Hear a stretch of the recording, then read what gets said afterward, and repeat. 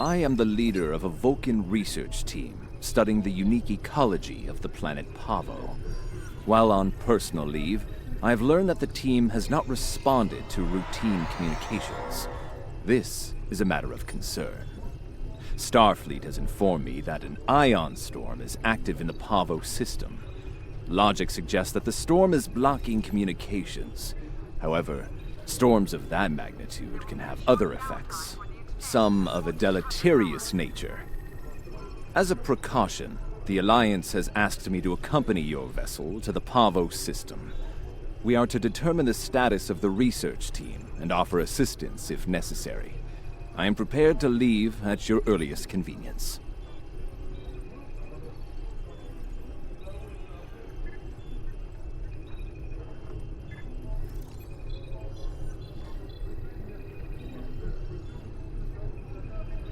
An update to the platinum exchange rate is available on the monitors.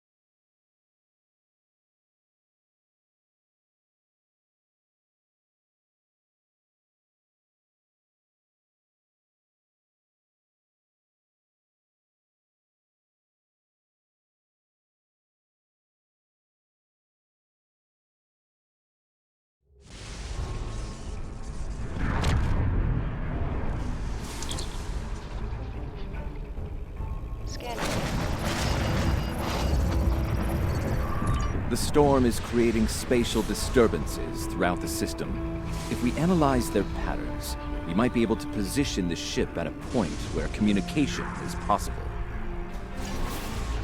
Scanning in progress.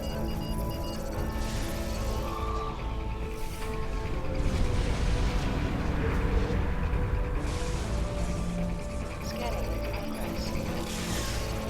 Initial scans are picking up clouds of ionized subspace radiation and chronometric particles.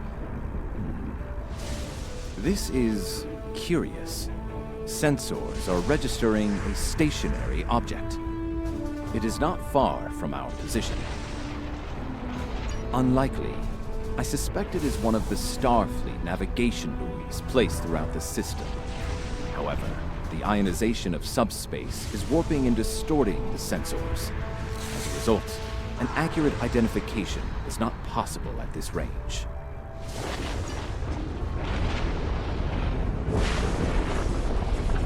As I suspected, navigational buoy. It appears the navigational buoys here, however, are configured to broadcast a message on all frequencies. It is intended to inform those who arrive here that Pavo is a protected reserve. Sensors indicate heavy hull ionization on this buoy. I believe it has been disabled by the effects of the ion storm. Navigational buoy 226 is nearby and should provide us with a means to reinforce hailing frequencies between the ship and the Pavo research station. However, I recommend caution in navigating further into the system. The ion storm is quite volatile.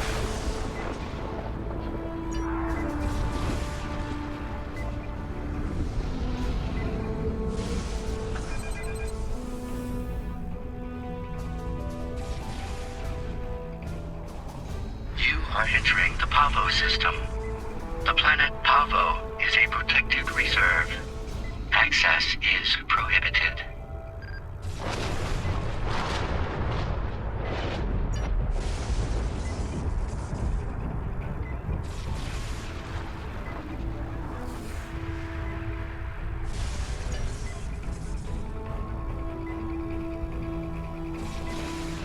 I have detected something of interest. Sensors show the formation of a spatial anomaly nearby.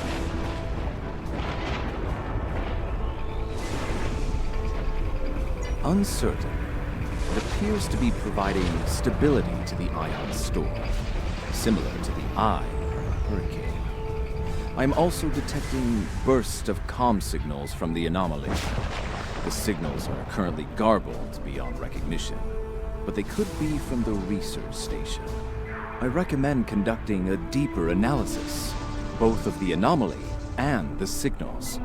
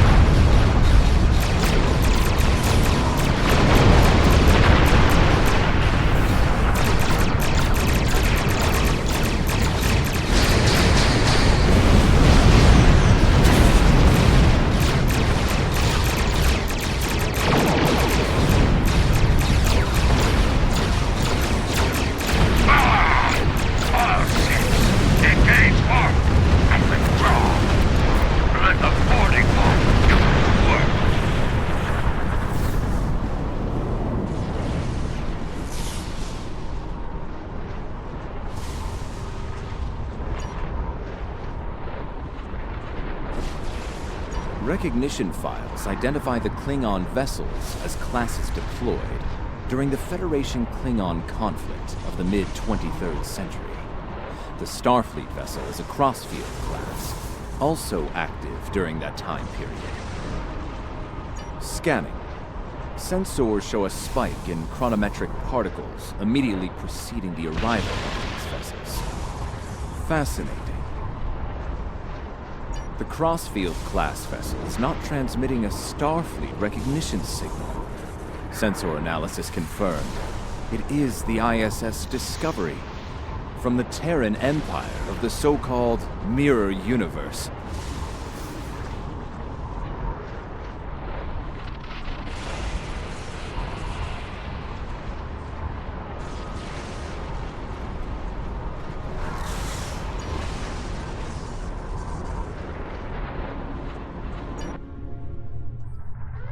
Your timely assistance is most appreciated.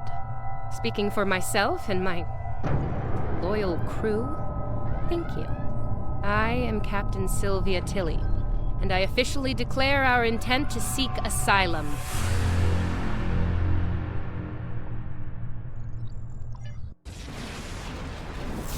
You'll have to forgive me for staring. See, in our universe, you're dead. By my hand. I'm afraid we didn't see eye to eye on who should take command after the Klingons killed Captain Schaefer. For what it's worth, our you died very quickly.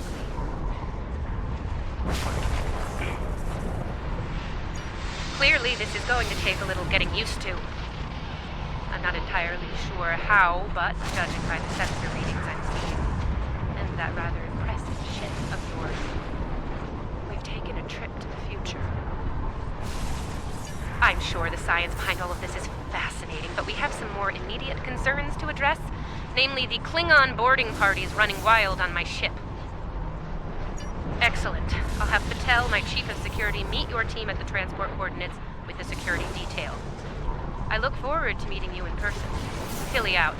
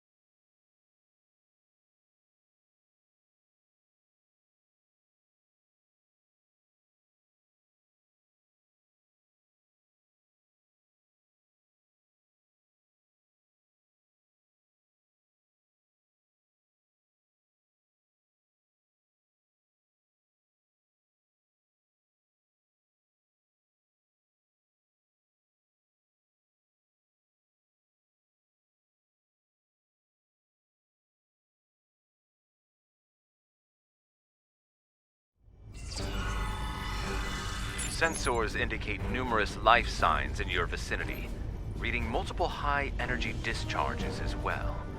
The data is consistent with 23rd century phaser and disruptor weapons at the highest setting. Proceed with caution. In the heat of battle, you could be seen as an enemy by anyone you encounter there.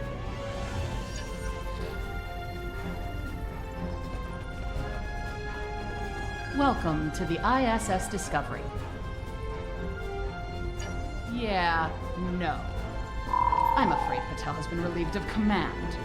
Just like you're going to be relieved of those fancy 25th century weapons.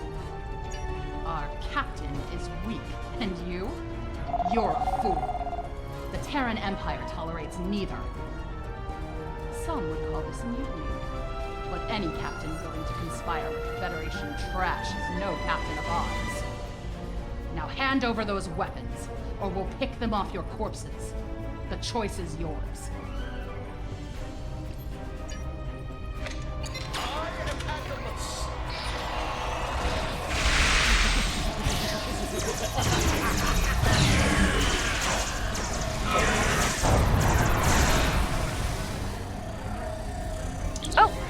Transmitting now. Hello. Welcome aboard the Discovery. As you can see, things have become a bit more complicated. It seems that some of my crew have decided that now is the perfect time to express their concerns with my command decisions. Yes. As if the Klingon boarding parties weren't enough to deal with. Oh, hey! Let's have a mutiny, too! Wonderful! Never mind that. Did Chief Patel make it to you? She was supposed to escort you through the security fields to the bridge. I see. We'll do what we can from the bridge, but I'm afraid we're a bit locked down here at the moment. According to our internal sensors, Chief Patel is in that deck security station. It's not far from your current position. She's probably trying to lock down this ridiculous mutiny there. Find Patel. She should be able to override whatever the mutineers are doing to raise those fields. Take them down and make your way to the turbo lift.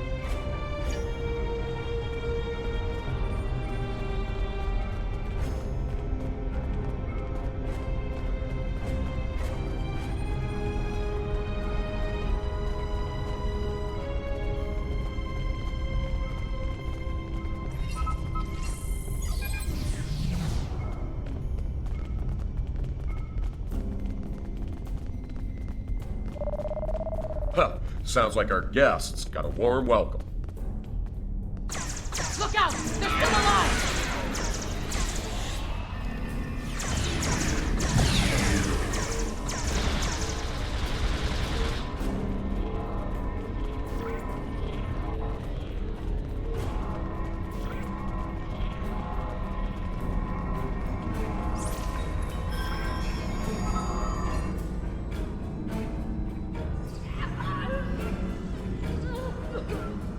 Now that I have your attention, I have some questions. Tilly has plans. Yes, she always has plans. And you're going to tell me what they are. Oh, you'll resist, of course. You're a Terran, after all. But let's be honest, Chief. You will tell me what I want to know. Apparently, Tilly's new allies are still with us. If you want something done right. Weapons at highest setting. Open fire!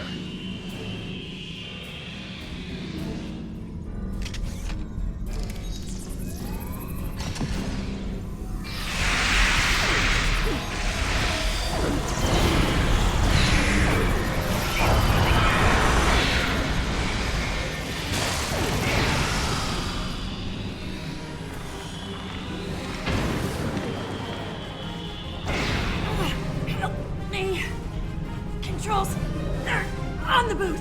Ah!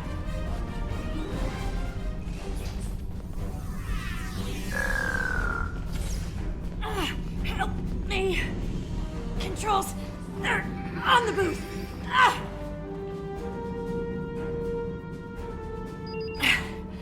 I'm guessing you're the one the captain sent me to meet. I'm Patel, Chief of Security. Thanks for the assist. I make it a habit to be on the outside of an agonizer booth. I spend my fair share of time in one, too. I'll manage. What's the situation? Is the captain still in command? I'm not surprised. It'll take more than Klingons and mutinous riffraff to end Sylvia Tilly. I'm surprised she hasn't killed them all herself. In the meantime, I have orders to get you to the bridge, and I intend to obey them. Follow me. Not a problem. There's no code written I can't crack. I'll have those fields down in short order. Cover me while I work. You might have some uninvited guests soon.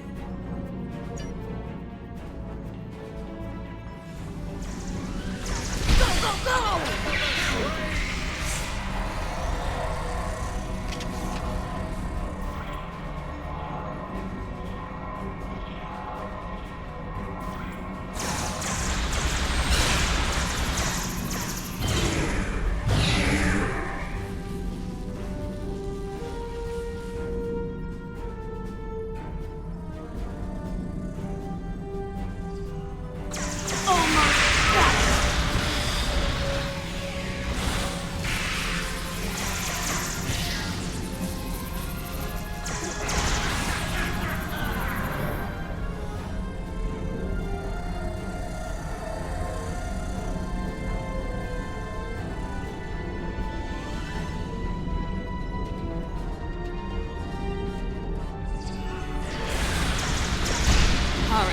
I got it. The security fields are using my authorization codes now.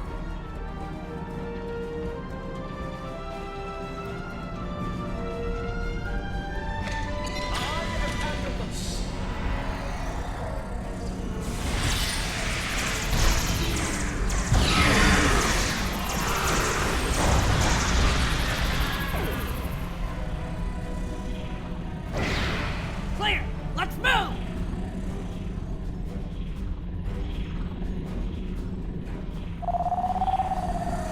Let's get to the bridge. The turbo lift is that.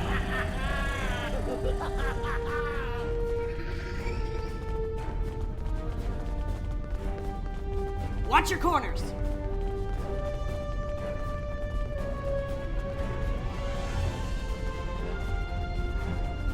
No quarter, no prisoners. Attack!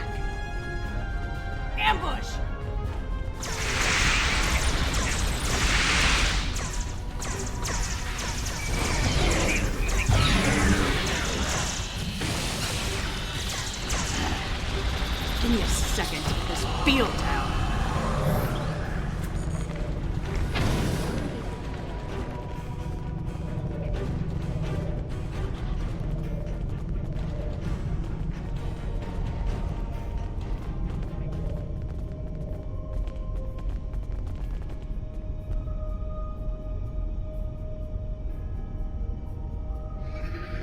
We're reading the loss of security fields on that deck. I take it you found Chief Patel?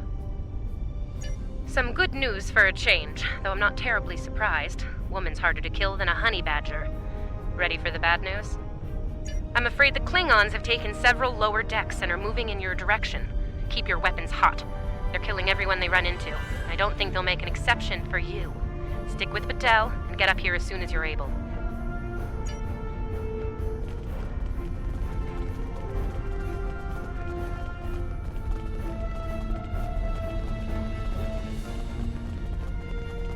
I hear Klingon disruptors up ahead. Be ready for anything.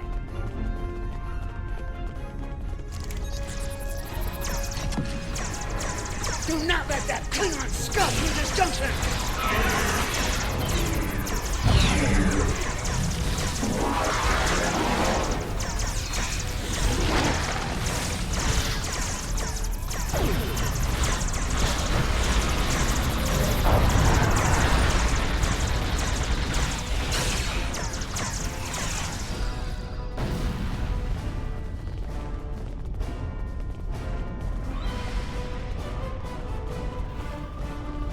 Hold your position. There's been an incident. The Klingon kind. Specifically, they've taken control of main engineering, killed my chief engineer and his security team in the process.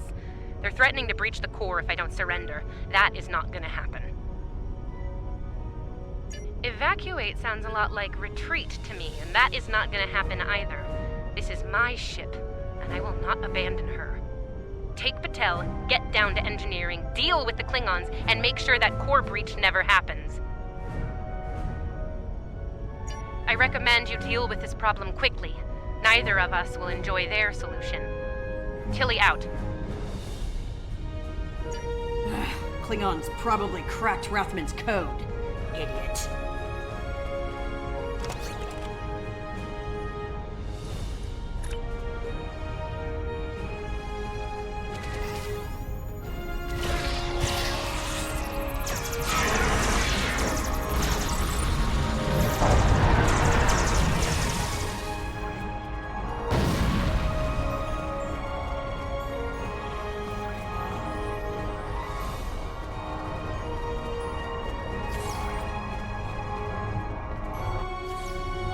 Bad news first. Seems there's more Klingons down there than we thought. You'll have to fight your way to main engineering. Good news?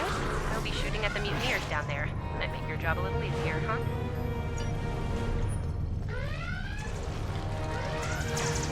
Rathman! Come in, Rathman! We're trapped on the engineering deck! Reinforcements, now!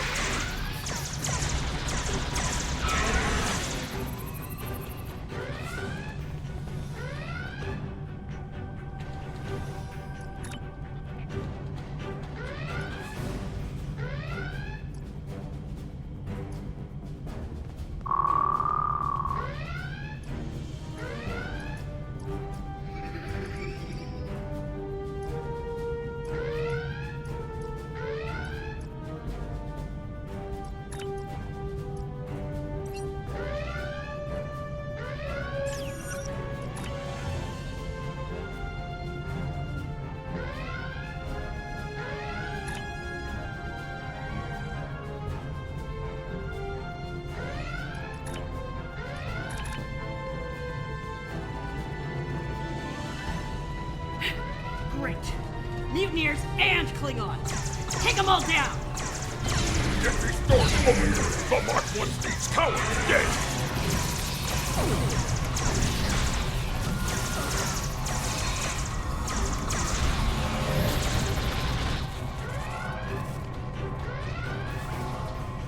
They aren't even targeting vital systems. They're just trashing the place.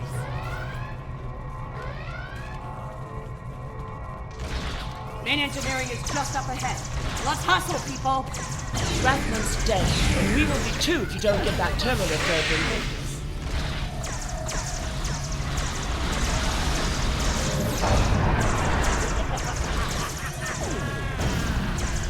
Flanking damage detected. We all die this day. Die well. Die with honor.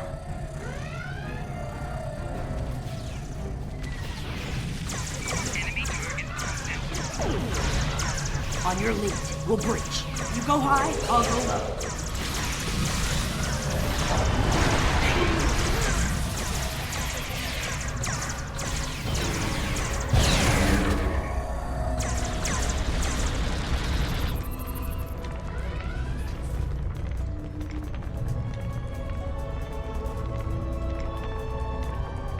Looks like the Klingons were in a hurry. That is some sloppy work. I was solving engineering problems like that when I was a first-year cadet. Rebalance the matter-antimatter inducers and adjust the flow rate to 0.5. That should bring the core back from the brink quite nicely. Hope you know what you're doing. That warp core looks fit to breach!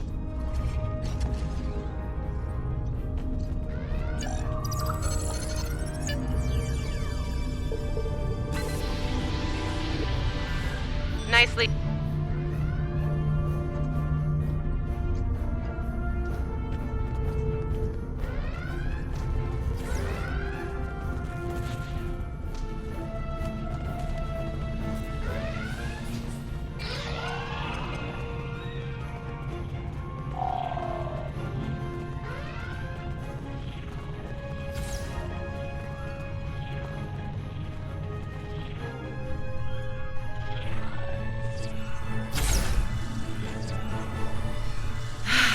Face to face at last.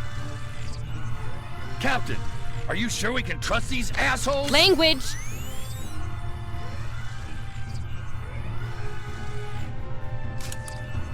Oh, cursing. Such a filthy habit. You did well against the mutineers. They weren't fond of my decision to seek asylum, I'm afraid. While unpleasant, it is better than the fate we left behind. In our universe, Pavo is a cruel, deadly entity. Being sent to that system is a death sentence. And sent there we were. I suppose an enemy decided it was time for me to retire. Permanently. But enough about that. Let's get down to business, shall we?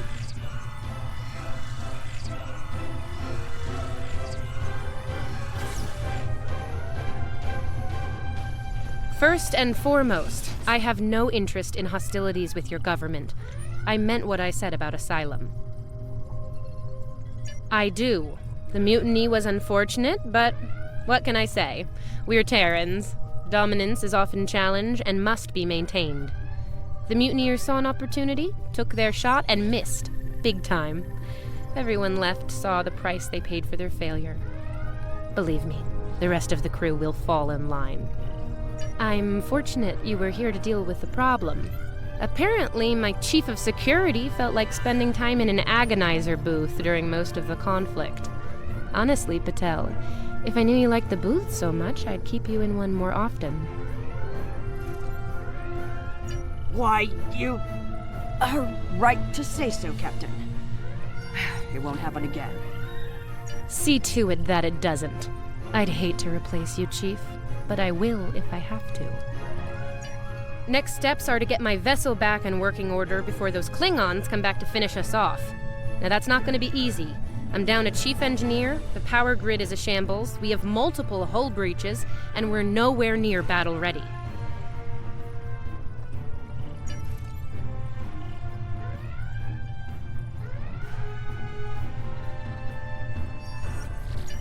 Our shields are down. If the Klingons don't get us, it's only a matter of time before the ion storm does.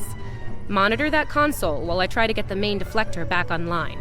I'd order my chief science officer to do it, but she chose her loyalties poorly. Start a diagnostic on the shield emitters. I'll start to recalibrate the main deflector.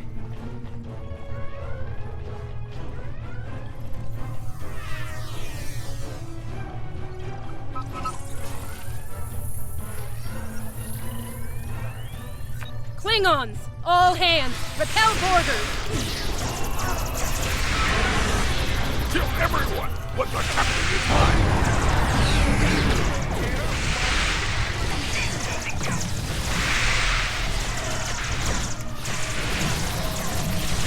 Okay, the main deflector is in position. Recalibrate it now.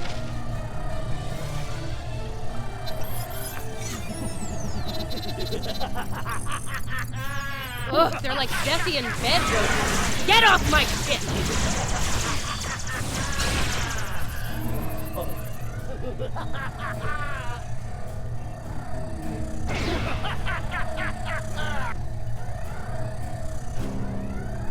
Sensors are picking up numerous Klingon vessels decloaking.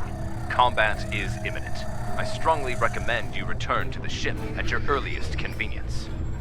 Captain should be on their own ship in the heat of battle. Go. We'll take it from here.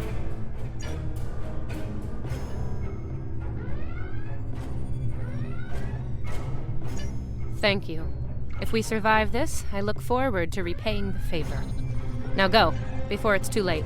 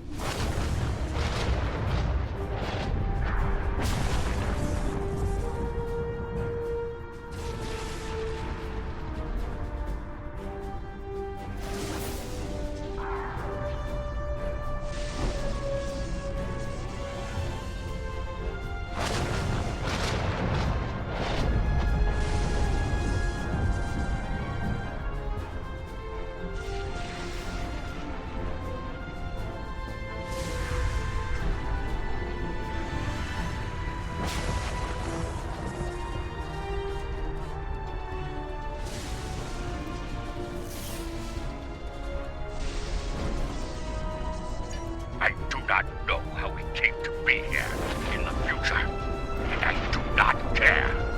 What I do know is that we have a mutual enemy. There is nothing complex about it. I mean to destroy that ship, and you with it, if you get in my way. Be smart. Your ship has the technical advantage. We have the advantage of numbers. And we are Klingon. Stand with Discovery, and you will lose. Fight with us, and you will live to see another day. Then you are a fool, fighting in a burning house. Try to die well.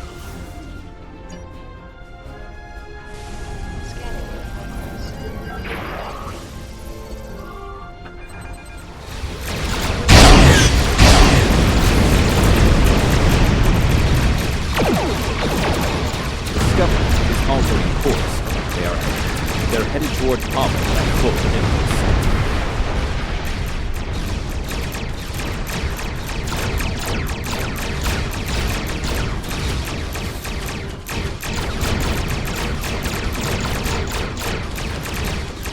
Discovery has lowered her shields.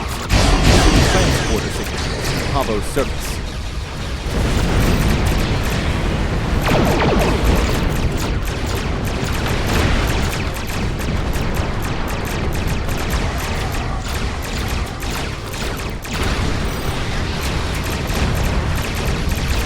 The captain has left the ship. I'm in command now. Discovery is back in the fight.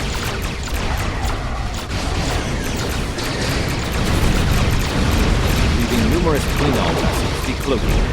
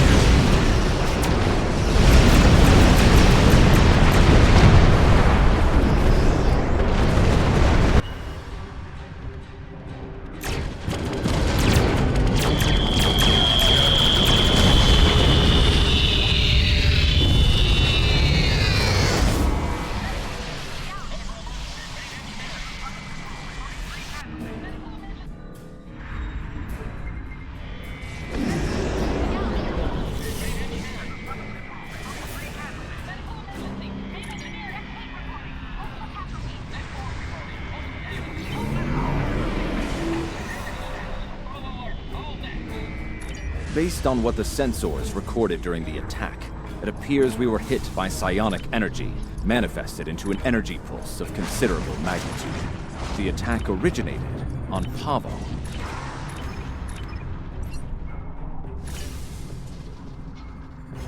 I don't like red in my ledger. You saved my ship, so I spared yours. This time. Next time I won't be so sentimental. First and last warning. Leave the system while you're able. Did you hit your head in that fight? I think what I have to gain here is pretty obvious. Everything. Pavo's reach is infinite. After a few more demonstrations of its power, everyone in the Quadrant will have no choice but to swear allegiance to me. Or, die. Empress Tilly. That has a nice ring to it, don't you think? Sane, insane. I'm the one calling the shots here. And I'm pretty sure I told you to get lost or get wrecked. So who's the insane one again? Me? Or the lunatic staring defiantly down the barrel of the ultimate weapon? Tick-tock bell. My trigger finger's getting itchy. I am reading an energy signature on the surface of Pavo. It matches the initial blast from the planet. Another attack could be imminent. We will not survive a direct hit. I strongly recommend we exit the system immediately.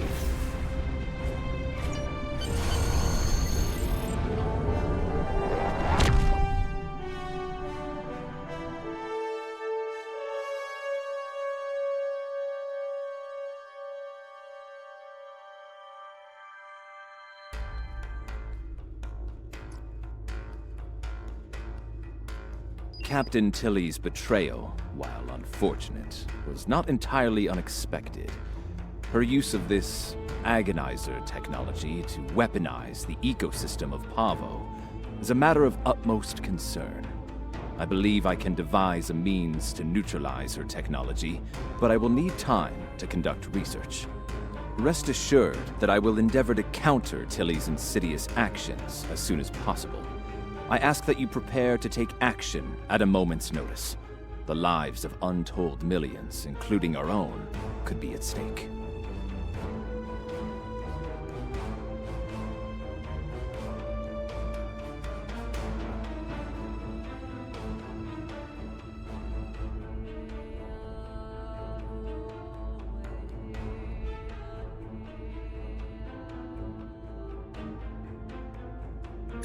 Our information about events at Pavo is incomplete, but I believe the Terrans are undertaking a large-scale operation there.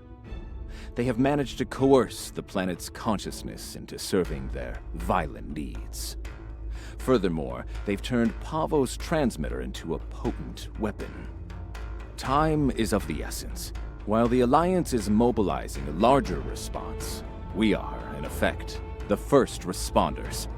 It falls to us to do what we can to stop Captain Tilly and her crew before they solidify their control of Pavo. Failing to do so could be catastrophic. Ideally, we should return the Discovery and her crew to their proper time in space. Under the circumstances, removing the Terran presence from Pavo is the more immediate, logical need.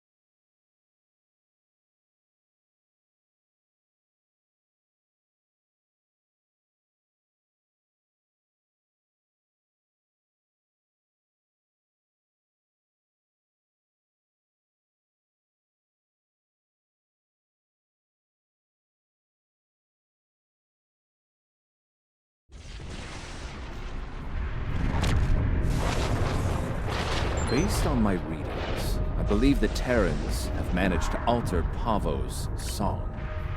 Somehow, Tilly and her crew have manipulated it into a new type of harmonic waveform. This waveform is potent enough to realign the space around the planet, shifting it into a different quantum signature. As a result, a number of interphasic rifts have opened within the system.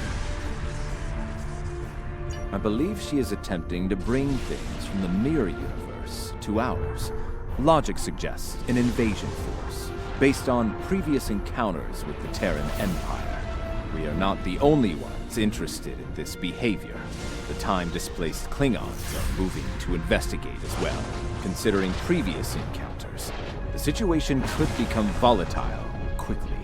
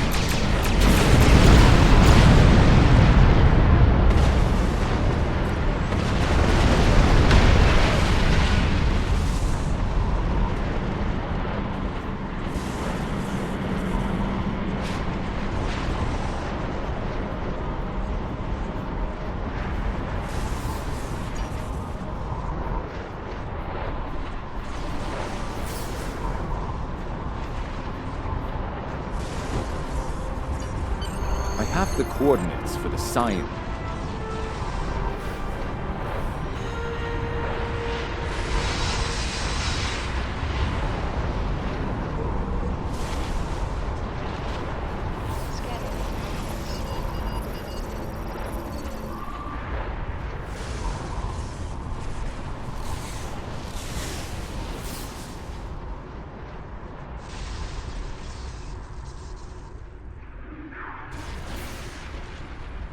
Scanning in progress.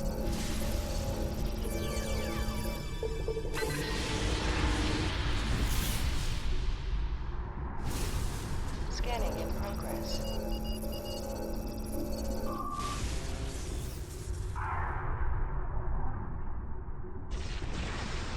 I have the coordinates for the science station on the planet's surface. It is logical to assume that the Terrans have taken control of the research team their facilities. Preparing for an armed response would be prudent.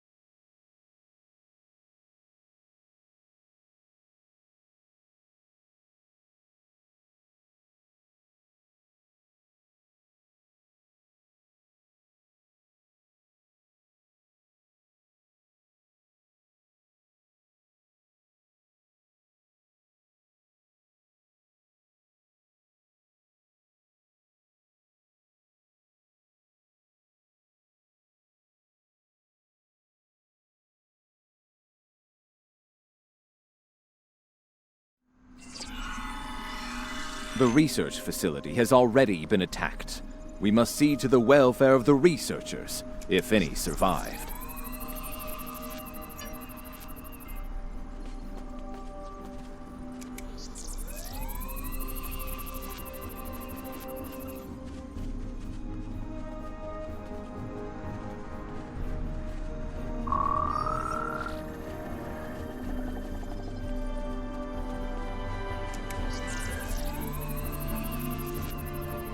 Your assistance is appreciated.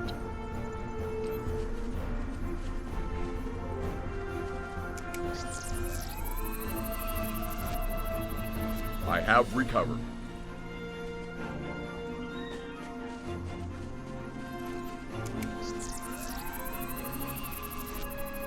My injuries We are are not fortunate life-threatening. that the Terrans did not kill everyone. They were more concerned with our research data and equipment. Our work appears to have given the Terrans what they need to communicate with Pavo in ways we cannot. They are now able to alter the planet's consciousness, causing it to reflect their own dark nature. Our security personnel should remain with us. We will need all the help we can get against the Terran forces.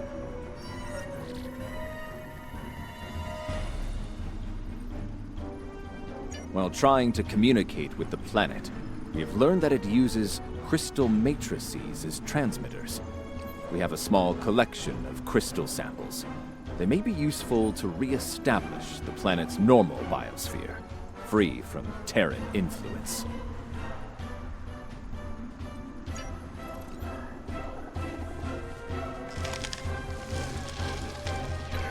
I was able to take readings of the area. Terran technology is not subtle, especially agonizer gear. I am reading it in several nearby locations: a meadow, a riverbank, and a narrow pass. I'm also reading several Terran life signs in those areas. I do not expect a warm welcome from them. There is a canyon that exits to another glade of Pavan life a short distance to the south of here. Logically, the Terrans would seek out places where they can use their technology to attempt to subvert the planet.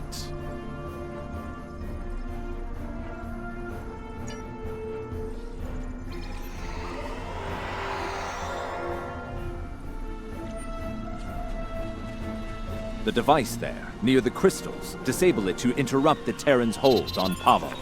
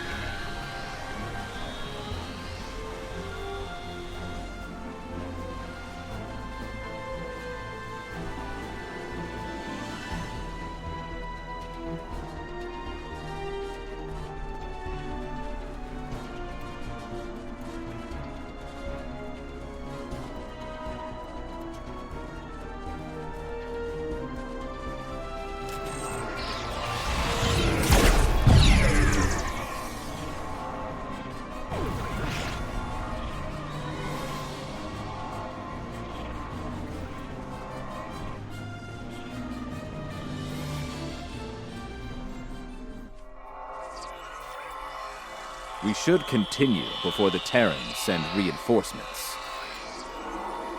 Curious. I sense something. They are attempting to communicate telepathically.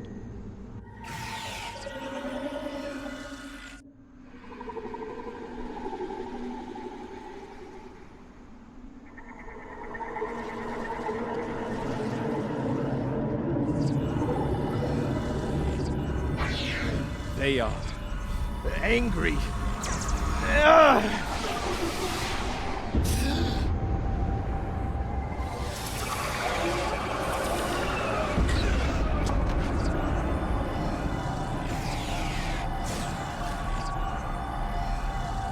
Kill them! Kill them all!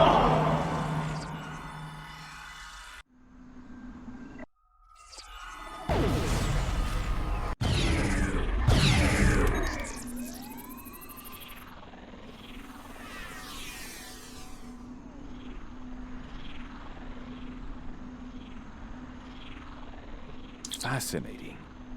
The Terrans have used their agonizer technology to induce a state of hostility in the Pavan biosphere. It is lashing out, using its empathic powers to project its pain and rage into other living beings. If the Terrans are able to do this on a large scale, the planet could serve as a massive telepathic weapon. It would be able to subvert or kill anyone, anywhere. We should disable this technology wherever we find it on Pavo. An interesting question. I believe the biosphere has a stronger connection to myself and my team. It may have instinctively struck the most familiar minds first. That being said, I do not believe it will continue to exclusively attack members of my team. Only those with the ability to harm the biosphere will be immune. Yes, now that I have experienced the psionic attack, I can take steps to shield my mind against it. The security officers, on the other hand, do not have my level of training in the mental arts. It would not be logical for them to continue on with us.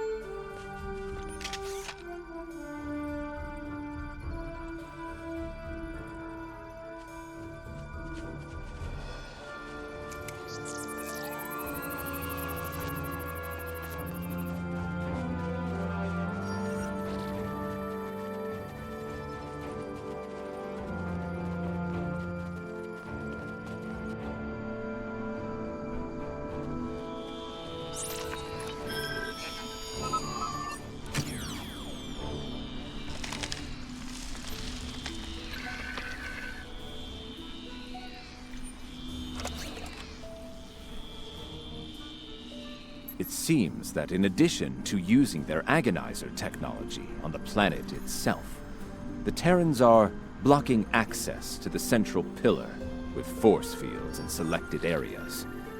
Doubtless, they wish to prevent interference in their captain's plans.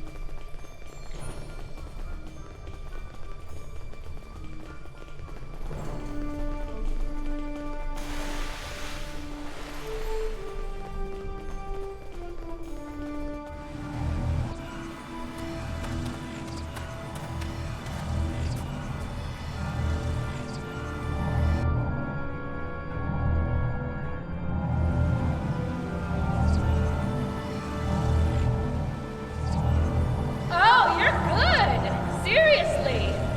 I sent my best to deal with you. My best! And here you are, alive and kicking. Well, bravo! It is illogical for you to continue, Captain. Whatever you are doing to Pavo needs to end. Ah, the famous Vulcan logic. Get it straight. Pavo and I, we're just getting started.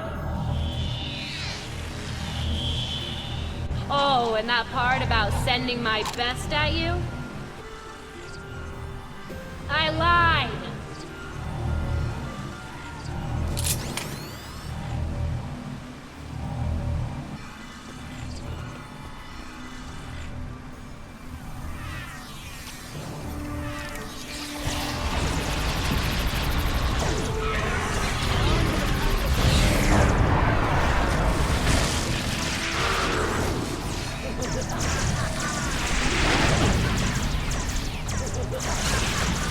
Why don't I give you a little taste of my big gun?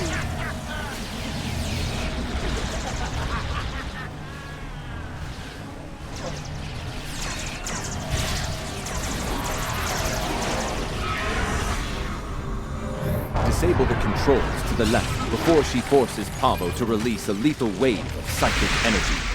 I can do this all day. You? Not so much.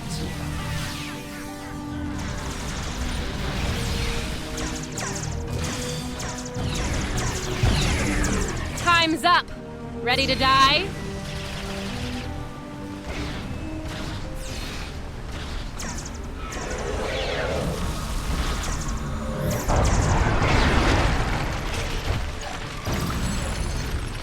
Disable the controls to the right before she forces Pavo to release a lethal wave of psychic energy. Ever had an agonizer down your throat? No? You're about to.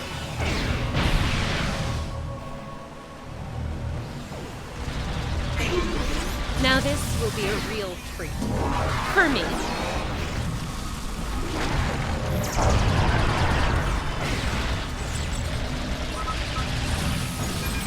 You just got to my last nerve and jumped all over it.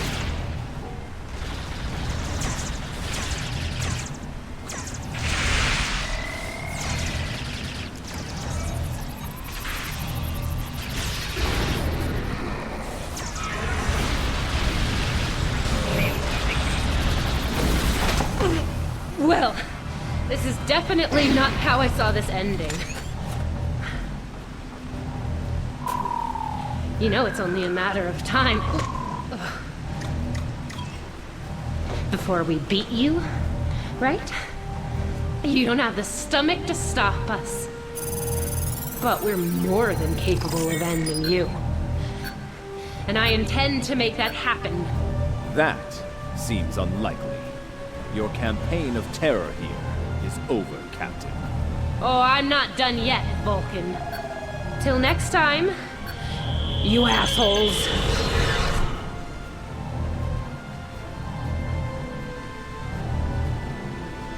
Fascinating. Interesting. She has somehow used Pavo's transmitter as a long-range transporter. Tilly could be anywhere in the Quadrant now. If we are fortunate, we might find further clues among the Terran equipment. They did go to considerable trouble to arrange the site.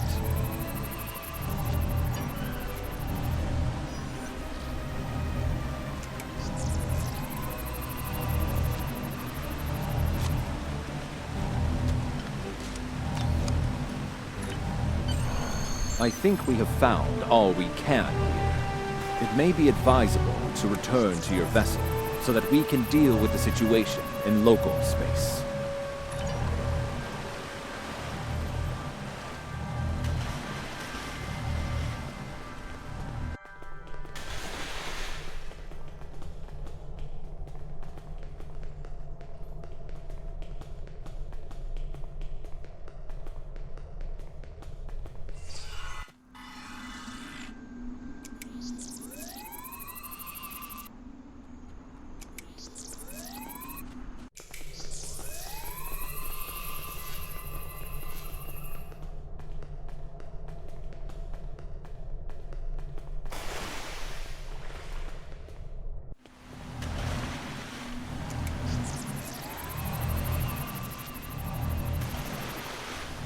I think we have found all...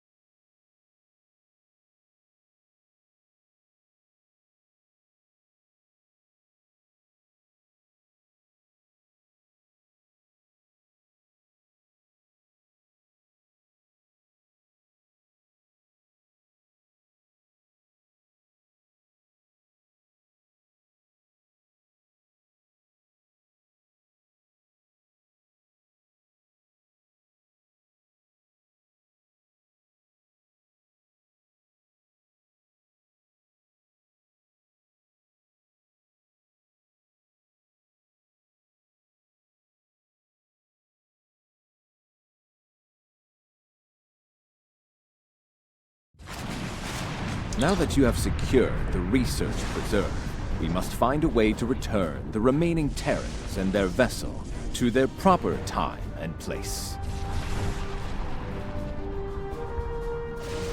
We can use the Ion Storm to send Discovery back.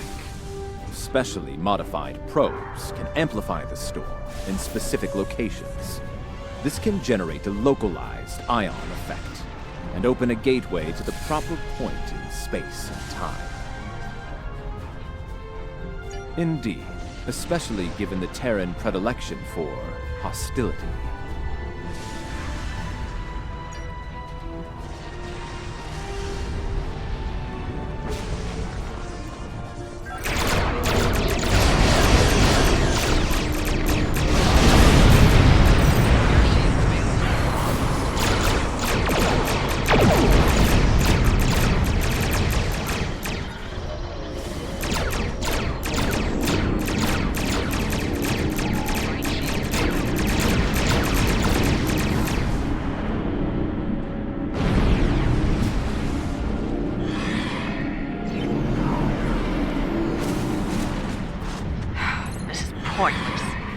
As much as it pains me to say this, we surrender.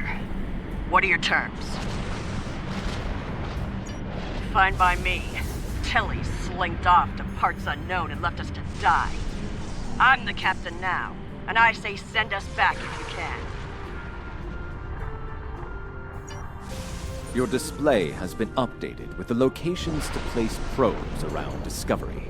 Once the probes are in place, they will trigger an ion flare to open the gateway that will take Discovery back.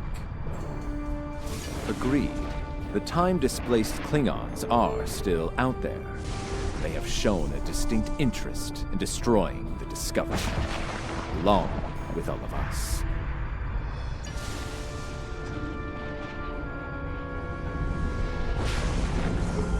Scanning in progress.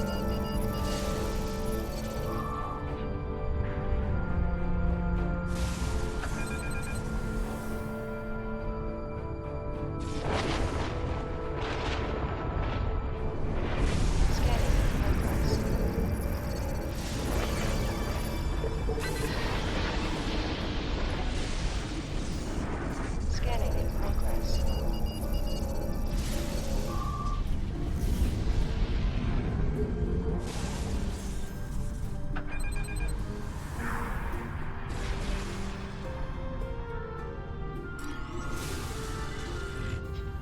Keep those Klingon ships off us!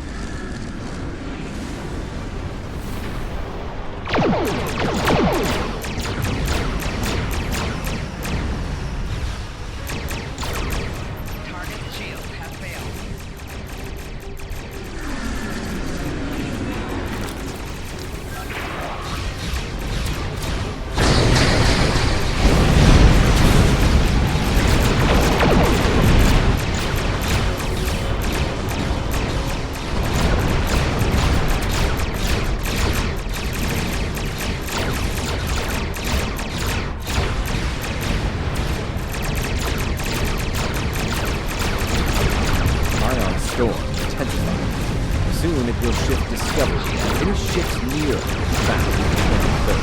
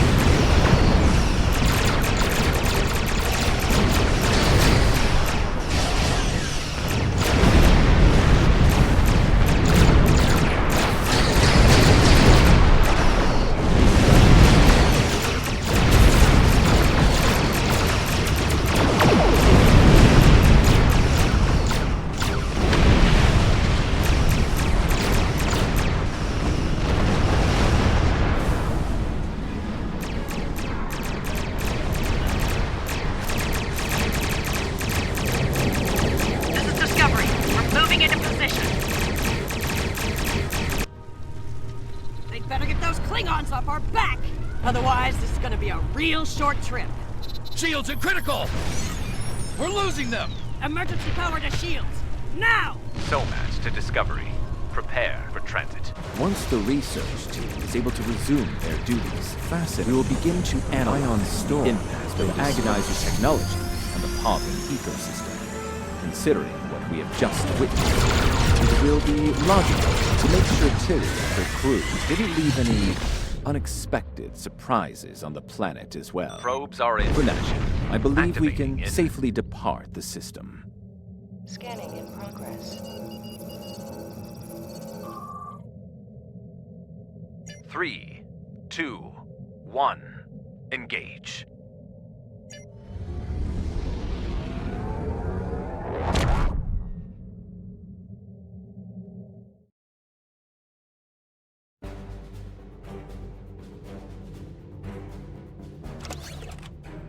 It will take some time to evaluate the impact of the Terran occupation of Pavo. The agonizer technology they used to manipulate the planetary biosphere was invasive and damaging. I'm concerned about the effect it had upon the Pavan ecology, and how that will affect future attempts at interaction with the planet. The fact that Captain Tilly remains at large is troubling. Her technological prowess and propensity for violence should make her presence in this time quite disruptive. Quite disruptive.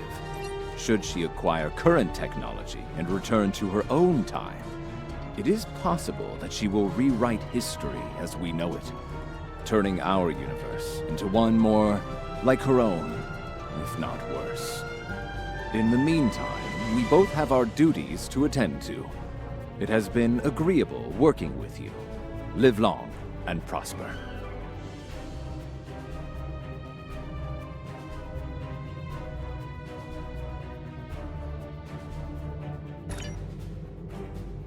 This is Captain Kumarke of the LSS Riskava. My research group is under attack in the Andoria system.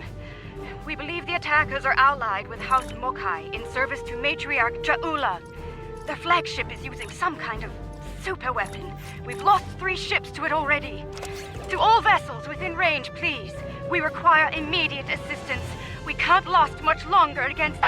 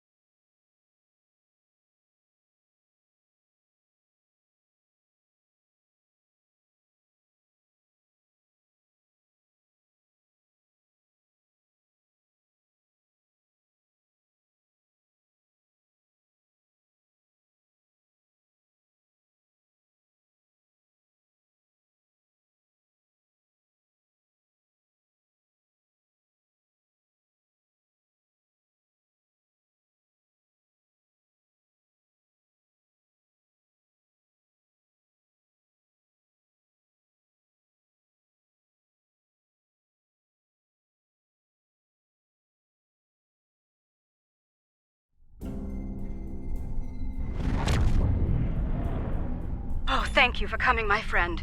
Things were looking quite grim before your arrival. The Mokai vessels attacked without warning. Be mindful of their flagship. It has a superweapon of unknown origin, and it is devastating. Indeed. Scanning in We'll need to act fast if we're going to save Andoria.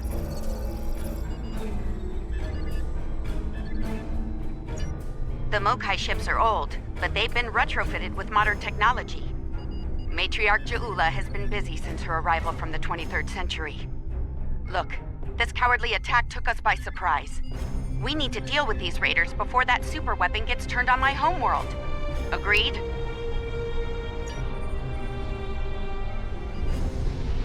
Scanning in progress.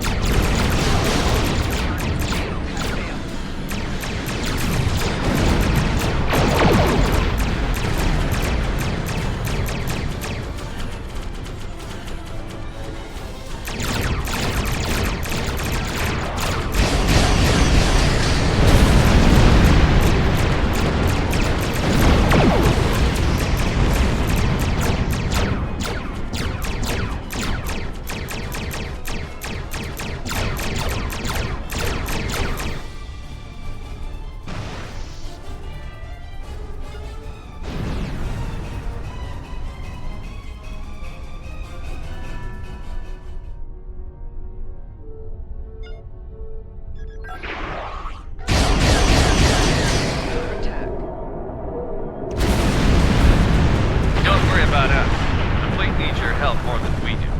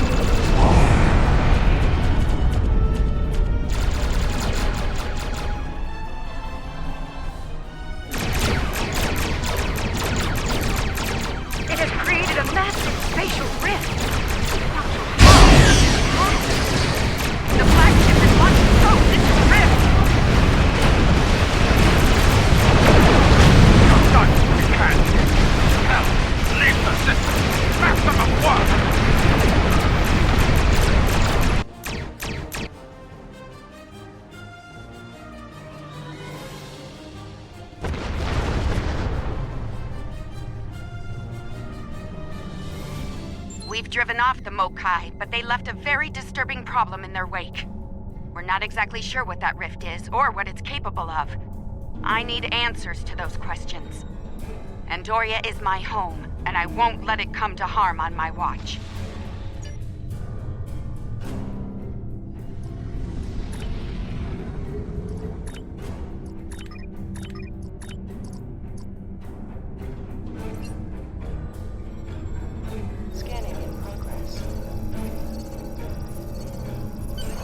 My readings are showing a distinct biological presence with qualities similar in many ways to that of fungi. Very intriguing. I'm afraid astromycology is not my specialty. I believe we'll need to consult with an expert in the field if we're to solve this riddle quickly. I realize the scientific aspects of the rift are fascinating, but let's not forget this thing appeared as a result of Ja'ula firing her new weapon. It's not benign. It's meant to do harm. The way I see it, this rift is a ticking time bomb, and we need to shut it down before it explodes. Period. My science team has isolated a series of research files that could help us. They're old, from the mid-23rd century. Interesting. A good number of them are classified by Starfleet Command. At the highest level? That's a damn good question. Not sure I want to know the answer. Look, finding an astromycologist from this century and getting them up to speed on this will take time, and we don't have a lot of that. I propose we create a holographic simulation of the author of these files and put it to work on the problem. Good. Let's meet here on the Hoffman. I'll talk to Starfleet about gaining access to these research notes. See you soon.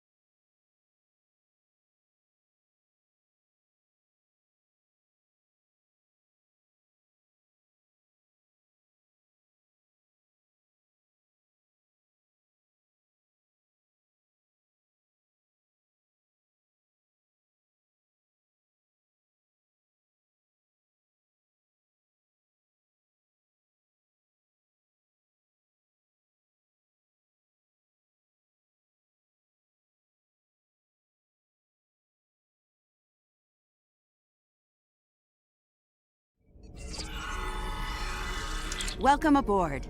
Hope you're ready to go to work, because we have a lot of work to tackle and very little time to do it in.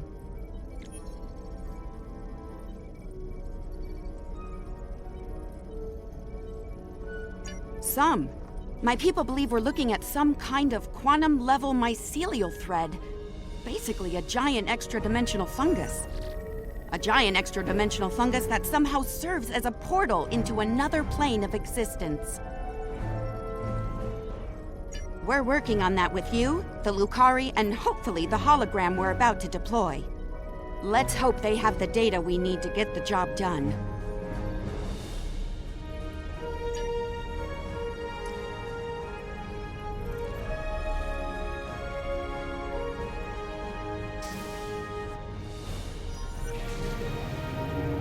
Okay, let's get started.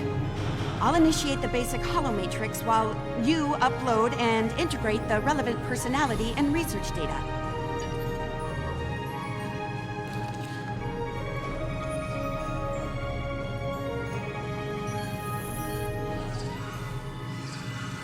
Okay, merging your data with the core holomatrix. Now, computer, initiate program Papa Sierra 1. Starfleet. I should have known. There's no way in hell I'm letting you weaponize my work. Also, I don't appreciate being kidnapped, drafted, whatever this is. Damn it.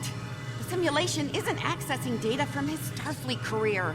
Computer, initiate full security override on my authority. Hello? Is your universal translator working? Anyone? Who's in charge here? You? It's you, isn't it? That should do it. Computer, reinitialize program.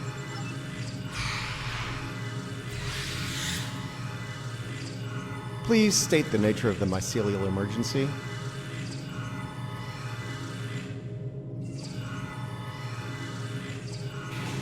You know, I was afraid something like this would happen. I told Strahl that our work could get twisted into some sort of weapon.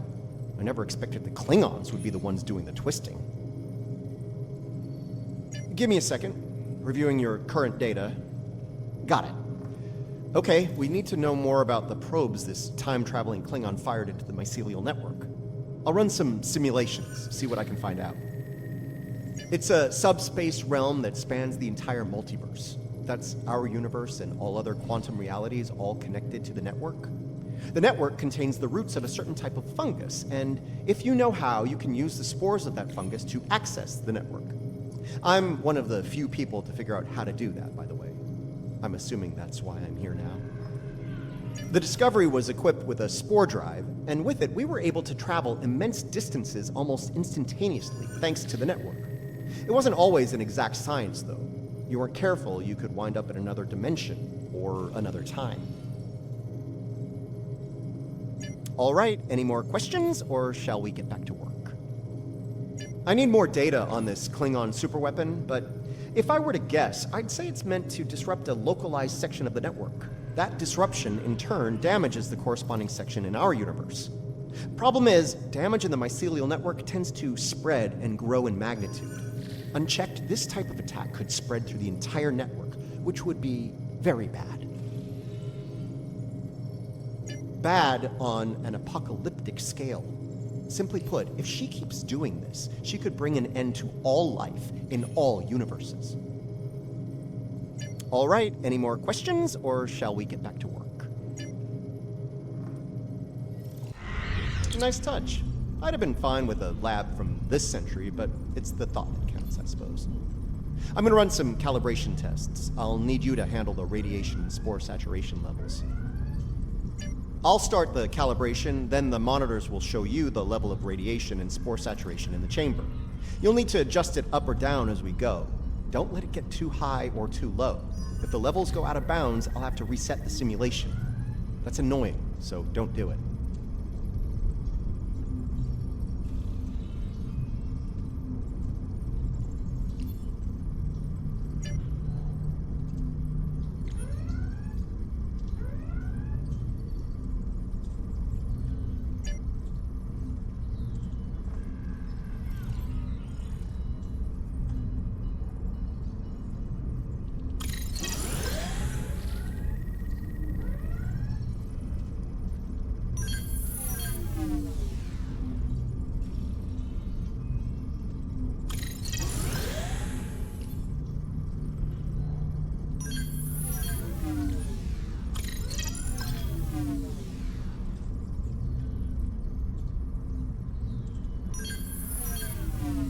The simulation is picking up speed. Stay sharp.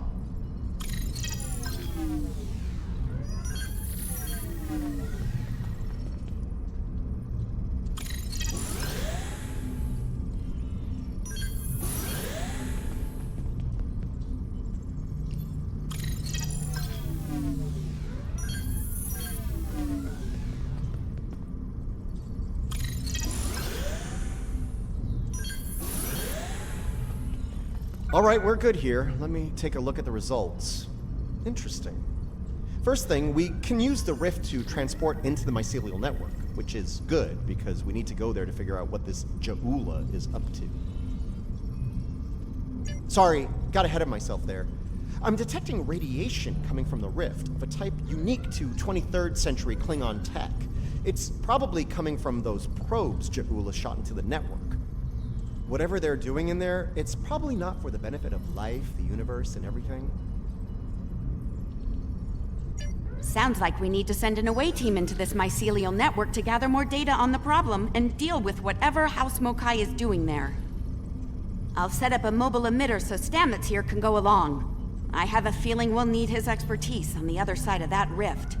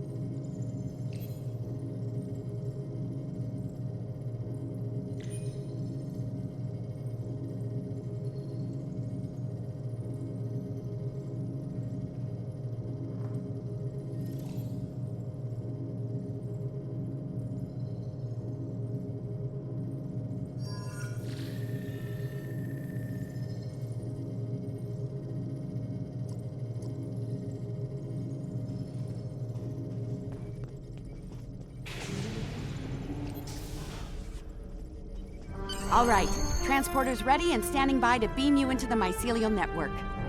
I took the liberty of sending your ship the adjustments. Your away team will be ready to join you there. Just say the word when you're ready to go.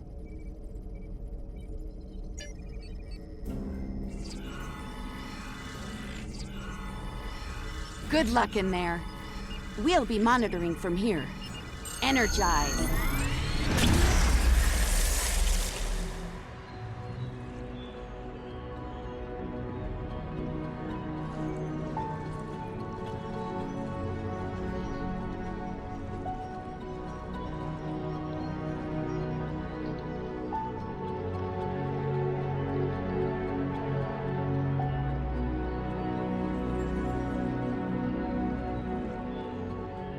Welcome to the Mycelial Network.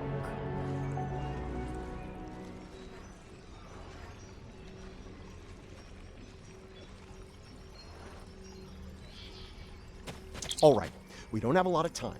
Between her weapon and whatever tech she's put in here, Ja'ula's done a lot of damage. We need to put a stop to it before it gets too far gone.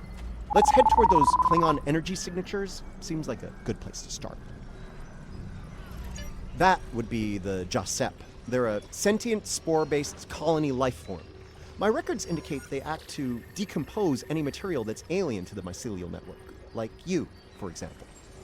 Adjust your personal shields to this setting. It should protect you from their nibbling. Good. Whatever's happening with that Mokai tech hasn't spread here. Not yet, anyway. Take some samples from healthy spore clusters. We'll need them for comparison studies later.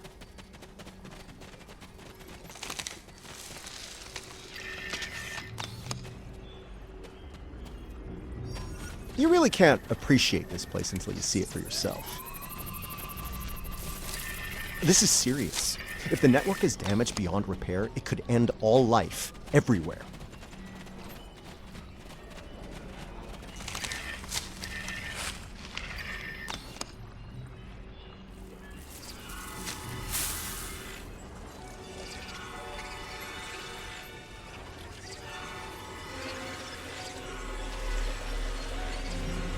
Hold your fire. I'm pretty sure she comes in peace.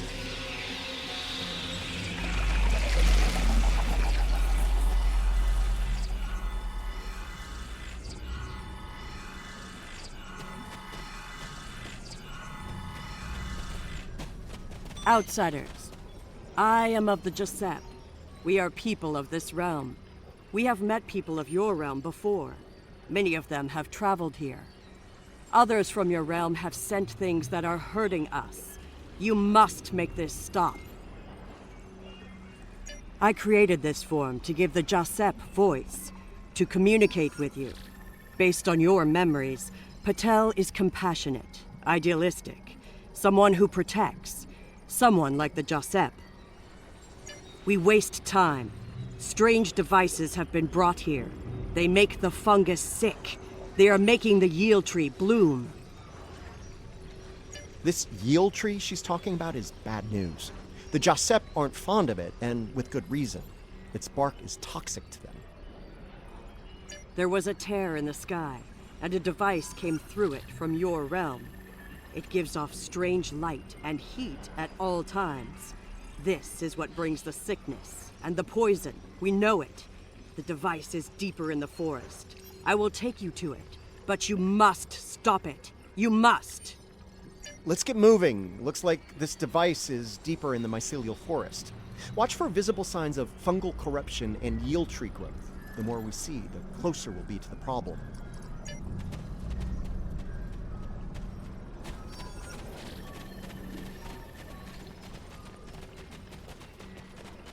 We can use this to move quickly. It will let us travel through the network to another part of the realm.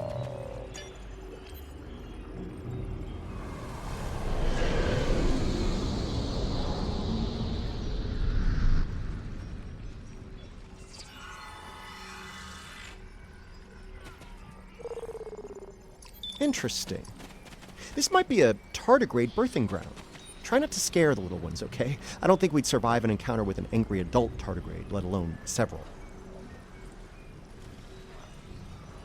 The liquid sources here may tell us more about them as well.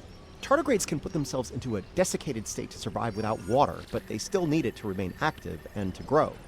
Take a sample from the center of the pool. That should provide useful information.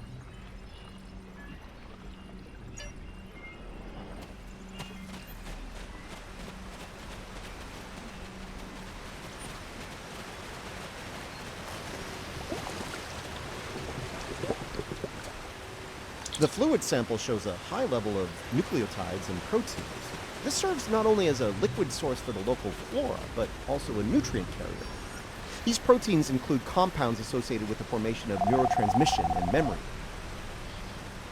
It's possible that the liquid carries information in the form of protein compounds, and that specific fungi may release chemicals into the fluid that allow for widespread communication.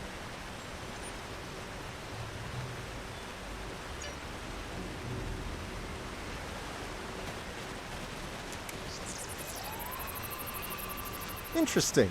Even baby tardigrades are extremely tough.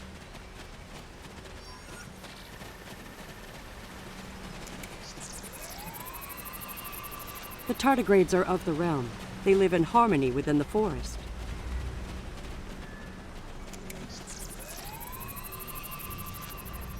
These readings could be very helpful to us here. Understanding this ecosystem may be the key to healing it.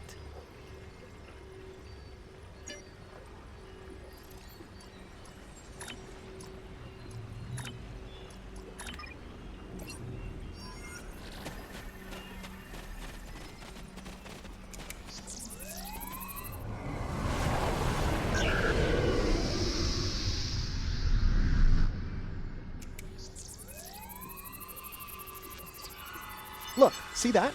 That's definitely not Klingon tech.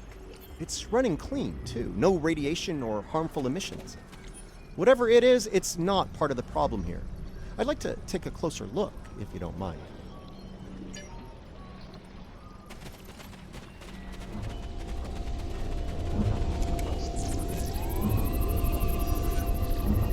Curiouser and curiouser. This is Alachi tech. I wonder what they're doing in here. This device appears to collect spores floating in the atmosphere. Based on what we know about Alachi, I think it's collecting food for them. Alachi are, like the Jasat, part of this realm. They lived here before they went to serve and fight in your realm. Now some of them have returned. Maybe. The Alachi don't have a lot of friends in the Alliance. I'd be worried about this information falling into the wrong hands. The last thing this place needs is a bunch of well-armed types stomping around looking for payback from the Alachi. Incoming! Something's wrong with the Alachi.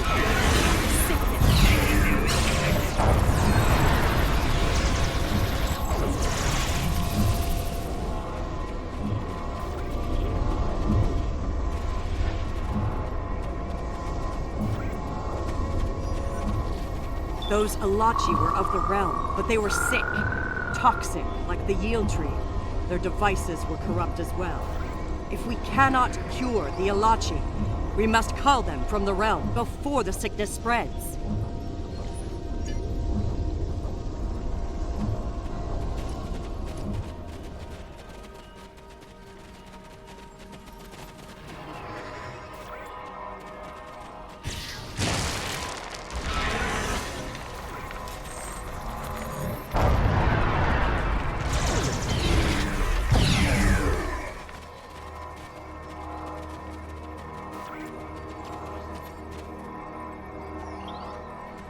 You see? Look. Look here. It is corrupted. The device makes it grow in a strange, toxic way, and it spreads the sickness.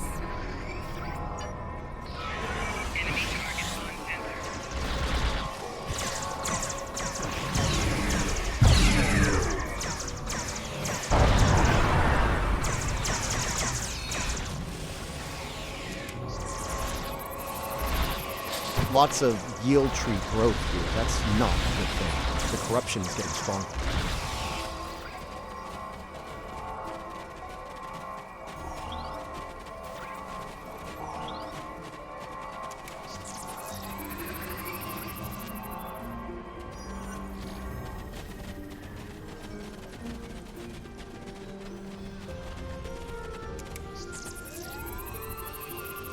This fungi is being mutated by Hark-Peng radiation.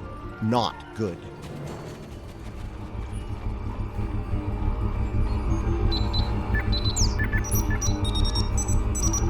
Looks like this used to be an Alachi research outpost. They were starting to build defense systems in response to incursions from our space. That you can't guess who was responsible for those. Unfortunately, the radiation from Ja'ula's tech had a negative effect on the Alachi. They began to mutate, and their higher brain function started to deteriorate. Looks like a team decided to head deeper into the network to deal with the problem. There aren't any coherent entries into that. We must go deeper into the network, toward the source of the corruption.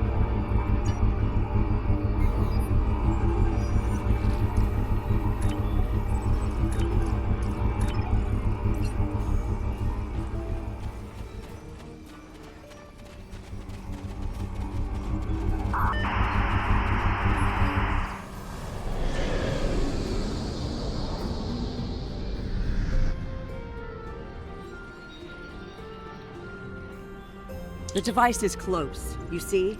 The yield trees, the corruption, they have spread through this area. Find the next node and jump. The source of the sickness must be in the next area.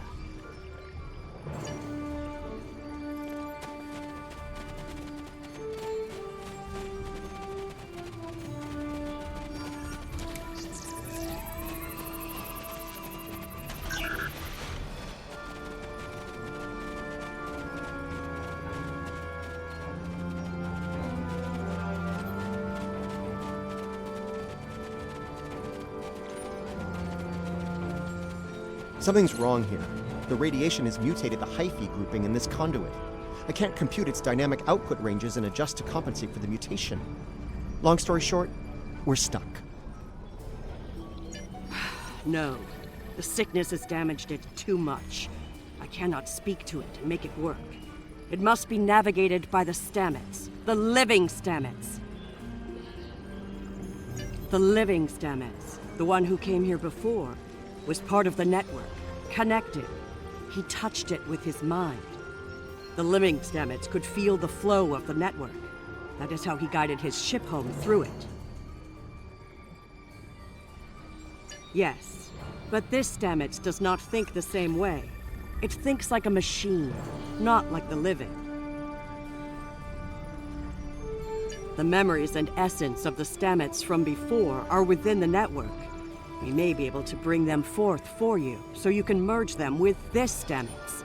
What you need is within what grows here, and the fluid that connects and sustains it.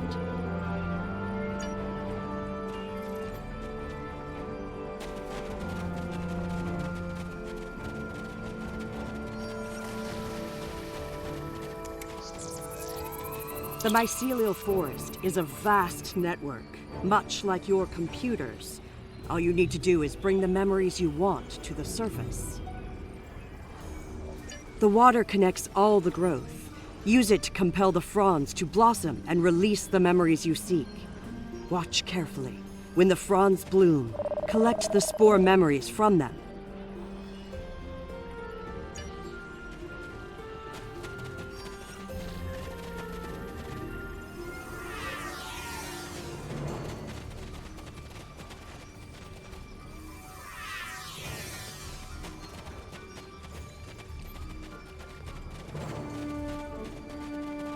You will need to collect more of the fluid.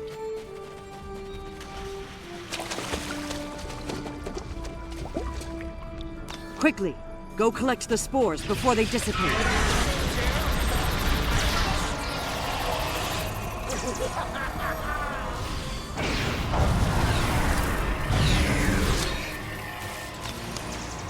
You will need to collect more of the fluid.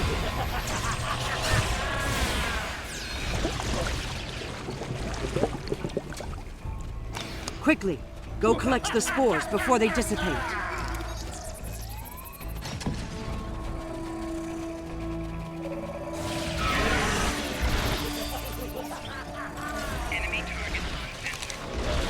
You will need to collect more of the fluid.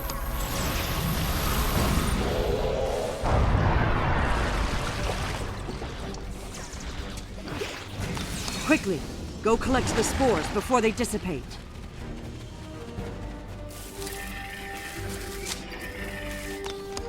You have the spores. Now you must return to the place of memory. Together, we will make them rebuild the memory of what was.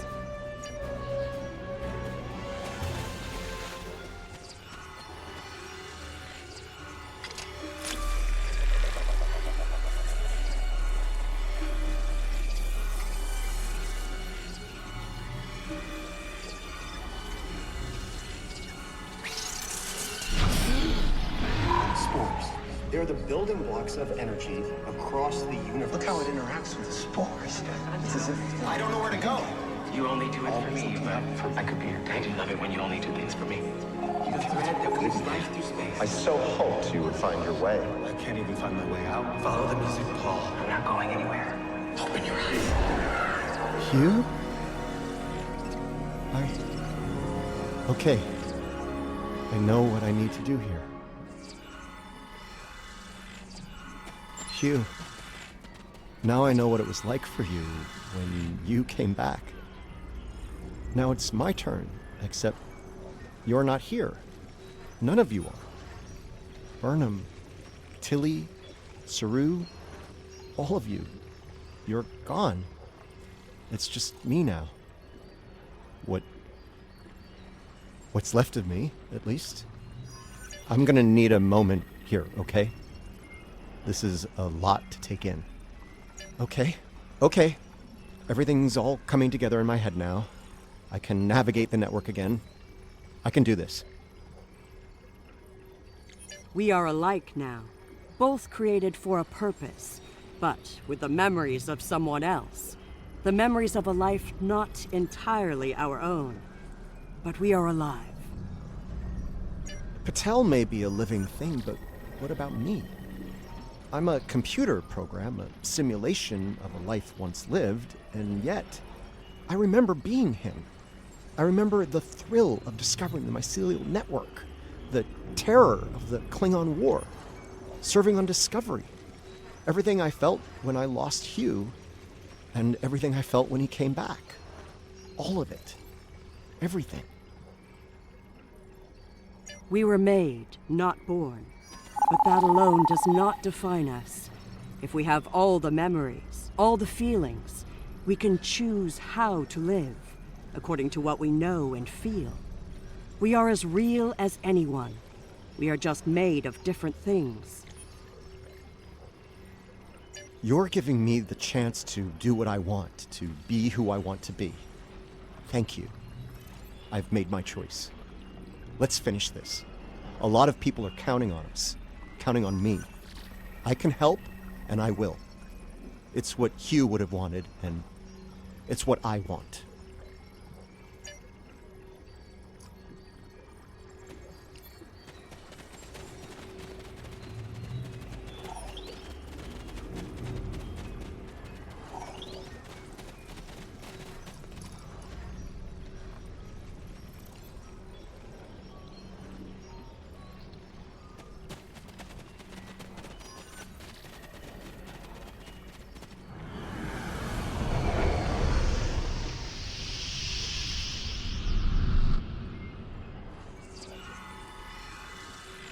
The sickness.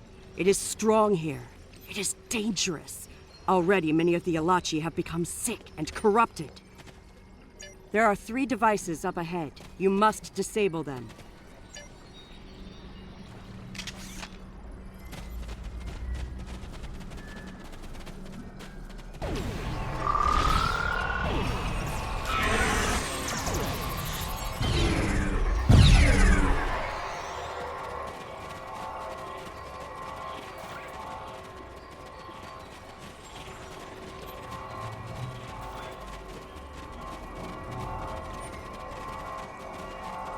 There are the devices, up ahead. They are of the realm, but the sickness doesn't affect them. It should. They eat overgrown blooms, they drink the water. Somehow, they remain strong. Right now, the radiation is creating more overgrowth than the tardigrades can eat. If we take out Ja'ula's device, the corruption will stop and the growth rate will return to normal. Then the tardigrades will eat the surplus overgrowth, corrupted or not. Given time, they should slowly bring the ecosystem back into balance.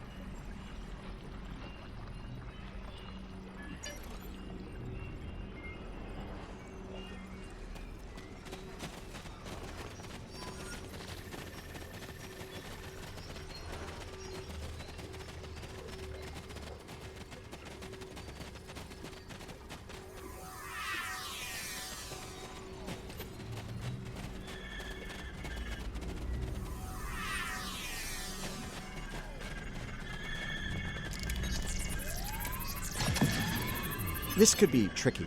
We can't disable the probes without clearing the corrupted mycelium, and we can't do that without risking detonation. We're going to need to think outside the box on this one. We need to convince a hungry tardigrade to come to the buffet table, so to speak. If we can lure one of them to the probes, it might clear the overgrowth to a point where we can safely disarm them. I'm thinking we use the healthy spore samples we collected earlier, if you're willing to wave a carrot in front of a hungry, practically indestructible, 8-legged horse.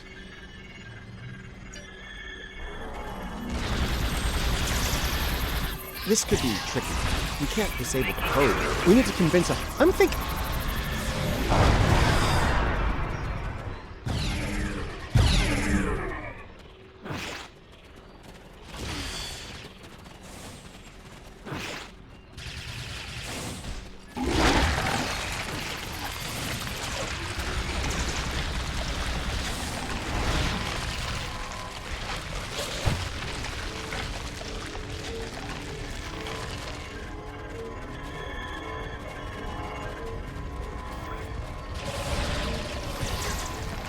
The tardigrade's done. Disable that probe.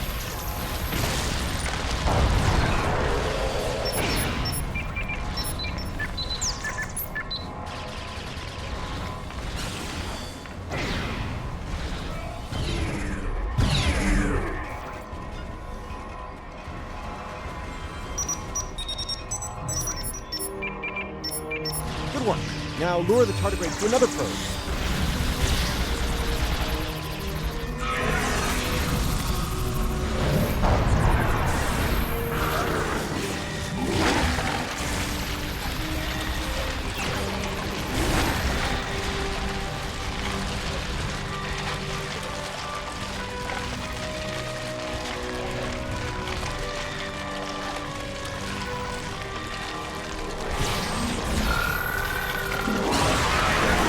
Okay, you should be able to access the probe and disarm it.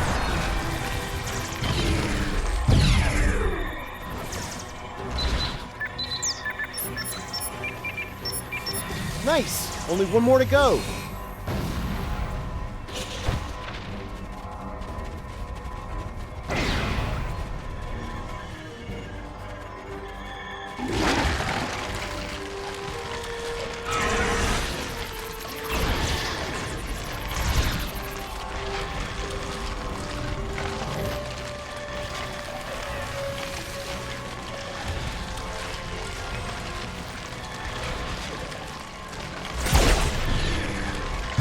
Okay, you should be able to access the probe and disarm it now.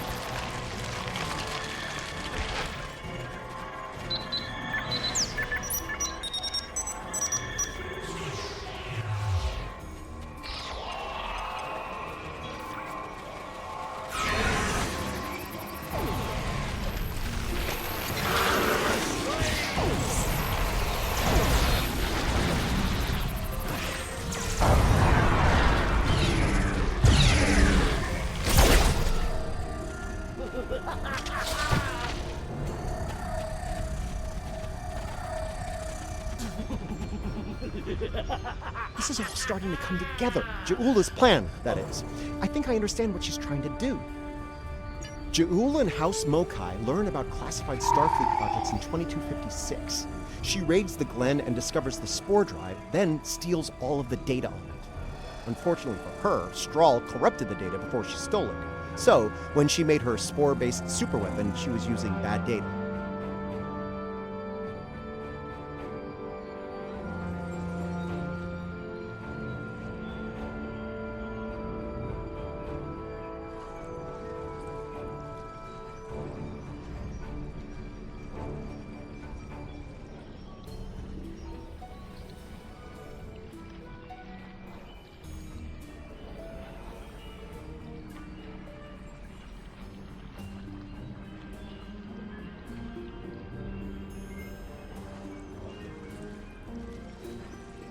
She puts her shiny new toy on her flagship and joins the attack on Starbase 1. That didn't work out so well for her, though. Bad data, bad weapon. She pulls the trigger and boom! It blows up in her face and the explosion throws her into this century. Ju'ula works out the bugs in her weapon's design. She determines that mutated spores are a critical component, so she sets out to get more of them. That's where the probes come in. She fires them into the network, they beam out Hark-Peng radiation, spores mutate, and Ju'ula gets more ammo for her weapon of mass destruction. Problem is, she didn't think it through. The radiation causes unexpected side effects, as we've seen firsthand. Somehow, I don't think Ju'ula is worried about collateral damage, though. Knowledge is power. Now that we know what she's up to, we can take steps to put an end to her plan and protect the network from her actions. Hopefully, we'll be able to work with the Josep on this. Who knows, maybe the Alachi will join the fight. The sane Alachi, that is. No argument there. Wait, did you hear that? Something's coming. Something big.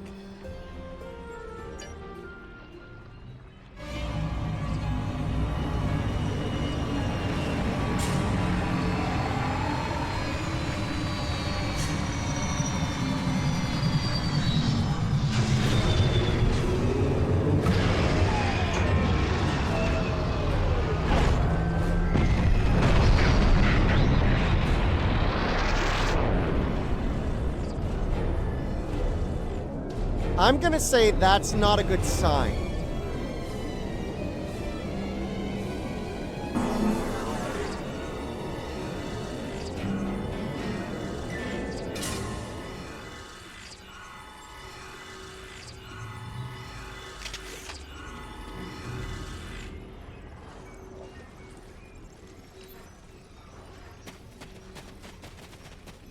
Do not fire. We are allies. Forgive me. It has been so long since I have used my voice. I was Jarsev, a Romulan once. I am Ilachi now. Partially.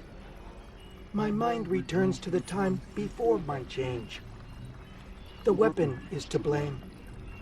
It corrupts some of us, drives us mad. Others, like me, become fusions of Ilachi and what we were before. Wait, these weapons, they are not of your creation, are they? You must stop her. Close the rifts. Destroy her weapons. If she continues this madness, she will utterly corrupt this realm. If that happens, it will break through into the void space, your realm, and destroy everything. You should return to your realm. Ju'ula's attack has angered other Ilachi. They are taking a fleet to destroy anything on the other side of the rift. You must leave now. Go to your realm and help your people while you can. It is our way. The Josep thank you for removing the sickness. We will work with Tarsev and other Alachi who wish to stand together against Ju'ula. We believe we will meet again, friends. Goodbye.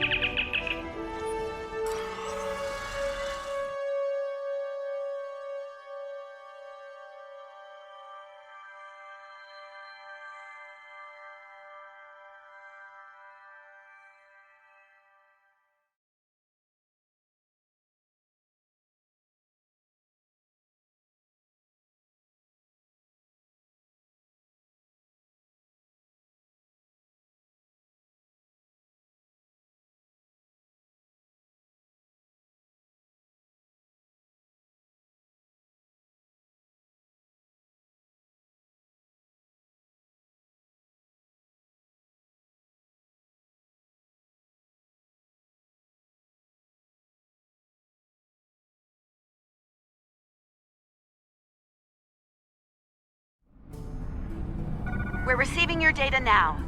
No sign of our House Mokai friends, but something's definitely happening with the rift. Based on what you've found out in the network, we'll be able to close it, but we'll need to get several external readings before we're ready to try.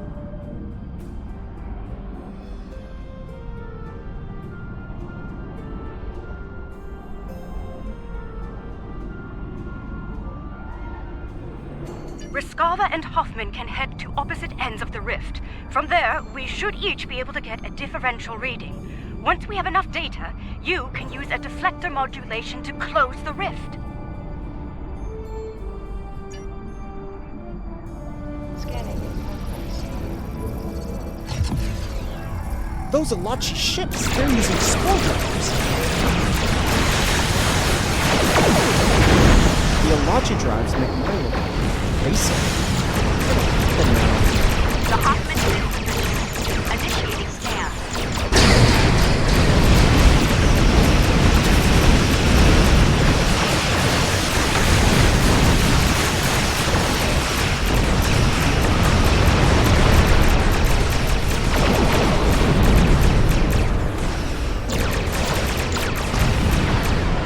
The Riskava is in position.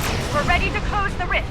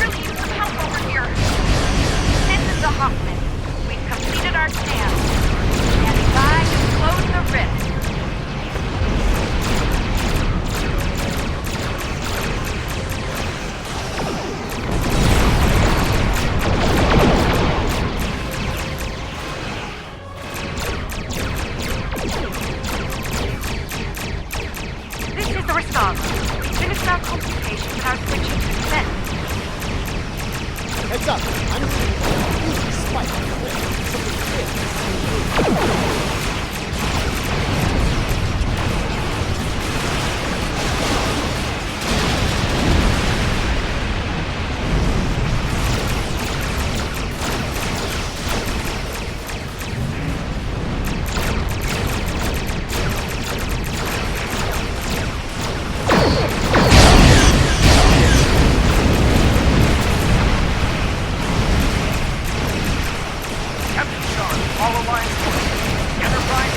help!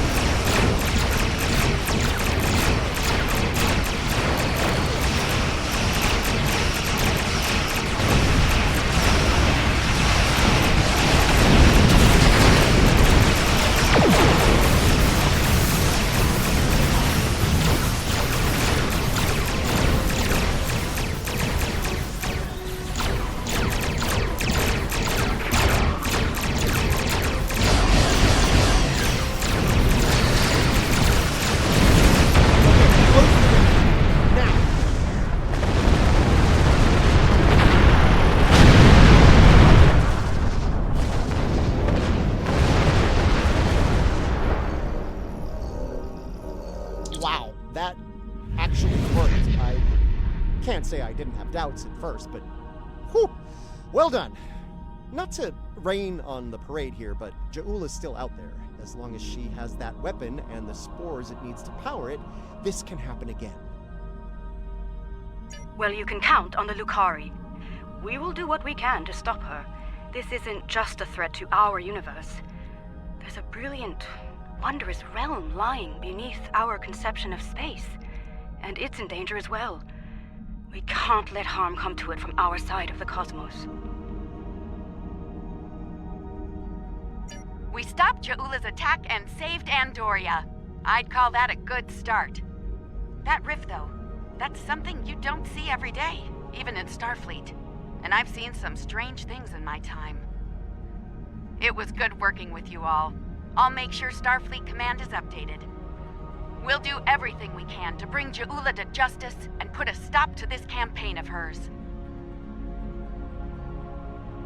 About Ja'ula, she's going to go after any spores she can get her hands on. You're going to want to cut her off, the sooner the better. And I can help with that. Pretty sure you didn't bring me into all this for the charming conversation, though that is a definite bonus. I'll be glad to have something to do. It'll help me adjust to life as a sentient hologram. I've got a lot to process and a lot to catch up on. That might be the understatement of the 25th century. Short term, I'll start putting together a list of known spore colonies.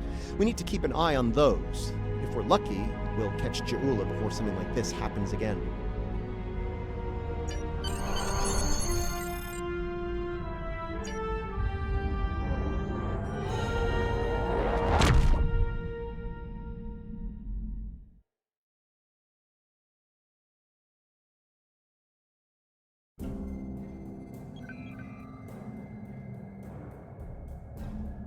What an extraordinary series of events.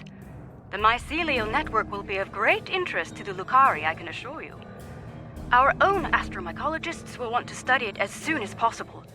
I do hope the Alliance is able to put a swift end to Ja'ula's campaign. The thought of her using spores as part of a weapon, it's unsettling. If she's able to perfect that technology, no one will be safe from her wrath. Finally, please send my regards to Commander Stamets. It was such a pleasure to work with him, and I do wish him the best as he explores the galaxy in our time.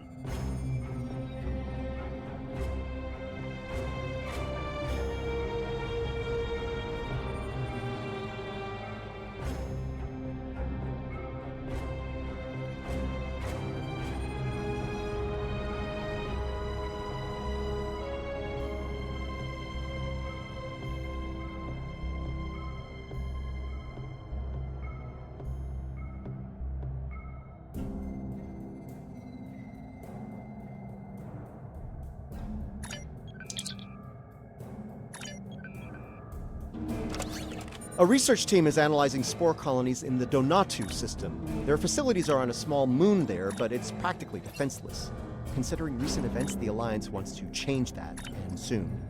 They want us to go to Donatu and deploy defense satellites in orbit around the moon. Hopefully that will discourage anyone looking to harass the researchers or steal the spores.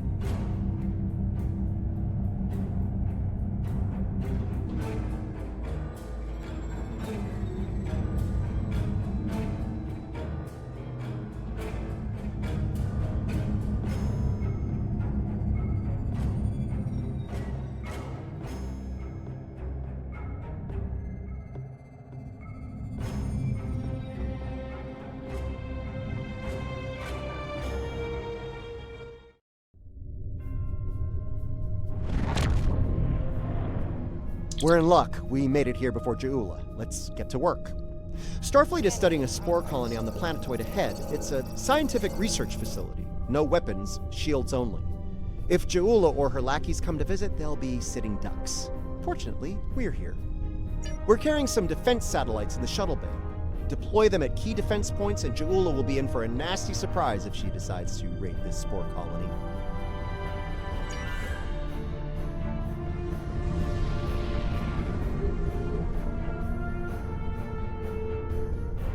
Alachi fleet dropping out of warp. They're arming weapons.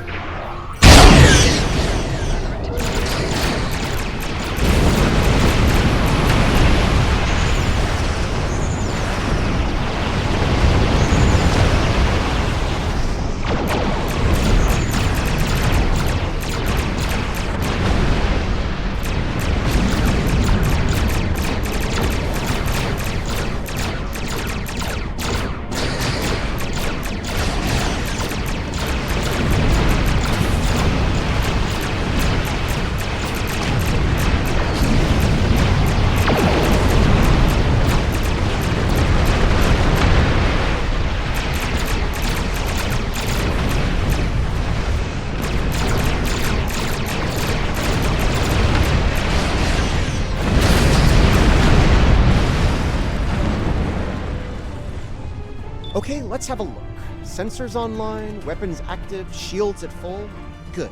Defense Satellite Alpha is open and ready for business. May it never fire a shot. We've got more work to do here. Let's get the next satellite in place.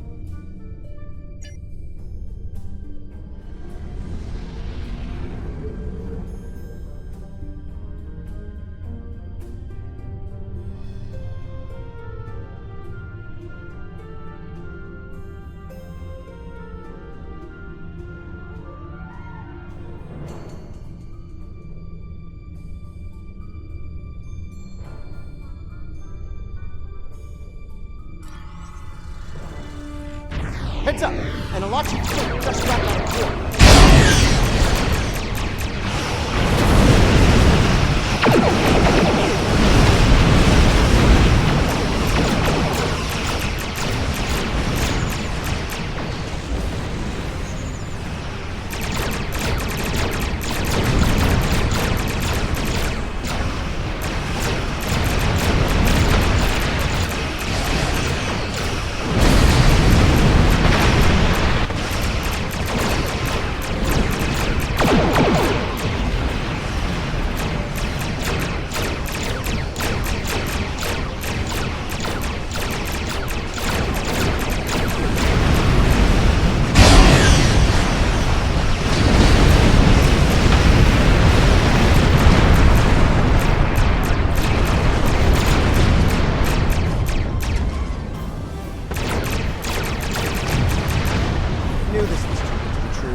Get Satellite Gamma online while we can.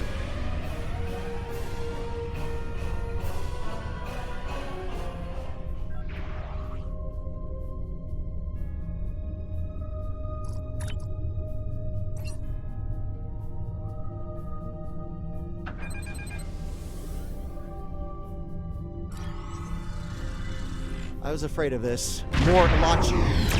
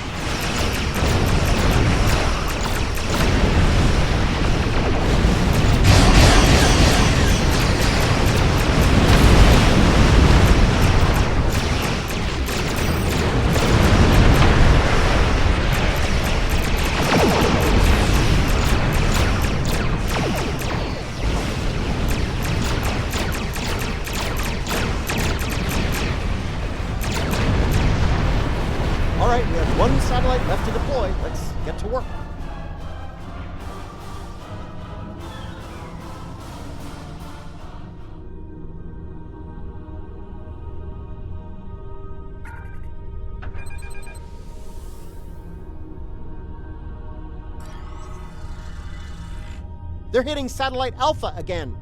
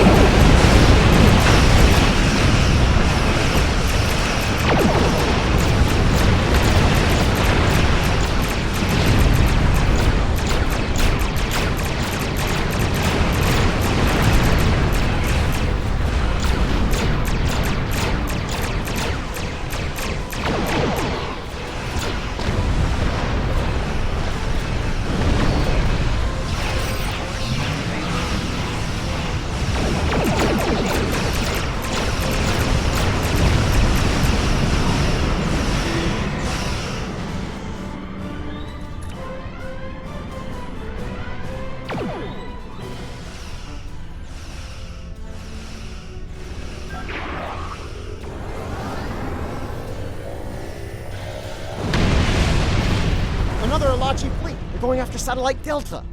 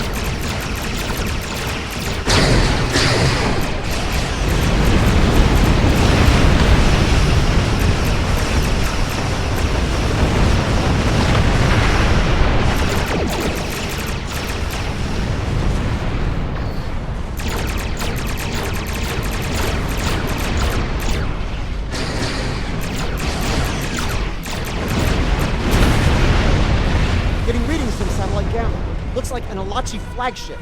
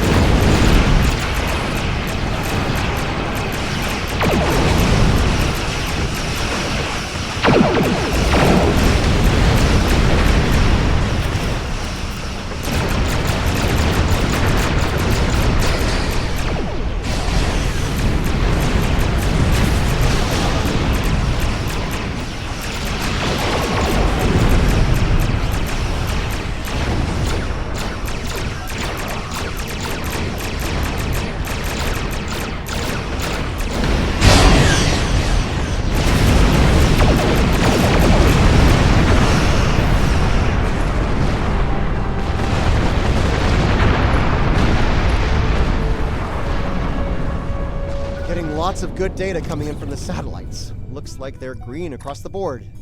Donatu Station sends their regards. There's a few dozen people down there who'll sleep a little easier tonight thanks to our efforts. The Alachi, the Ferengi, the Orions, and hey, let's not forget about Ja'ula. Anyone tries to make a play for the Spore Colony, they're gonna regret it. But I digress. As much as I'd like to stick around and see what the researchers are up to, there's more work to be done.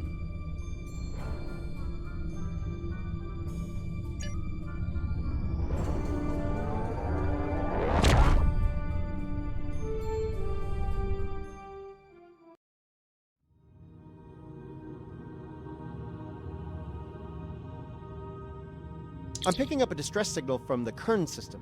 Kumarke's there with the Lukari research group. They were studying spore colonies in that system, but now I'm thinking they're fighting for their lives against House Mokai. We should give the Lukari a hand while we can.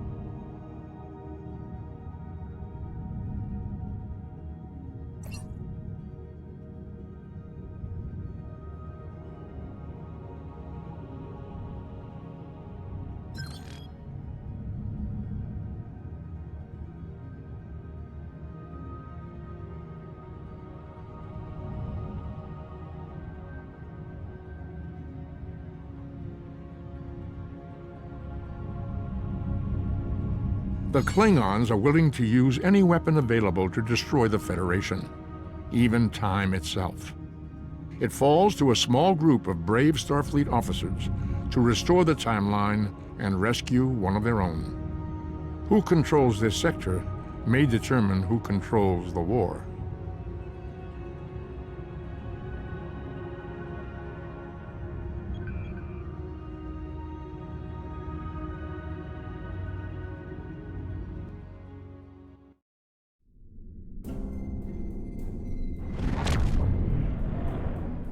Good to see you, my friend. As you can see, I'm in the middle of a firefight once again. That said, I can't think of anyone I'd rather have at my side during such an ordeal. As am I. In spite of our mission being scientific in nature, the rogue Klingons attacked us all the same. I suppose they thought we'd be easy prey. I'm happy to say their logic was tragically flawed. We can ponder their motivations further once the shooting stops. For now, I believe we should focus our attention on putting a stop to their attack. Scanning in progress.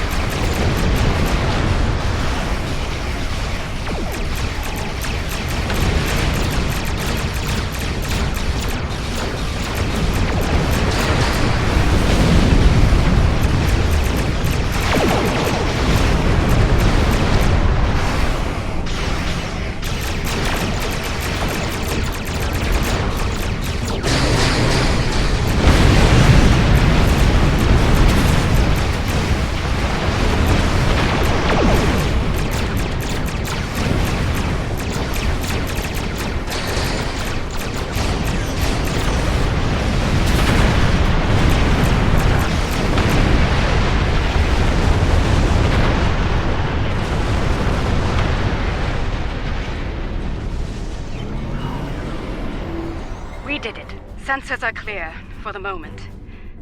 I'm afraid I have some bad news, however. 2 of our ships were studying the nearby rift into the mycelial network when the Klingons attacked. While I'm still showing them on sensors, they're not responding to our hails.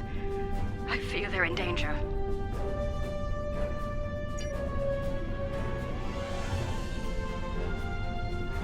That rift's unstable. We need to hurry, or those ships won't make it.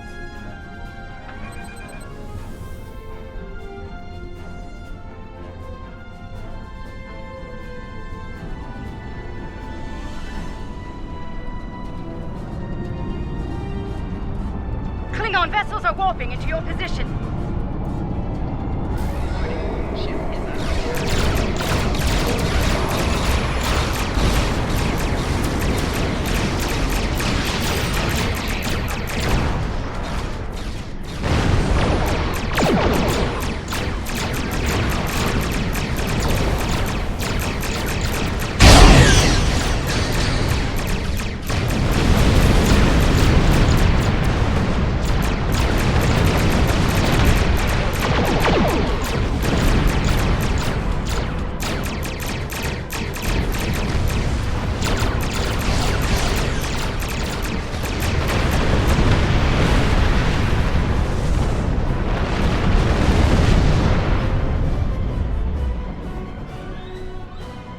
Thank you for coming to our aid. Some sort of energy surge erupted from the rift and hit us. We lost main power, sensors, everything. If you arrived a few minutes later, it would have been over for all of us. Needless to say, any assistance you can offer us now will be greatly appreciated.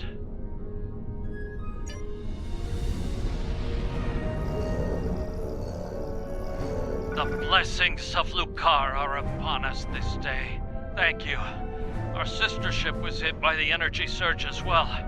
I will not abandon the Voot or her crew before returning to safety.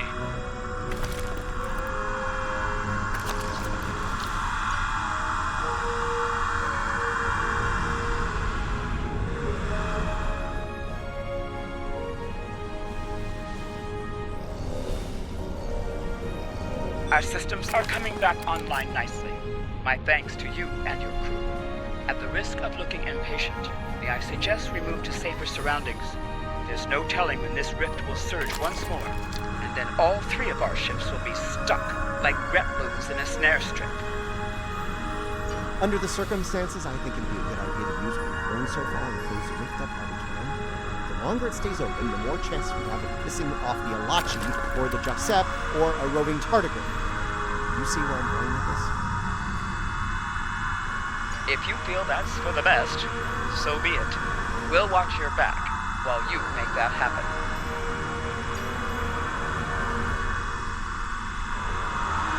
That's one less rift to worry about. Let's regroup with Kumarka.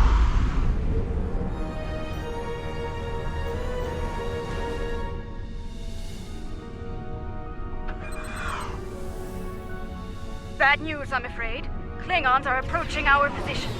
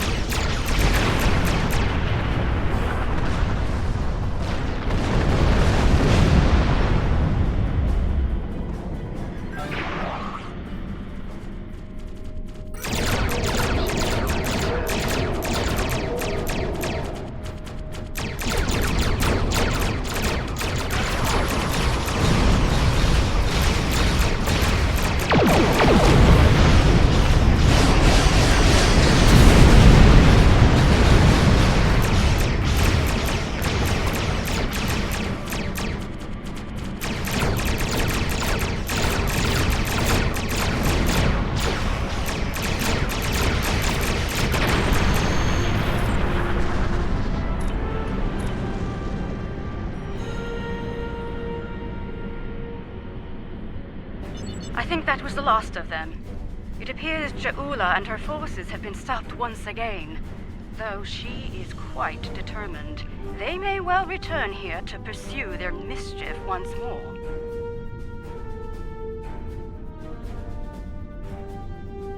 Indeed. In the meantime, we'll remain here to complete our research. Safe travels to you.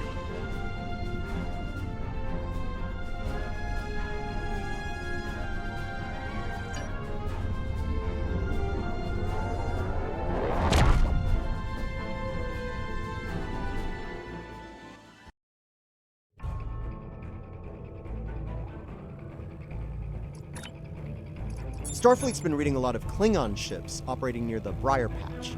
Normally, I wouldn't be too concerned, but there's a spore colony in there. If any of those Klingon ships belong to House Mokai, then Ja'ula might have a harvesting operation in there too. Dangerous as it is, I think we need to go see what's going on inside the Briar Patch.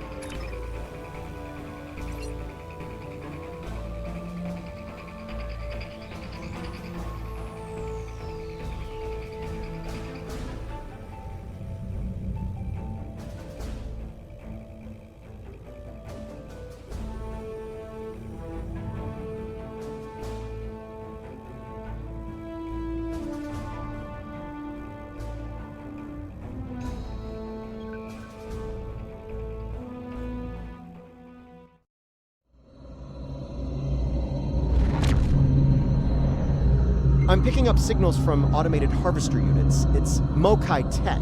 They're processing spores here. Looks like they've placed the harvesters on several asteroids. We need to shut those down. Scanning in progress. I'm picking up a lot of Metreon gas pockets out there, too. If we get into a fight, watch your fire around them. One hit can set one of them off, and the resulting explosion could be deadly, even to a starship.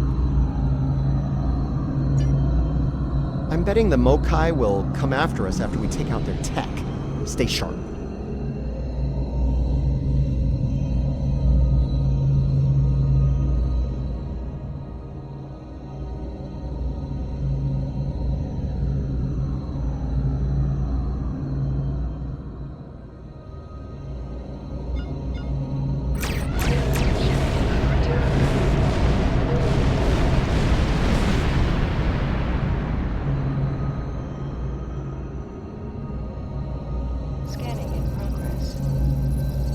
Shutting that thing down will be easy enough, but I'm concerned about the radiation it's been emitting into the spores. I'd like to neutralize that before taking the harvester tech offline, if you don't mind. Letting it linger could lead to serious side effects within the mycelial network.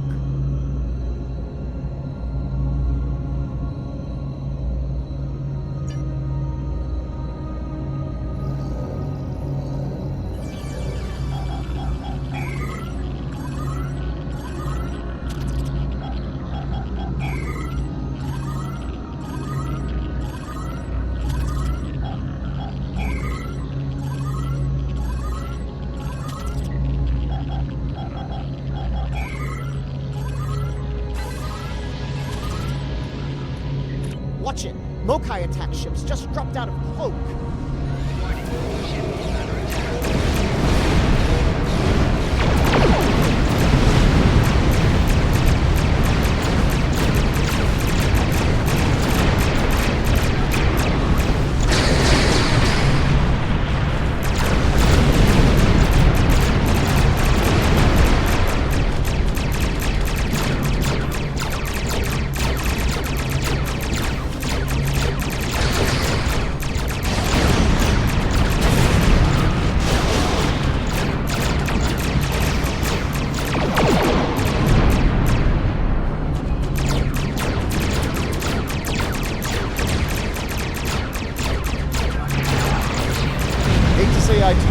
so, but I did, and here we are.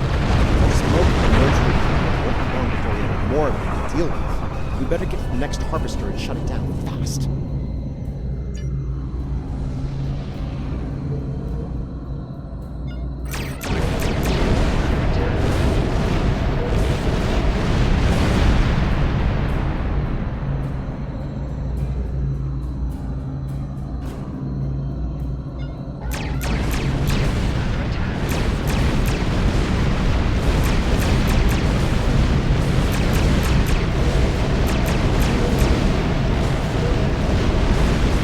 Was fast.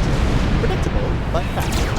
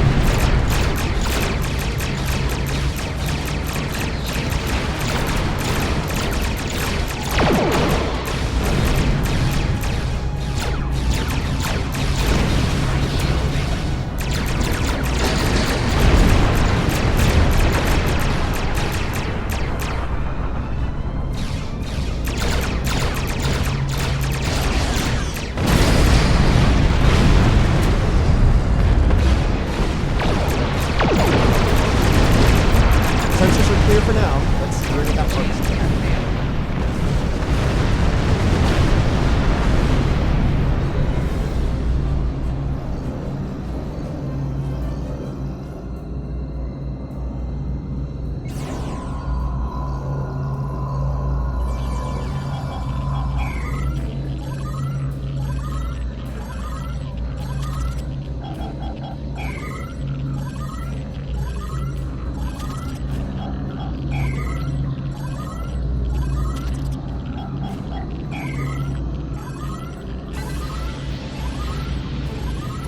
Two down, one to go. Hope we can deal with it before Ja'ula sends more of her friends to make sure we don't.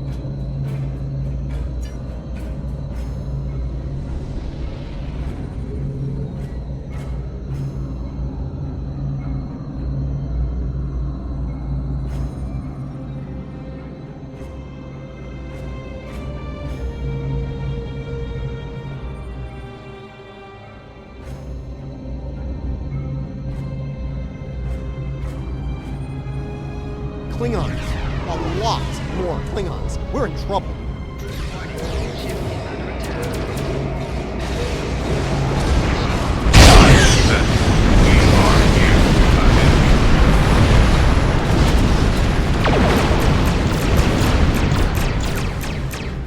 Looks like the Alachia are on our side for a change.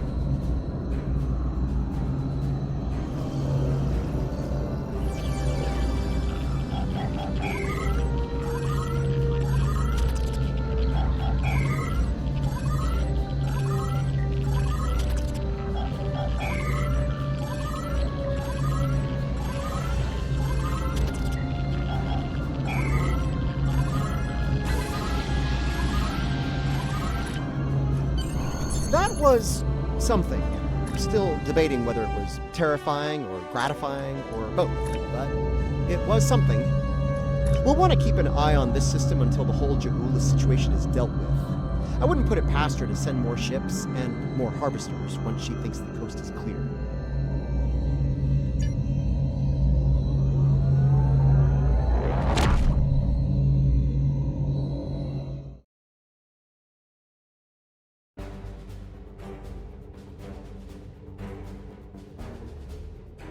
There's a Starfleet distress signal coming from the Kinger system. The USS Birmingham was investigating pirate activity in the area while on patrol. There's a large concentration of spore colonies in that system. If pirates are in the spore business now, we have a new problem to deal with. We better see what's going on there. Pirates, it's Harry Mudd all over again.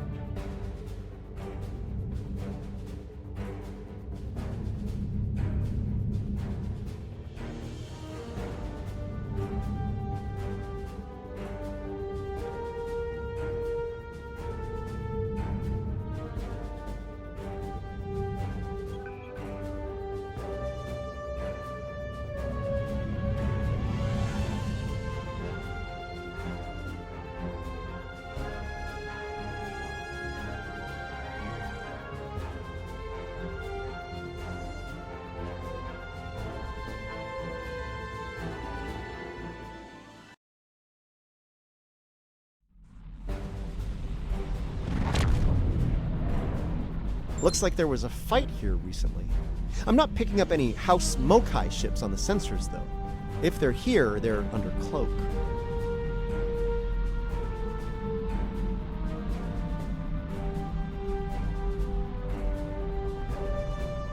Good to see you, Admiral Cabret, at your service.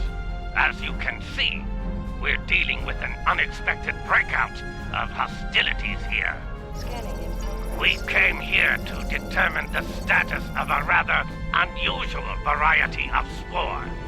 As we were getting our bearings, a Ferengi marauder dropped out of cloak and unleashed hell.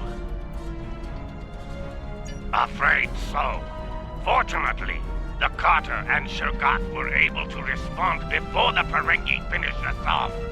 Once they arrived, the Daemon pursued the better part of Valor and went back under cloak.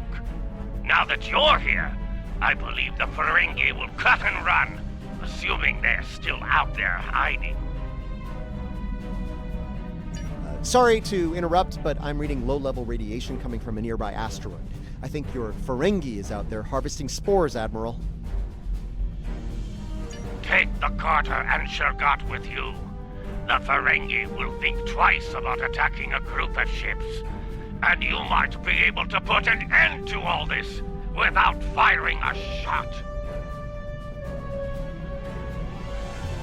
The Carter is ready to assist you. Lead the way. Shergat will follow. Reading a single Ferengi vessel, Marauder class. They've decloaked. I thought I made myself clear to that woolly-faced Starfleet Admiral. This salvage is mine and mine alone. Now run along before I'm forced to damage that pretty ship and take it as a prize. After all, even a damaged ship of that class will fetch a fine pile of latinum. That's what you get for doing your own thinking, friend.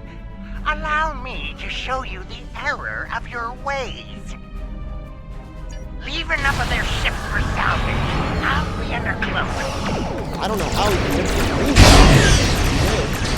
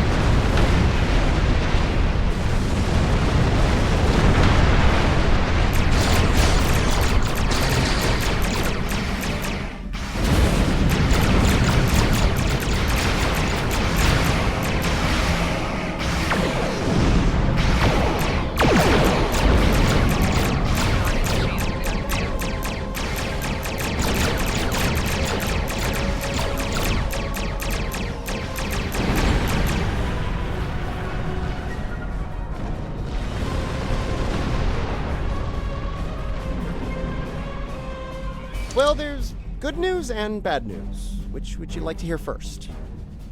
Bad news, the Ferengi managed to harvest a spore colony from the asteroid before we arrived. He's got more than enough to make our lives difficult if he sells to Ja'ula. The Ferengi ship just dropped out of Cloak, and by the look of things, they're suffering a full propulsion system breakdown. No impulse, no warp, thrusters only. So, how do you feel about taking those spores off their hands?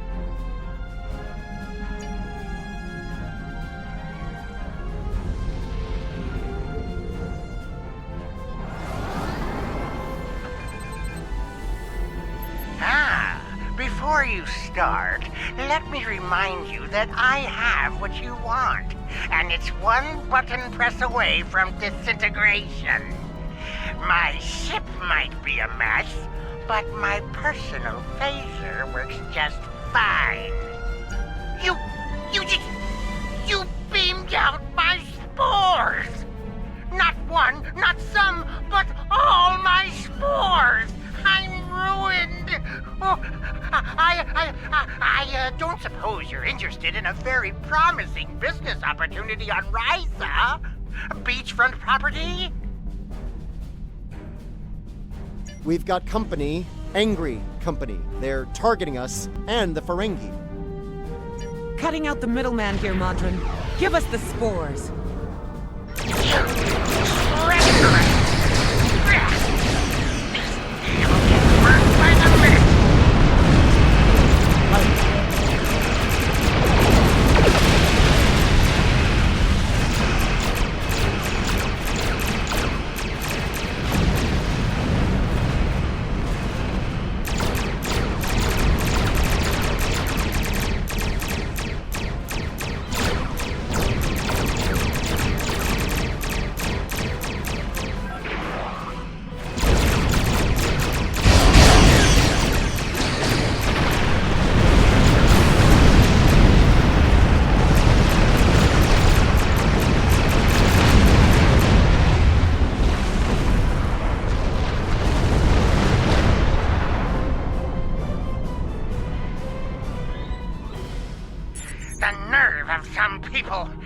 Do they not know the 16th rule of acquisition? A deal is a deal! Ah, but you're not a barbarian like those... Never mind. You've got class, I can tell. Now, don't be so hasty, my classy, well-armed friend. Before you haul me off, let me tempt you with a one-of-a-kind offer. That Ryzian timeshare I mentioned earlier, plus a full barrel of Tranya. 2386 vintage. That's easily worth my weight in latinum.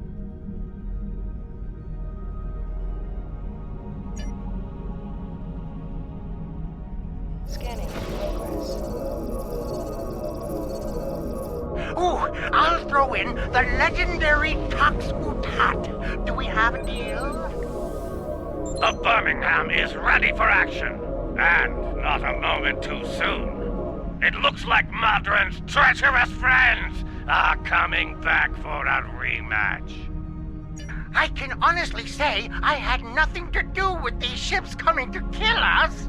They're doing it all on their own. You aren't going to let them kill me, are you? I'm helpless. You have to protect me.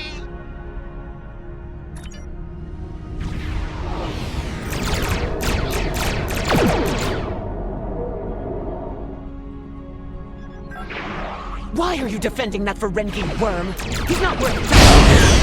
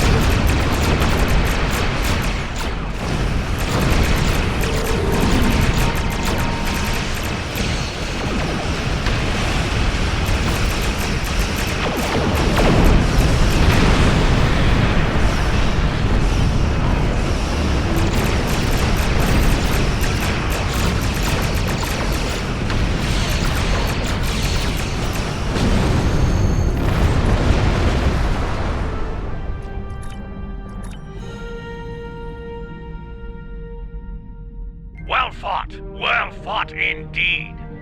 They'll think twice about coming after us again. I'll let Alliance Command know what happened here today.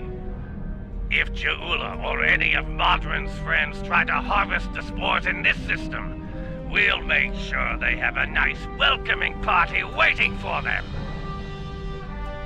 Modron's on his way to a Federation holding facility.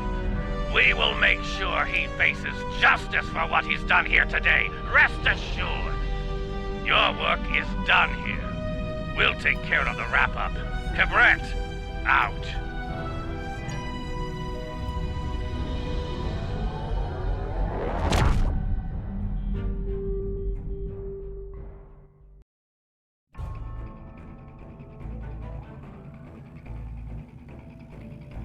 The Klingons think House Mokai forces are up to something in the Imaga system. I understand there was a problem with a planet killer in that system a while back. Interesting. Oh, where was I? Right, Imaga. In addition to a lot of debris and the ruins of this Planet Killer, there are spore colonies there. And House Mokai is probably harvesting them, so we should put a stop to that real soon.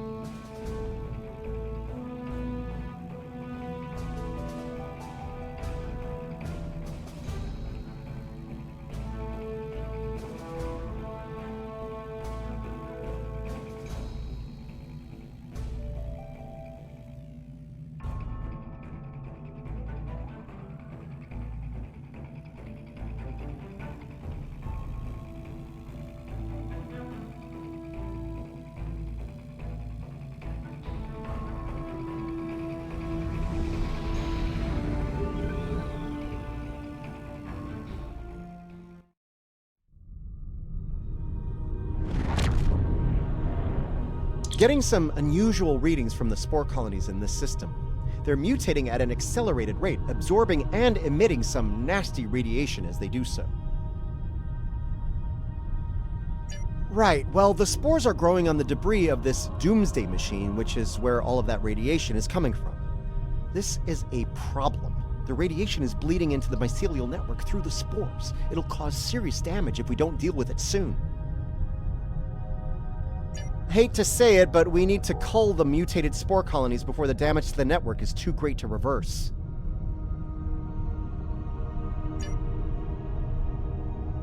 Scanning in progress.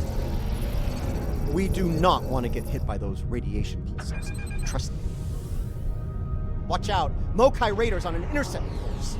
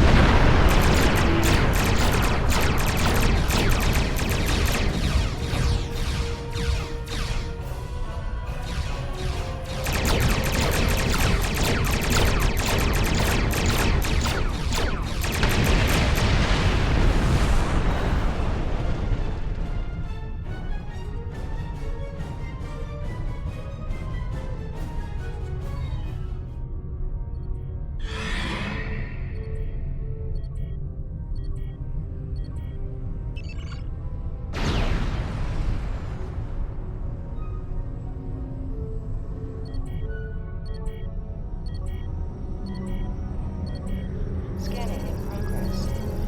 Let's deal with the next spore colony before the Mokai send reinforcements.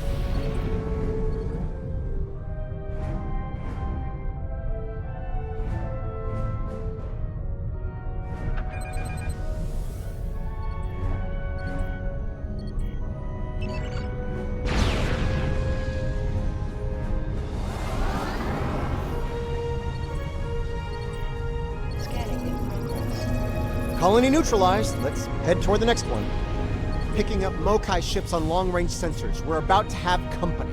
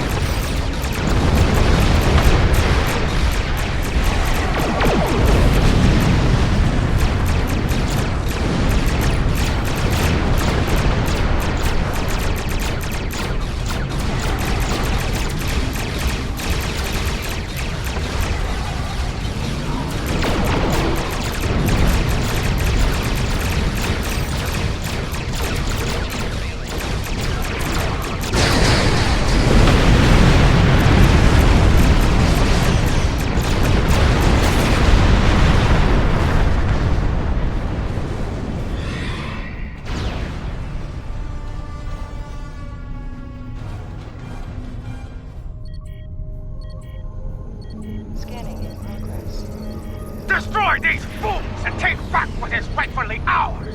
Comply!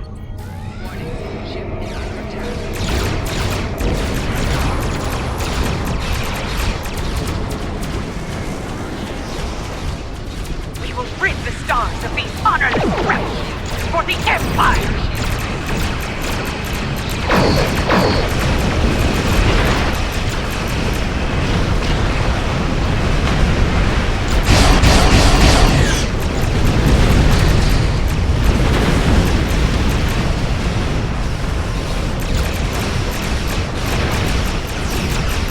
The newest Klingon arrivals are on our side.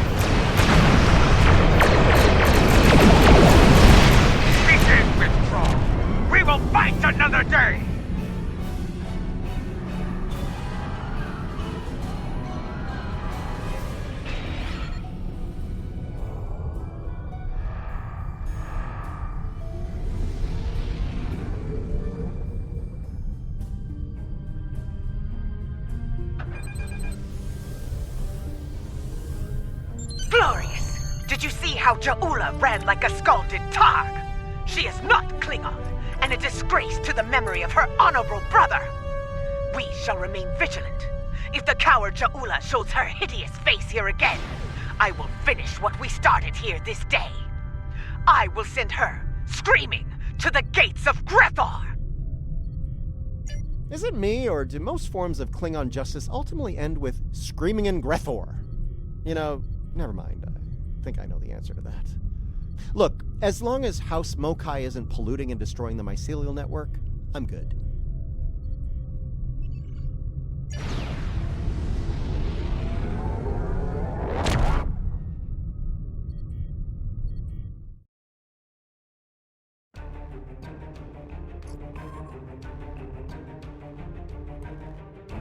The long-range sensor arrays in the Trela system went offline recently. Last thing they picked up before that happened was a Borg scout ship. I'm heading to Trellis now to investigate. If this is the beginning of a new Borg incursion, I could use some backup. Meet me there as soon as you can.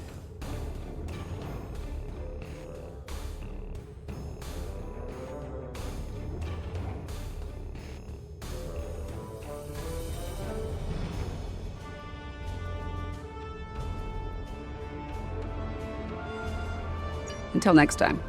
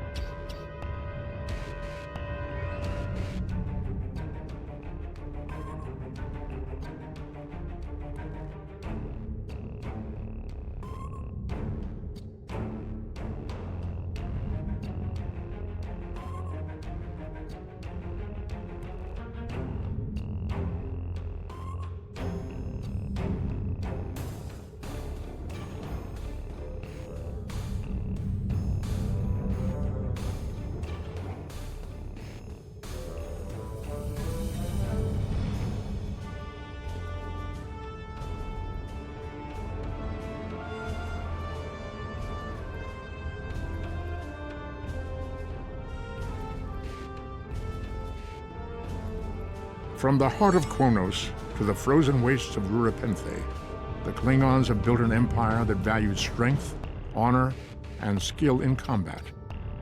To be Klingon is to be a warrior. Fight well, live with honor, die with a blade in your hand. If you can do these things, you will live forever in the stories of the great Klingon heroes.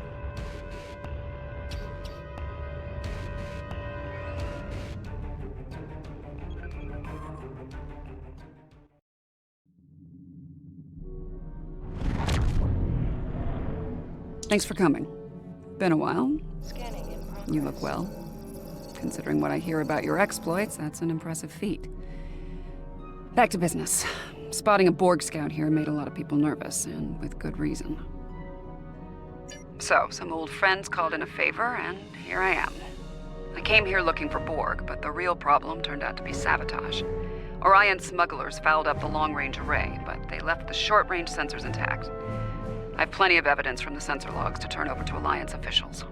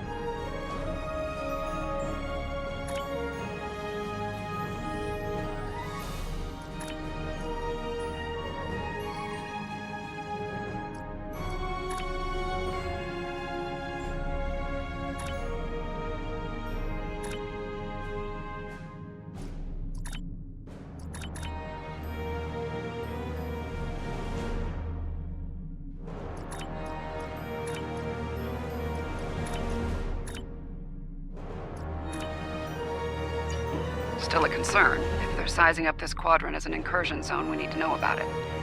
I have a few ideas on upgrading the sensor arrays, making them harder to disable and better at spotting Borg.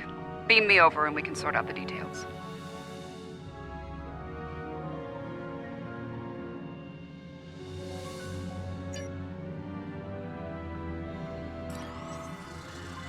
With your assistance, I can complete the modifications quickly.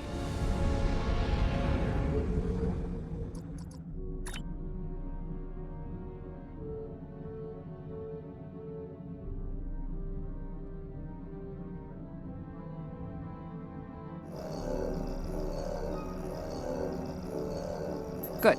Now that we have a working array, our next step will be initiating the new security protocols. Hold on. Are you seeing this?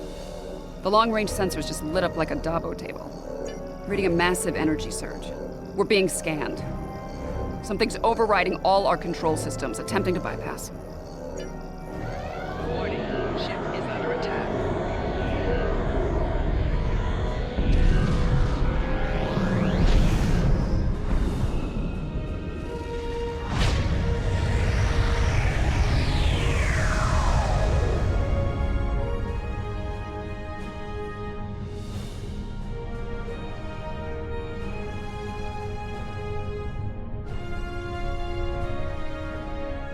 Well, that was unpleasant.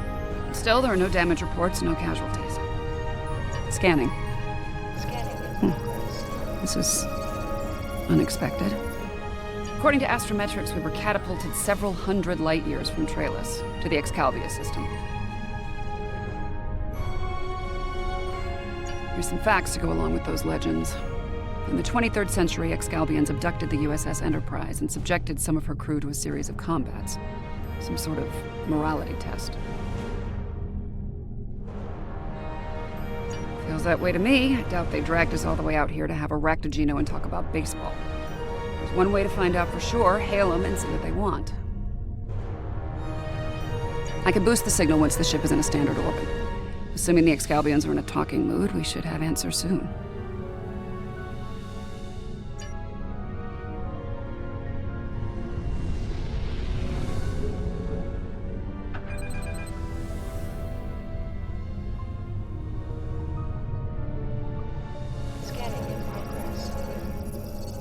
We are receiving your signal.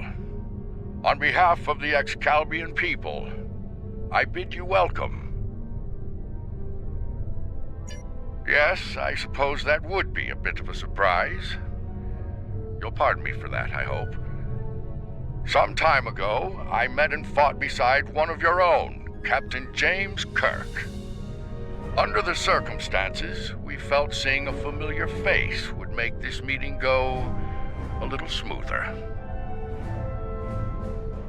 That is a complicated matter, I'm afraid. I think it would be easier to discuss it face to face. We prepared a meeting ground on the surface of Excalibia. It meets your needs for atmosphere and climate, as I understand them. Will you join us there?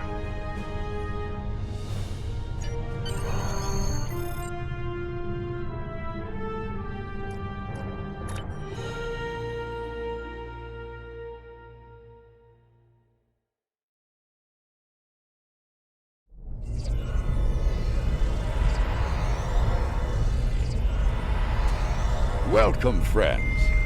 I do hope the local climate is to your liking. The climate's fine. It's our abduction that we have a problem with, friend. My apologies. It was not an action of my choosing, I can assure you.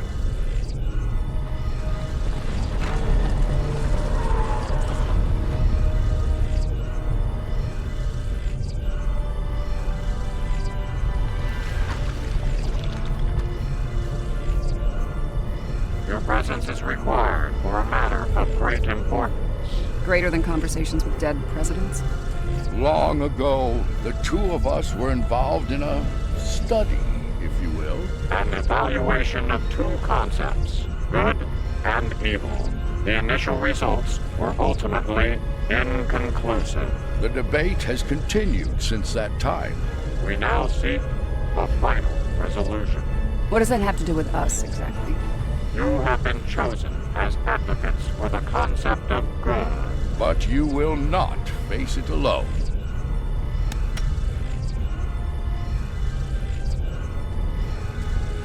Hello. Looks like we have a lot of work to do here. That's putting it mildly.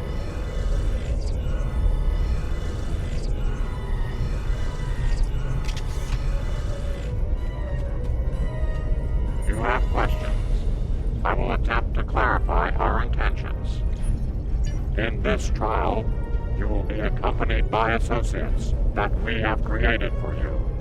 You will confront a variety of situations in opposition to evil forces. Your actions will be judged, as will those of your opponents. The prevailing concept will guide us as a people. We shall pursue the virtues of good, or the vices of evil. We find violent conflicts produce pure examples of good and evil. They provide the best results to evaluate and judge. Failure to participate will be seen as your endorsement of the supremacy of evil. The trial will then conclude with a judgment in favor of evil, and our subsequent pursuit of the concept as a guiding principle.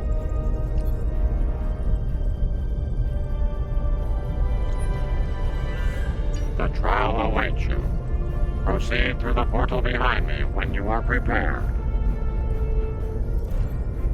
I think we need to be cautious when dealing with the Excalbians. They're a lot like Q, minus a sense of humor. Fashion sense could use a little work, too. For now, I say we play their game and stay in one piece. Look for opportunities to swing things in our favor. Our new teammate here might have some insight into the situation as well. Michael Burnham, of the USS Discovery. Judging by your uniforms, I'd say I'm in the future. The last thing I remember was preparing for battle with my crew, and the crew of the Enterprise. Since we're having this discussion, I'm guessing we won that fight. My apologies, my memory's a bit fuzzy. Possibly a side effect of whatever brought me here. Over 150 years. Fascinating. Right. I'll catch up later, assuming we get through this trial in one piece. To address your original question, I wish I had all the answers, but I know as much as you do. Going through this trial will give us the chance to conduct some tests of our own, learn more about them and the situation here. Take heart, my friends. Yarnik has a forceful personality, but his voice is not the only one heard here. There are many Excalbians who would embrace virtues before vices. Well said. And as one of your allies here, I have a warning for you. The trials are drawn from your past experiences and records, but they will not be identical recreations. There will be alterations to test your responses and those of your opponents. Expect the unexpected. Please accompany me.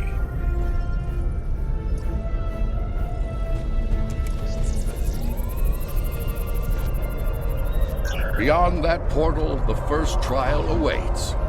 Good luck, my friends.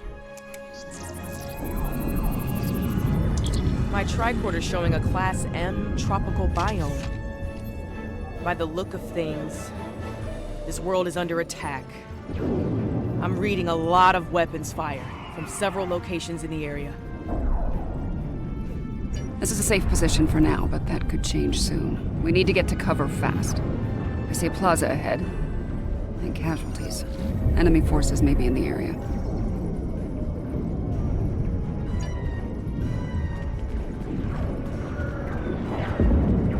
This didn't happen long ago. Some of the bodies are still warm. When did this take place, originally? I don't recognize the uniforms on these Vulcans. Romulans? You're serious? Those are Romulans. This is a lot to take in. The Romulans are... I clearly have a lot of catching up to do.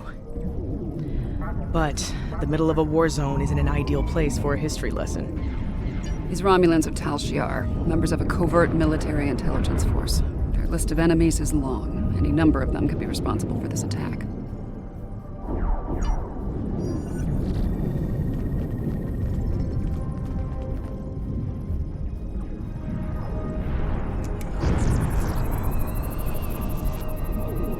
This one was killed by heavy plasma weaponry. Strange. I'm also reading trace amounts of several exotic particles in the area. Antiproton, tachyon. Whoever else was in this fight used some extremely advanced weapons. Makes sense. The Iconians were allies of the Tal Shiar at this time. They were probably fighting at their side. This may be one of the unexpected changes Lincoln warned us about. Iconians arriving here early.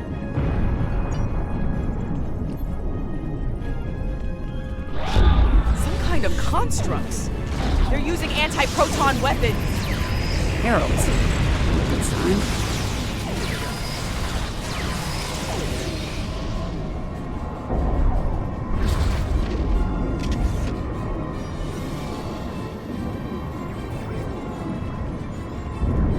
Those were Iconians? Heralds are augmented servants of the Iconians. Used primarily as shock troops.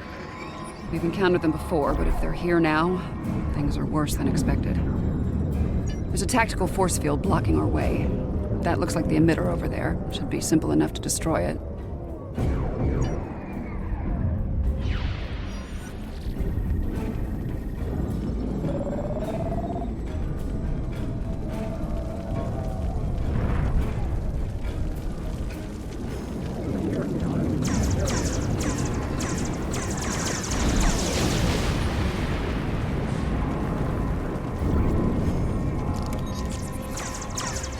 Shiar and Heralds fighting Reman combat squads. Wonderful. So, these Remans, they're on our side.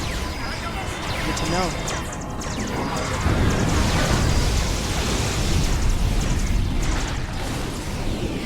You there! I would speak with you.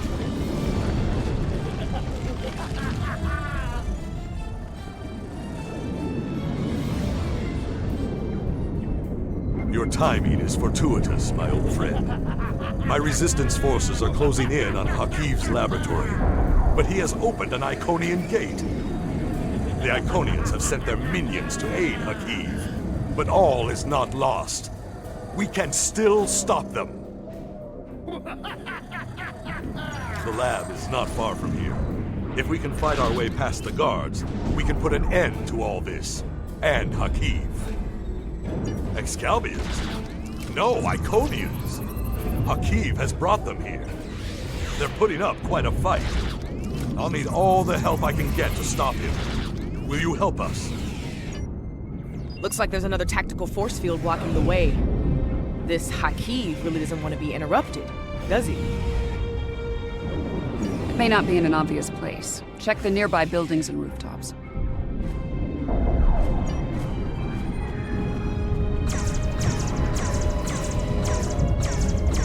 Excellent. Hakiv has holed up in the south like the cornered vermin he is.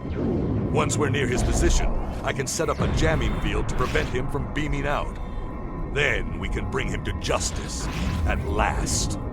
You might be able to block transporters, Obasek, but I doubt you can block a functional Iconian gate. As long as that remains open, Hakiv will be able to escape. Deal with the gate first, then you can talk about justice all you want.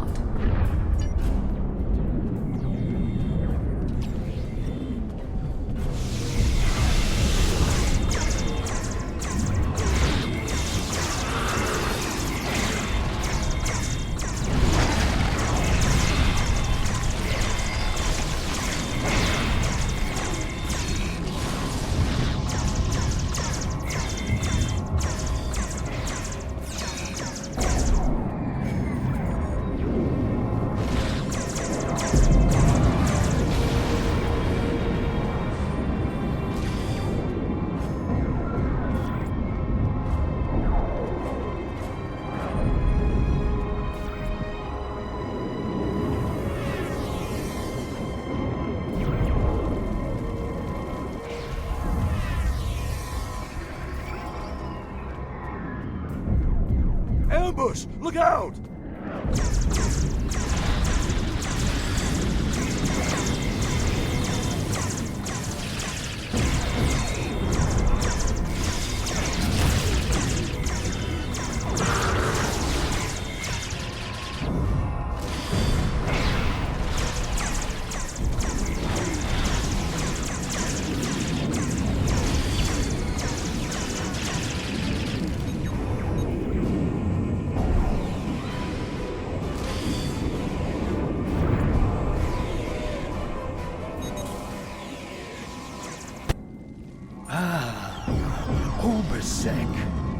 So good of you to join us today. I've dreamed of ridding the galaxy of your stench for some time. And now, with the Iconians at my side, that dream shall become a reality. This ends now, Hakiv. No amount of Iconian or Tal Shiar scum will stop me. Blood calls for blood. We have bigger problems. The Iconian gate is still online, remember? Hakiv can bring in Iconian reinforcements as long as it is. Then let's shut it down. Keep Hakiv and his forces busy while we work, or this trial will end real soon. And not in our favor.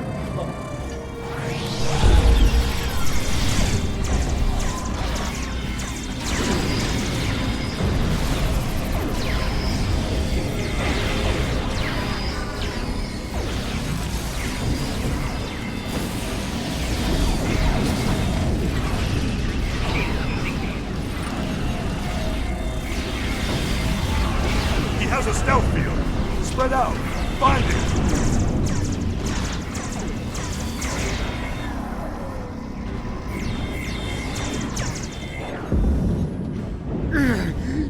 You think you've stopped me? The Iconians already know. They know everything. I don't care. Blood calls for blood, Hakiv. No, not like this. You're better than this. If you do this, it won't be justice. It'll be murder. You don't have to do this. He must pay for what he's...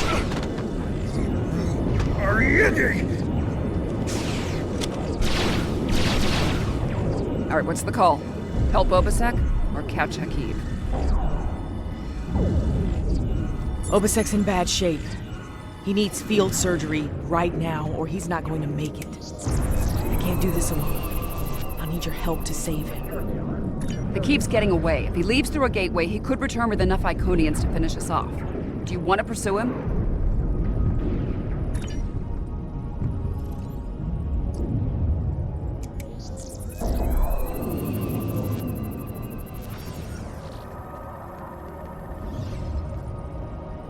Rest easy, friends. This part of the trial has reached its conclusion. There's a portal nearby. Use it to return to Yarnik. He wishes to review the results of the trial.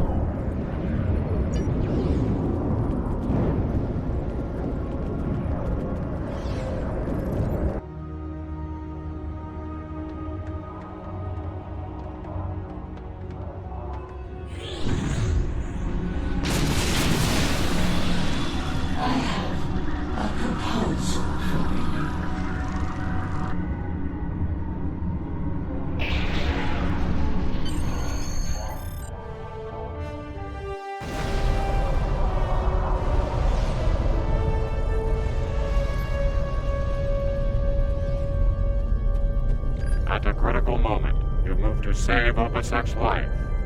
Because of this, Hakiv escapes and convinces the Iconians to pursue a scorched earth assault on their enemies.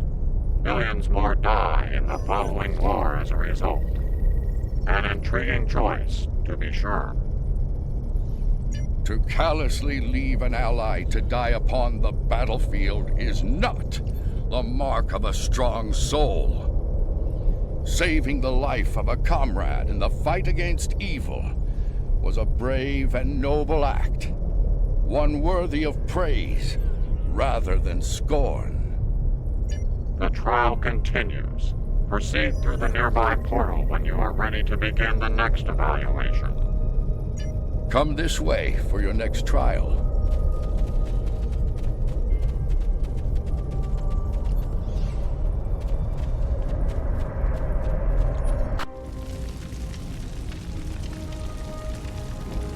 Any idea where we are? I haven't seen anything like this.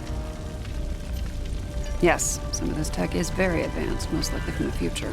Anorix was heavily modified after a scientist named Noi stole it from Kiana Station.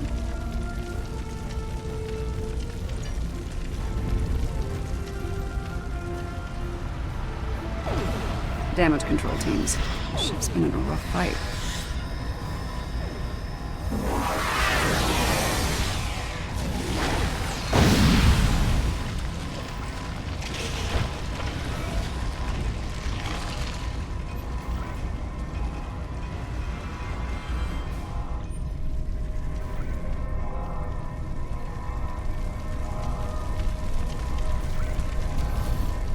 This looks like some kind of command station. Secure the area. You might be able to find useful data here.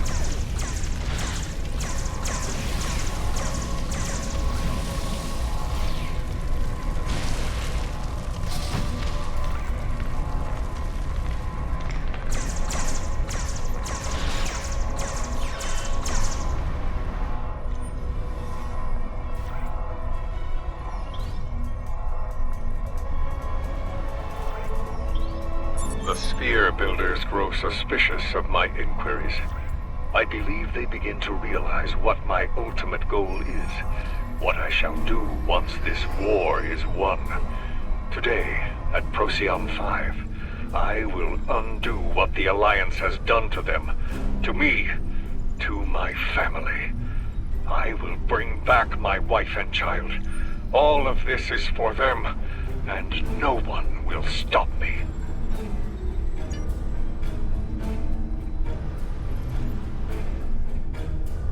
Krog becomes impatient, despite her successful recovery of the Tox Utat and the restoration of the Nakul Star. She wants more. She wants revenge. It is tempting to use the Tox Utat on Sol, on Vulcan, on every star in the Alliance, but I have a better use for it at Procyon 5. Nakul vengeance shall have to wait.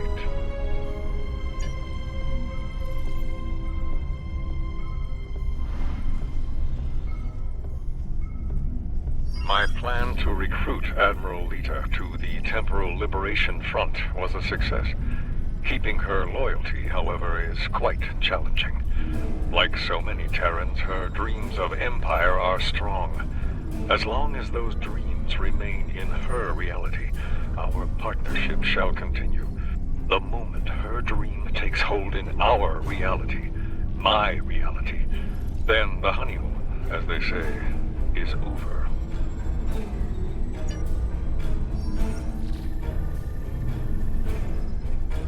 The petty squabbles over the Tox Utat have become tiresome.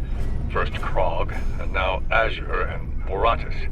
They growl and demand and threaten to depart over the artifact like petulant children. If it were not a critical element of my plans, I would have left it on Ryza, along with the corpses of Picard and his charming thief. Funny, I've been to Procyon 5. It's unremarkable. In our time, at least. Looks like things change considerably in the next century. And on the bridge of the enemy flagship, no less. Judging by the look of things, the battle may not be going well for this Temporal Liberation Front. We should leave. By now, we've been detected by their security systems. And I'd rather not be around when they send combat teams to retake the bridge. There's a turbo lift down this way.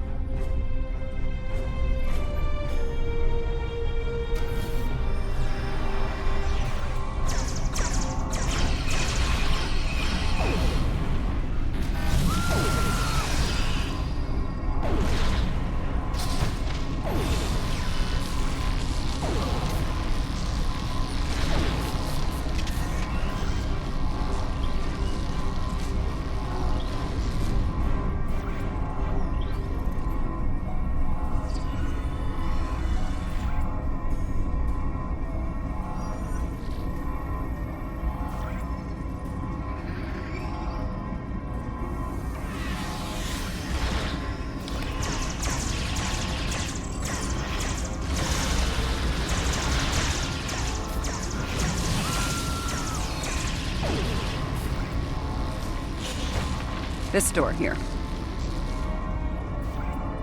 I'm detecting a massive buildup of temporal energy ahead. Yeah, along with multiple life forms, all armed.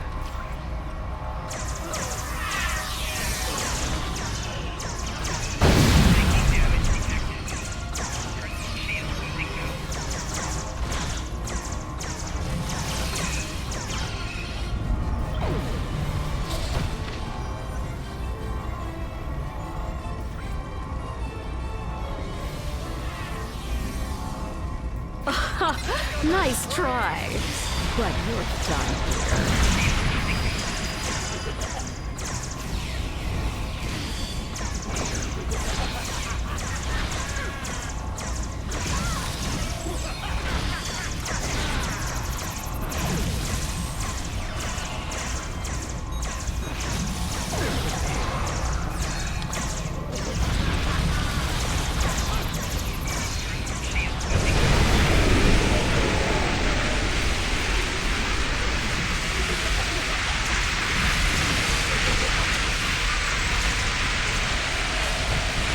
You haven't seen the last of me!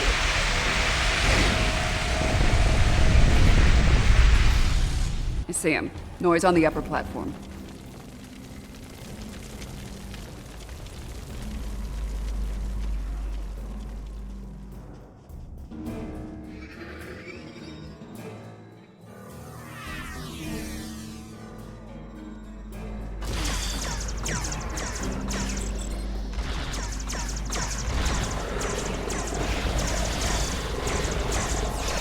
Waste time as you see fit, Vernon. It will be for naught.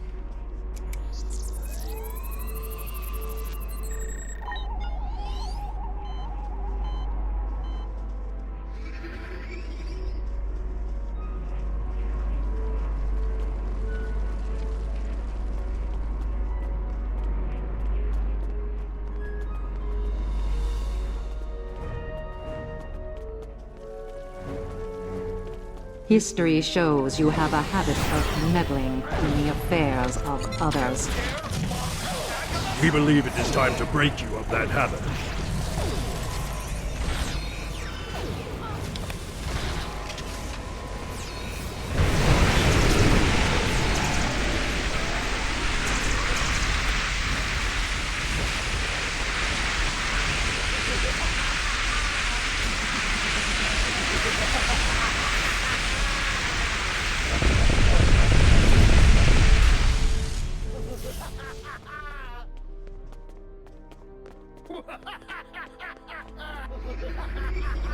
Here to parley?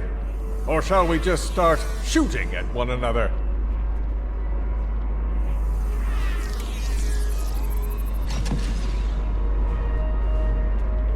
You. Apparently Daniels hasn't grown weary of plucking you out of time and sending you to vex me. How many times have I killed you now? 4? 5? Honestly, I've lost count. It doesn't matter. Before I kill you, again, understand this. After today, the Alliance ends forever, and you with it. Daniels won't be around to save you this time. I will fight this battle again and again until I stand victorious! I understand the need to bring back the ones you've lost. Living in the past is an exercise in futility.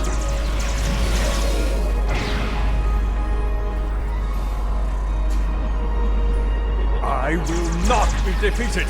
I control time itself!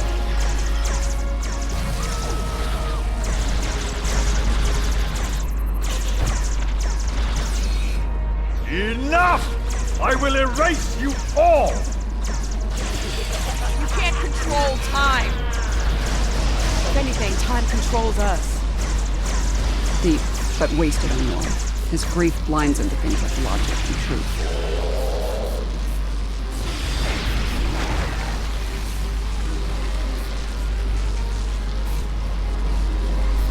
I'm so close!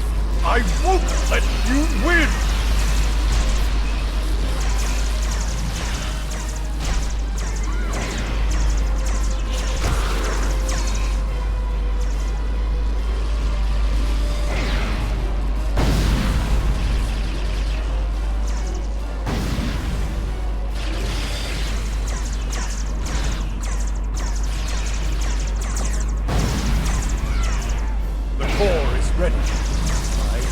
End you and take my ship back in time!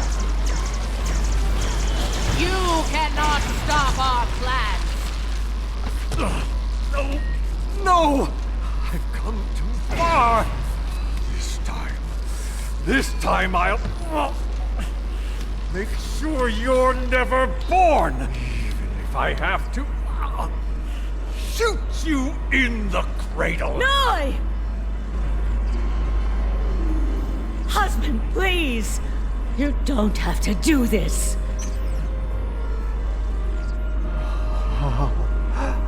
How can this be? You were lost. I'm here now, husband.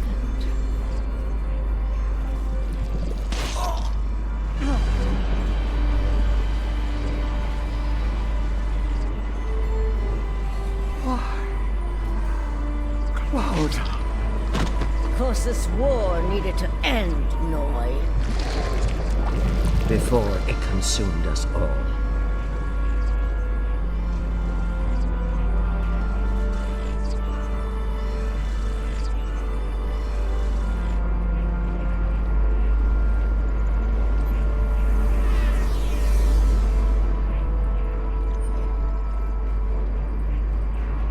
Noy was a danger to all life, even in the Dominion.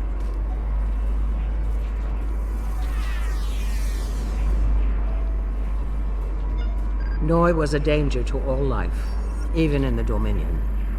I could no longer sit back and watch as the Alliance failed to stop her, time and time again. So, I have done what you could not. Now, we must destroy this vessel, so it can never be used again. Let us end this war, once and for all.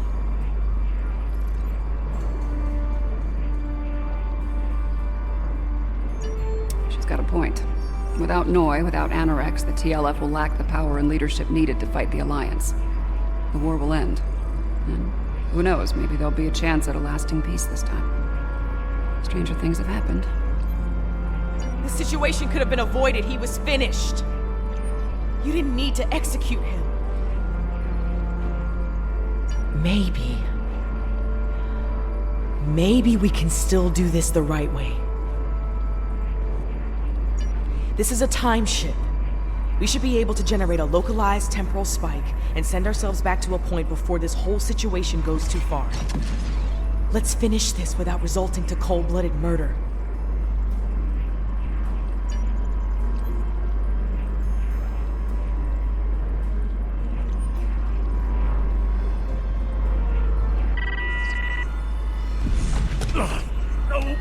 No! I've come too far! This time I'll make sure you're never born! Even if I have to shoot you in the cradle! Noy! Husband, please! You don't have to do this! Noy, look out! She's a changeling! Solids are irrational, fearful creatures. You cannot be trusted.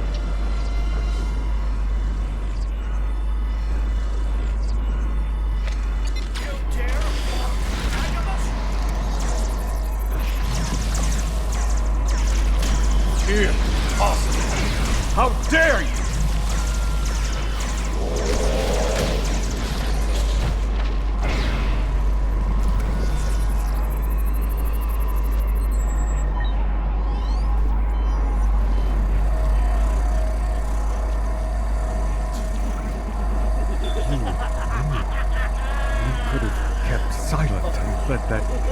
thing execute me while wearing the face of my wife.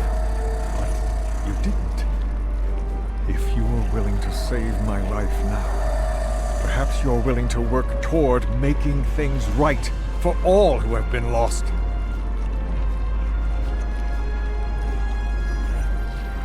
Indeed. Very well. It appears the time has come. I speak for my forces, and I surrender. The Battle of Procyon V is over, and with it, the Temporal War.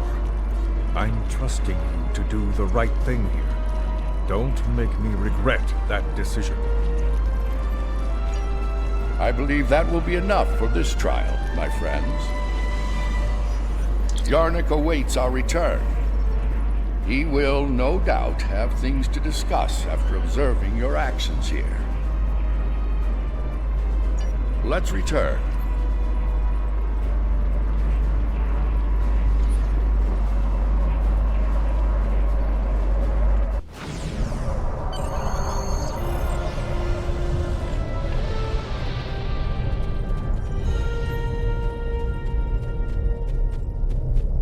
The Founder ended one life to save trillions, yet you undid her efforts to save a dangerous enemy. The Founder was killed. As a result, the Dominion falls to disarray, and the Herc invasion ravages 3 galactic quadrants before it is finally stopped. To kill a man in cold blood, even an enemy, that comes with a terrible burden to bear for the executioner. Delivering Noi to justice was an admirable decision, one the Founder could have easily made herself.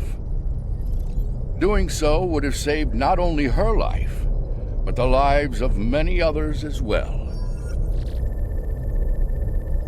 Your participation in the trial has been informative thus far, but we require more data to make our decision.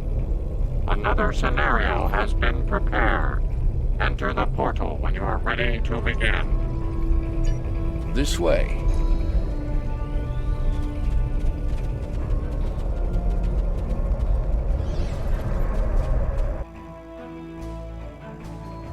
This place isn't familiar. Either of you know where we are? I know where we are, I just don't know when. Knowing that's gonna make all the difference here, believe me. Let's take a look at those consoles and see if there's any useful information in them.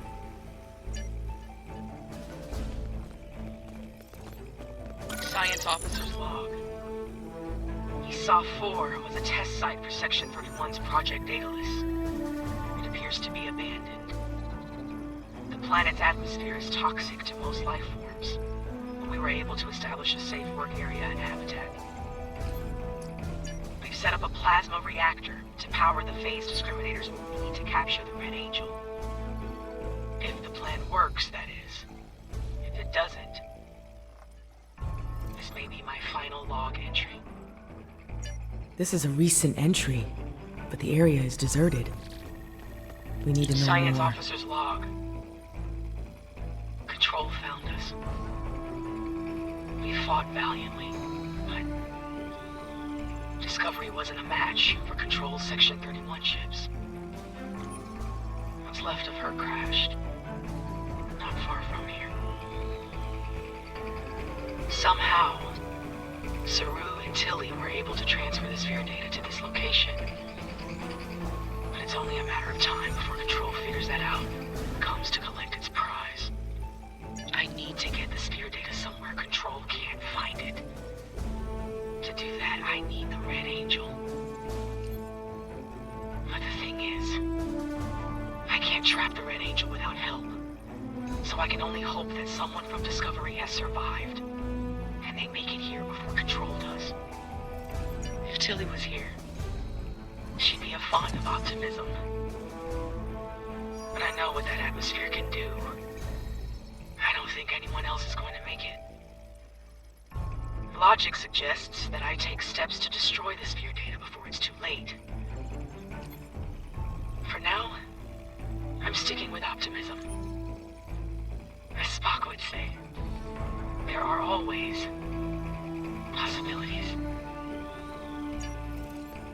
Everything matches up to the point where Discovery crashes. That's where things change, and for the worse. Judging by the lack of survivors present, I think we have to finish what they started. If that's even possible. Do you have a question? Control is a sophisticated artificial intelligence created by Section 31.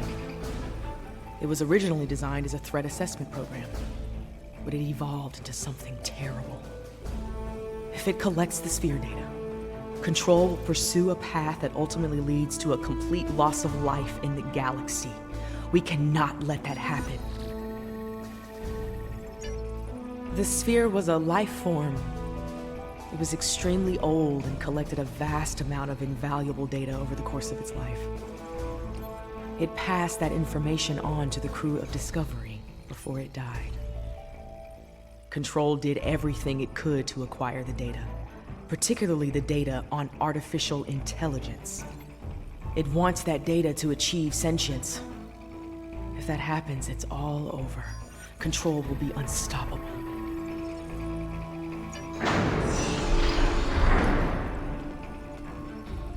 We were so close to this. To failure. To death.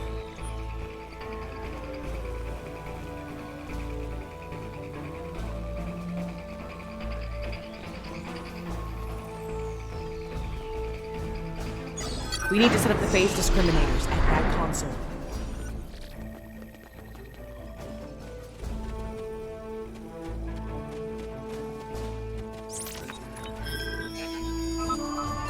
Good. Now we need to prepare the stasis beams at that console.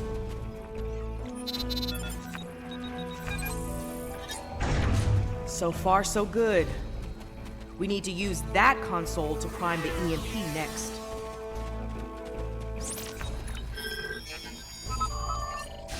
Almost finished. Use that console to align the containment field.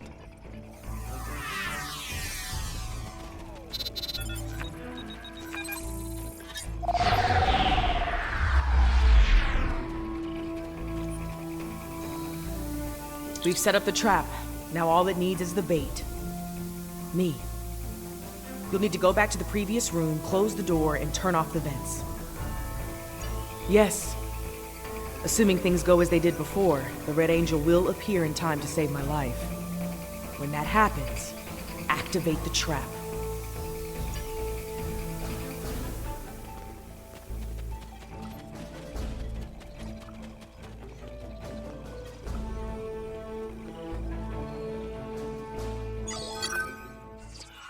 I've done all I can with these ancient phase discriminators. We should have the power we need for this little stunt. But we're only getting one shot, so make it count. No pressure. Ready when you are, Commander. Right. Do it. Initiate sequence on my mark.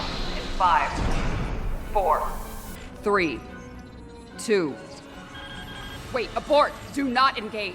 Picking up a massive surge of tachyon radiation. She's here! Do it! Do it now! Activate the phase discriminators.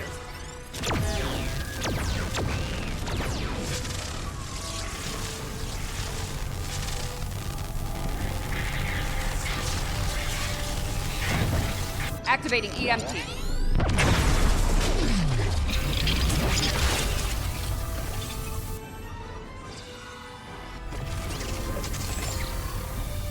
What are you doing? We don't have time for this. Discovery is gone. We have to deal with it ourselves. We have to stop Control now, or it all ends. Now we have 2 burn-ups. That'll be interesting.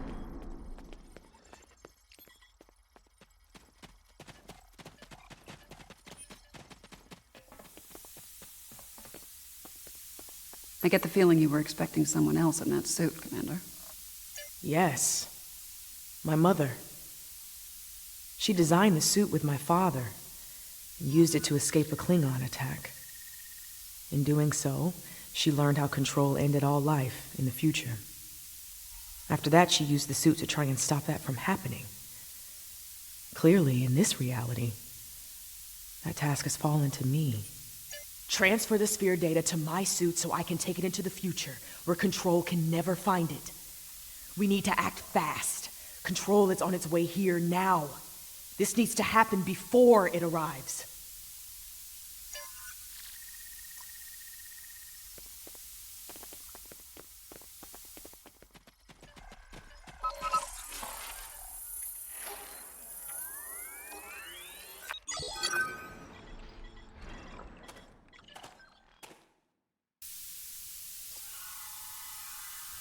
How?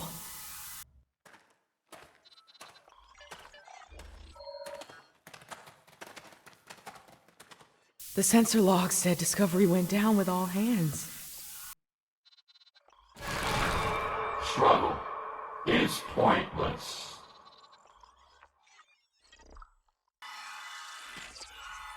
Control's using members of Discovery's crew as shock troops.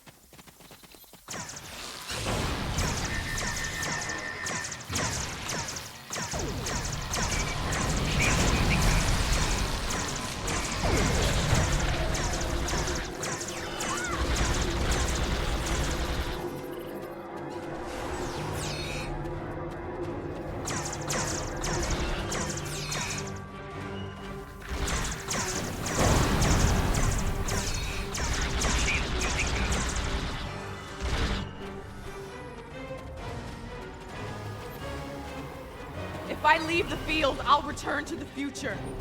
You'll have to fight Control without me. Control can't be killed with regular weapons. You need to do something unconventional. Try to magnetize the floor. It'll disrupt it. Weaken it and lure it to me. I'll distract it while you give it a magnetic shock. It'll take several shocks to finish it for good. It's weakened. Lead it to the platform!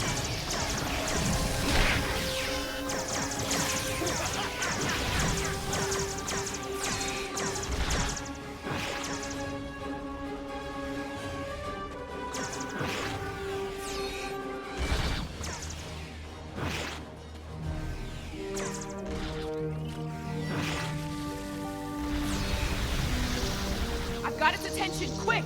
Magnetize the floor!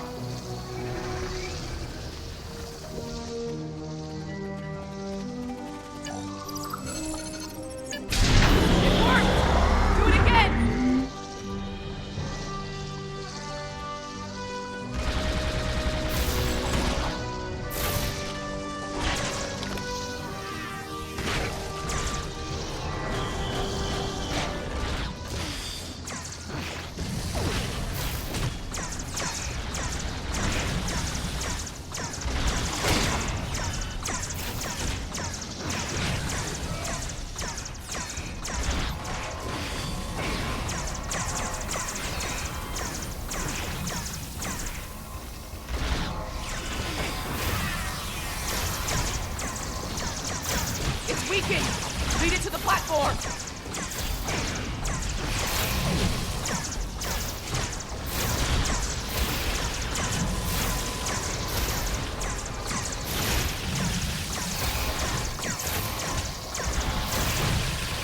It's distracted! Give it another blast! Magnetize the floor again! Good! One more shock should finish it off!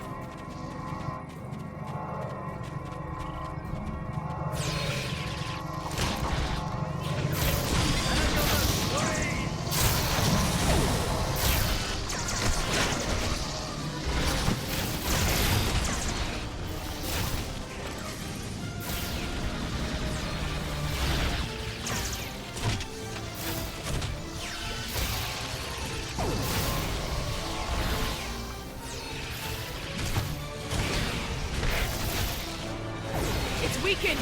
Lead it to the platform!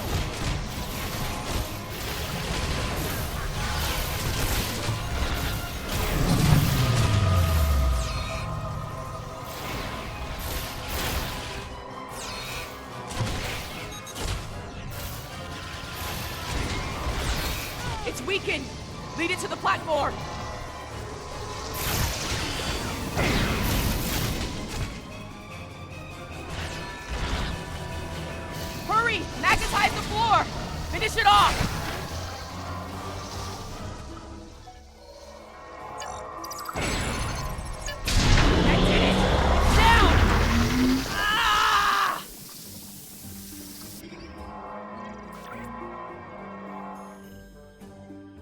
Control is using nanites to take over the future version of me. If that happens, it'll gain access to the sphere data. I can try to inoculate future Burnham with my own nanites. This should prevent Control from accessing the sphere data through her, but it'll alter her biosignature. She won't be compatible with the suit if this works. Too risky. The suit could wind up trapped here. Given time, Control could find a way to access the sphere data. We need to think about destroying the data. Purge it from the suit before Control can access it. I could do that, but losing that data, all of that knowledge gone forever. Consider this. The means of eliminating Control could be held within the sphere data as well. Deleting it could be a fatal mistake.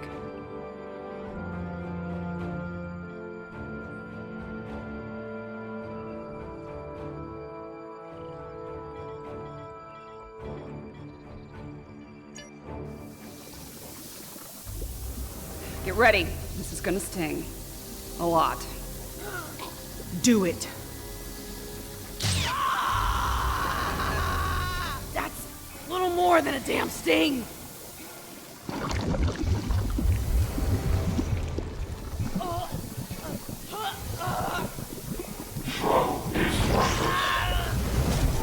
Get it right.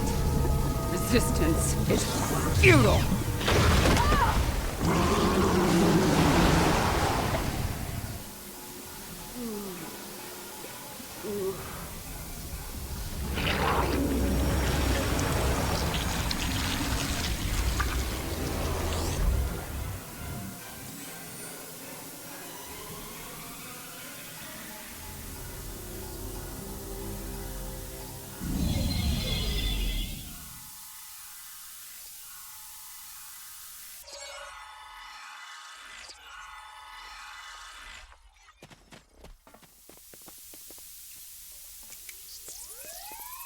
It worked. The sphere data is secure within the suit, and future Burnham is immune to Control nanites. As I predicted, her biosignature has been altered enough to prevent her from using the suit. This Red Angel will fly no more. Unfortunately, we have a new problem.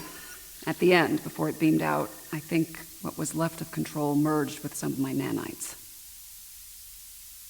Yeah, and now there's a Borg Control hybrid version of me running loose somewhere. Whatever the Excalbians are doing here needs to stop now. Rest easy. The trial of Esop 4 has come to an end.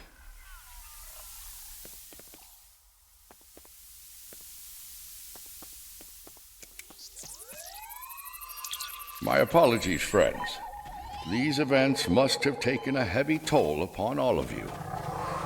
We should return to speak with Yarnik now. Let us leave this place. Come along, my friends.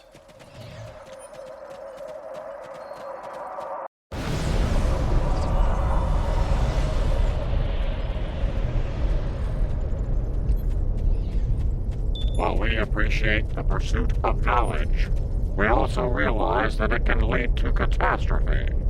Because of your decision to preserve the data, Control continues to exist. The fate you work to prevent, the end of all life, will still come to pass.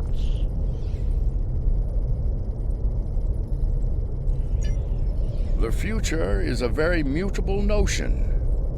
It is entirely possible that the actions taken today forestall Control's march to supremacy. The data preserved could very well hold the key to its defeat, along with many wonders long lost to the ravage of time. In the end, a life was saved, along with priceless knowledge. Both very good things, in my estimation.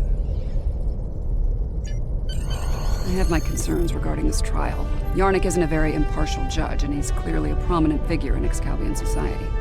If his opinion of our actions continues downward, the situation could become volatile in a hurry. Still, it could be worse. We still have time to present our case here. Hopefully we will win some Excalbian hearts and minds in the process.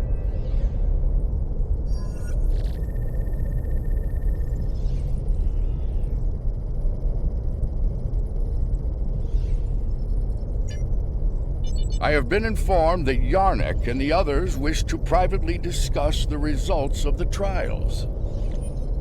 You are free to return to your vessel, or remain here until the recess reaches its conclusion. Once that happens, you will be summoned to continue the trial. How would you like to proceed?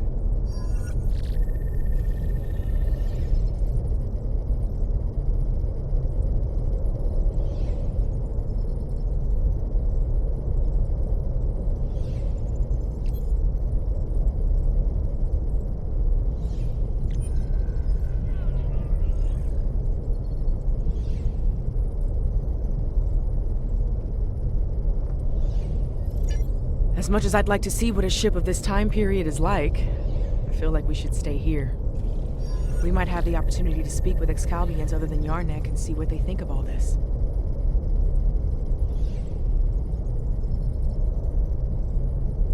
I'm not as optimistic as Commander Burnham when it comes to the Excalbians. Returning to the ship has its benefits. I could use a drink. Several, actually. I leave the decision to you.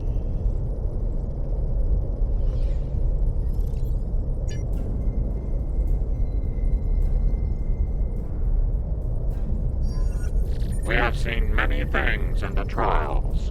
Your actions have given us much to consider, but we require more data. You can remove yourself from the trials if you so desire. I believe you are aware of the consequences such an action will bring. Then, if you wish to proceed, the portal awaits. The next trial lies this way.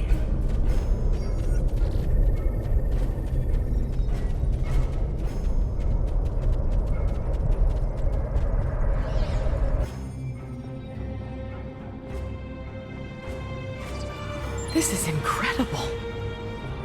The architecture, the technology, the art. It's not like anything I've ever seen before. Where are we? The Excalbians have dropped us into another planetary assault by the look of things. There's a battle site ahead. We might be able to learn more about our surroundings by examining it.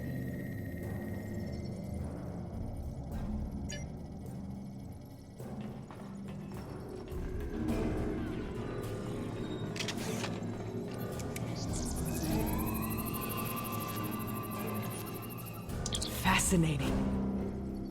According to my tricorder, these soldiers are from extinct species. The Dynasians and the Ikabar. If this is the fall of Iconia, we might be able to stop the chain of events that eventually lead to the war. Considering the previous trials, I can see that as the pivotal event we were sent here to encounter. That last hit wasn't far from here.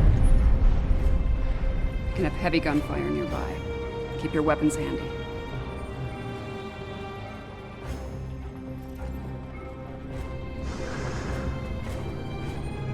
More fighting ahead. Wait. Are those Iconians?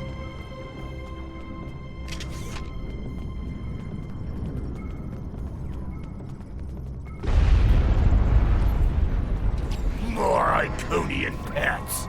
Kill them! Let them die with their master!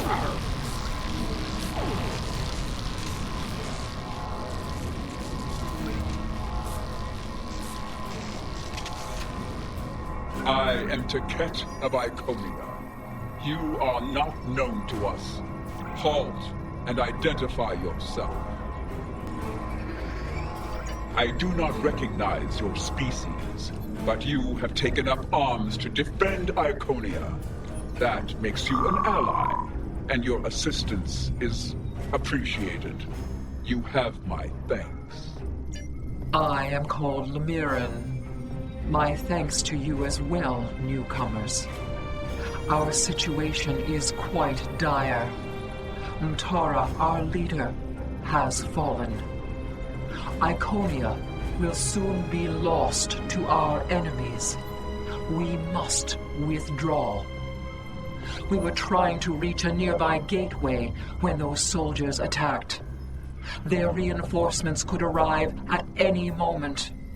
Will you help us once again? Orbital attack. The warfare of cowards.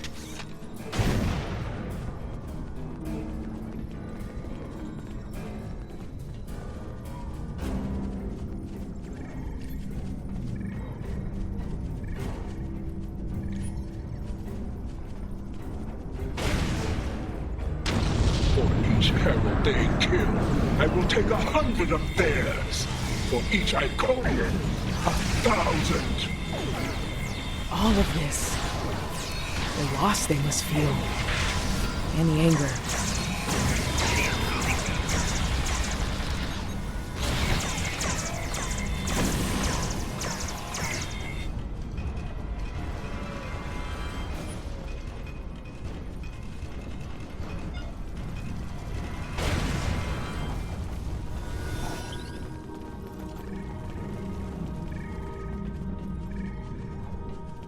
Hold.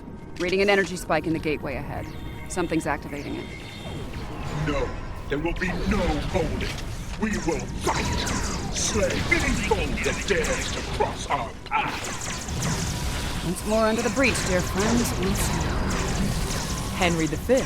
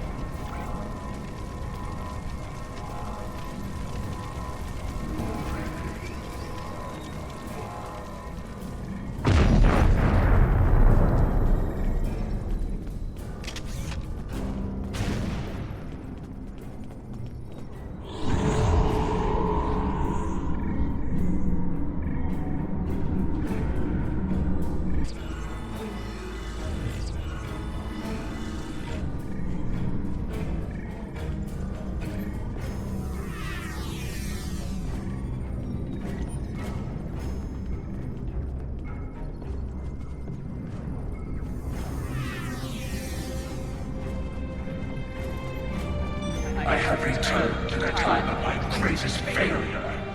It sickens me to see the Hellor Iconia in such a state, laid to ruin by the barbaric dregs of the galaxy. This time, I shall not fail. Lyric, give me the world heart. Give me the means to rid the cosmos of our enemies, to return Iconia to greatness once more. I hear the bloodlust in your voice. I see the hatred burning in your eyes. But you do not frighten me. The world heart is ours. We will use it to rebuild what has been lost. Be gone from here, demon. You will not prevail on this day. That energy is protecting the demon. I can disable the gateway to stop that. I need time.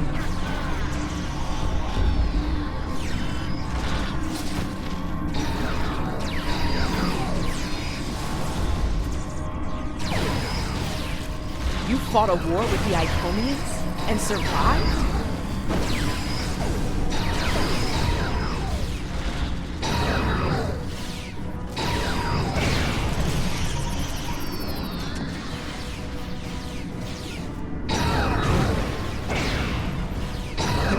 Is ready.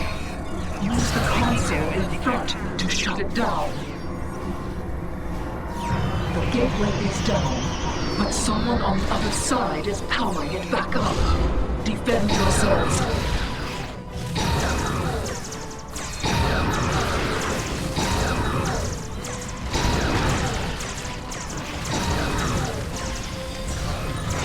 The gateway is restored.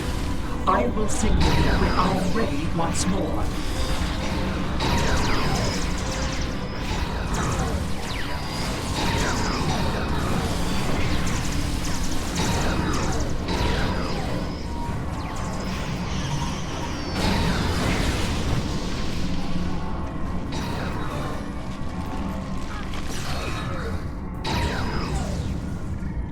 The gateway is ready. Use the console in front to shut it down. The gateway is down, but someone on the other side is powering it back up. Defend yourselves.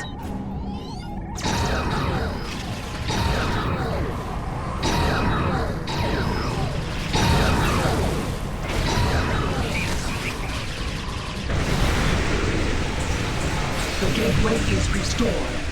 I will signal you when I am ready once more.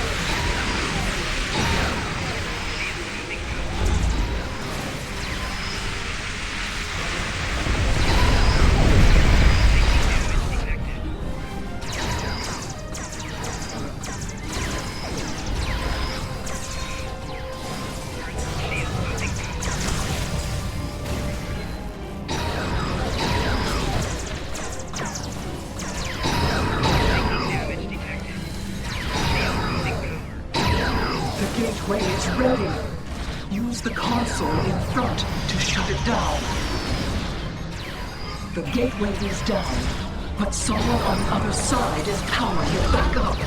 Defend yourselves.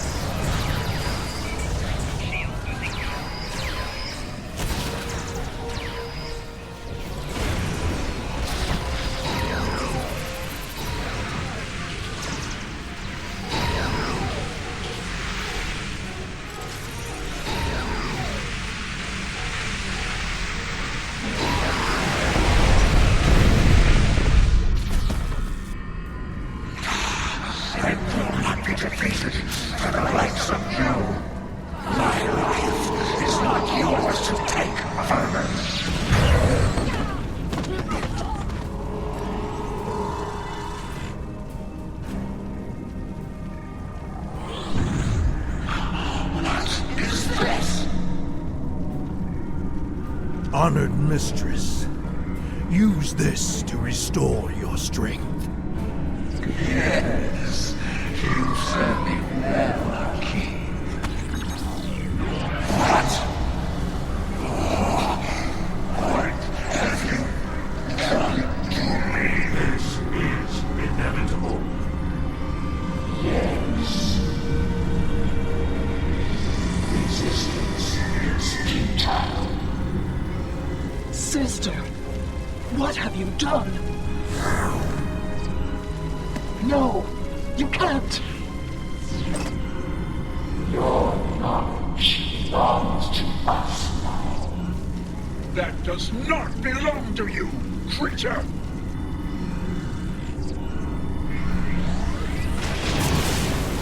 We will add your biological and technological distinctiveness to our own.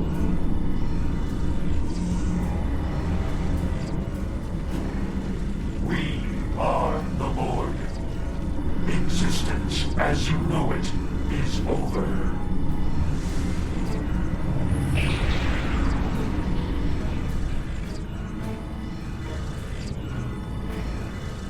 That creature, that was Taket.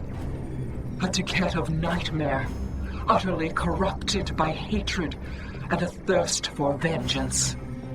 But what did she become? I have seen terrible things on this day.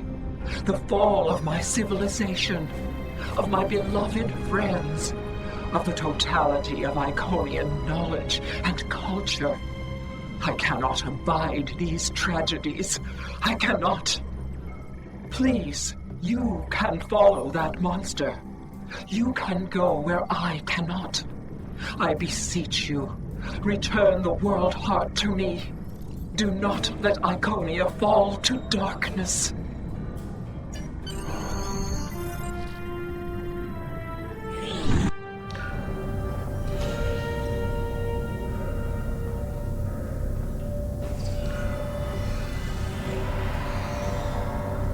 Something is amiss, my friends. The trial has taken a life of its own, expanding well beyond its original parameters. Though I implored Yarnik and his ilk to bring the trial to an end, they have refused. They wish to see how you address this new crisis. Tread lightly. There's an ill wind blowing upon this venture. I fear one that may consume us all before the end. These Borg, are they an evolution of Control? Did someone else try to recreate it later on? Unlikely. The Borg Collective existed well before the creation of Control, although when you add temporal manipulation into the equation... No, I already have a headache, and temporal mechanics will only make it worse. 7. What we saw on Esau 4, your detailed knowledge of the Borg, you used to be one of them, didn't you? Yeah. I was assimilated by the Borg at a young age and liberated by the crew of the USS Voyager later in life. The assimilation process is reversible, mostly, but it leaves scars. Inside and out. I'm sorry that happened to you. And I'm sorry to ask this now. Are we going to have a problem here? With you and the Borg? Under the circumstances, I can see how you could become... emotionally compromised. This isn't the first time I've run into Borg since my liberation, and I doubt it'll be the last. I'll be fine, Commander. If it makes you feel any better, if I go native here, you have permission to shoot me. Fair enough. Thanks.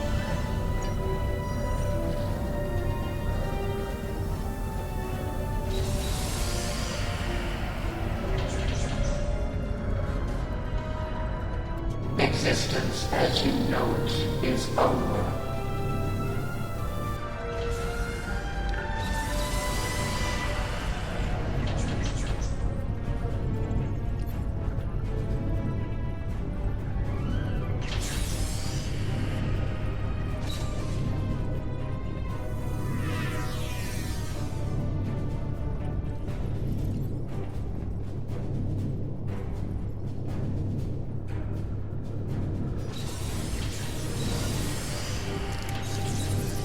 Enhancing an Iconian with cybernetics a bit excessive? Borg 101, better assimilation through cybernetics. Watch out, we're energizing the check plating with weapons-grade plasma. Heads up! The Borg and those outposts are activating!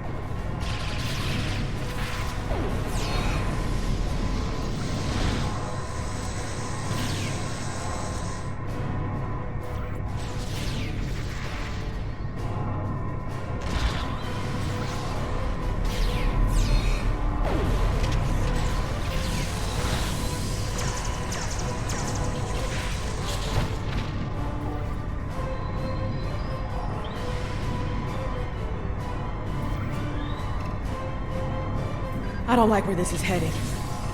The Borg, they're relentless. Time's a factor here. The longer the Borg have to build their forces and strengthen their position, the harder it'll be to undo their plans. 7 and 9, methodical 12-week plans. At first, my existence seemed flawed, incomplete. I sought answers, and within the entrails, I found them.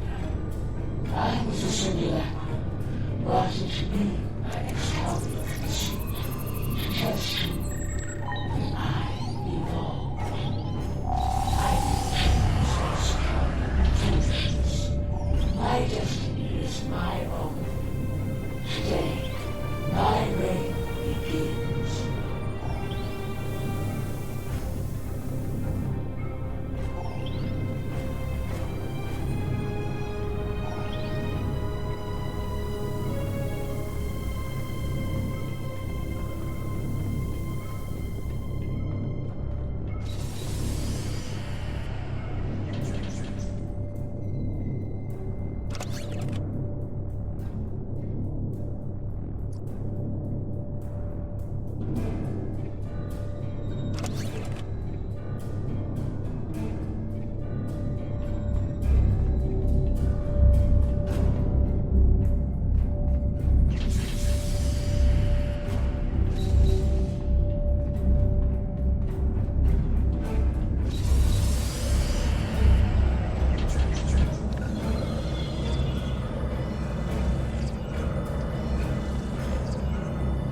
Designated 7 of 9, tertiary adjunct of Unimatrix 01. You will be assimilated. Resistance is few.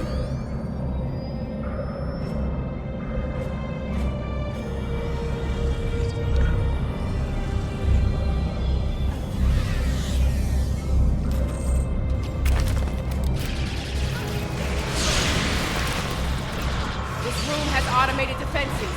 Watch where they're targeting.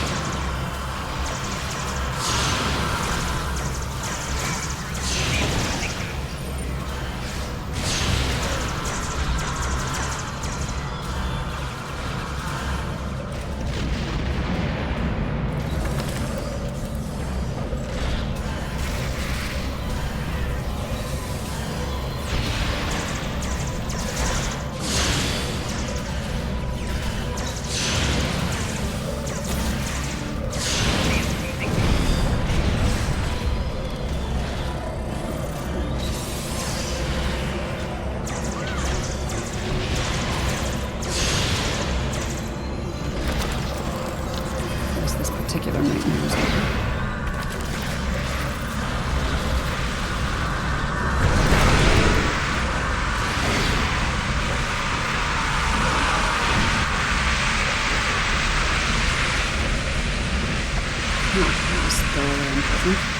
Confront my past with any time, but it usually doesn't shoot back. We need to deal with my evil twin and the Queen, however. The thought of them both running free makes me very uncomfortable.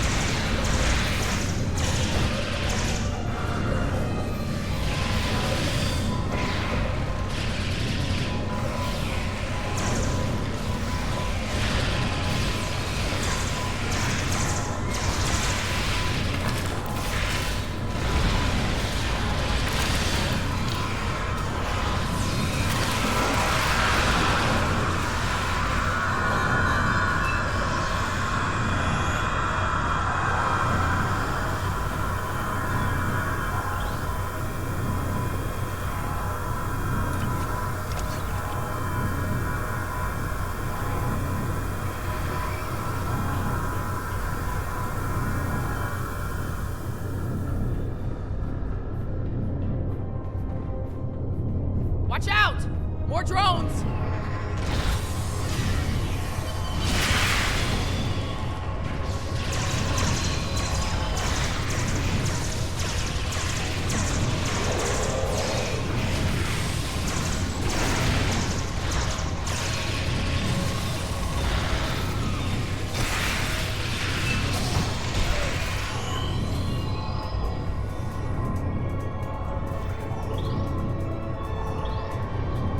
Up a lot of energy spikes in the next room. It could be weapons fire.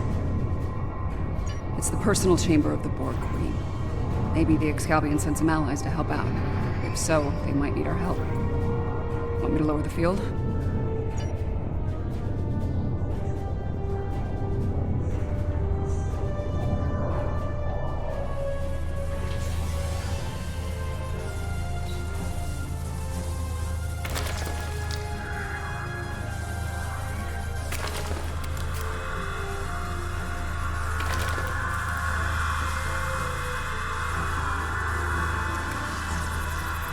That's the Borg Queen.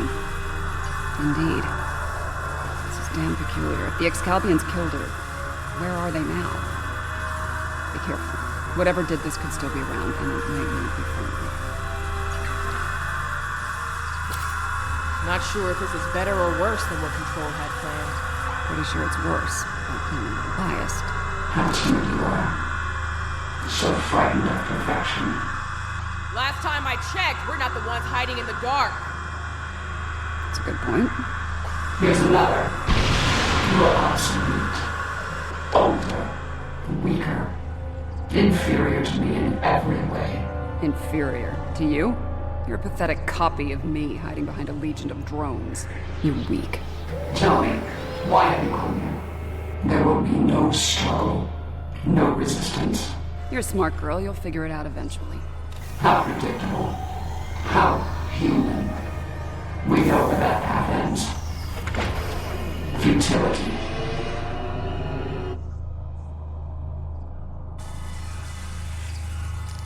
And a new nightmare begins.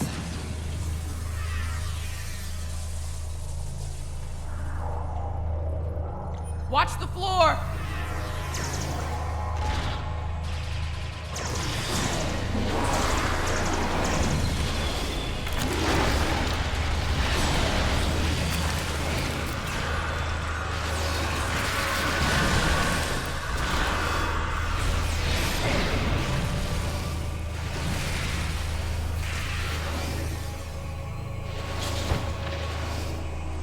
And now they have a cybernetic dinosaur.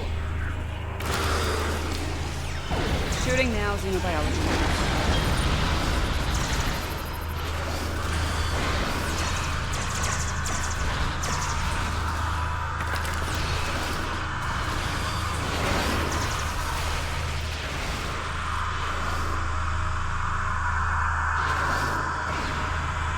More automated defenses are coming online.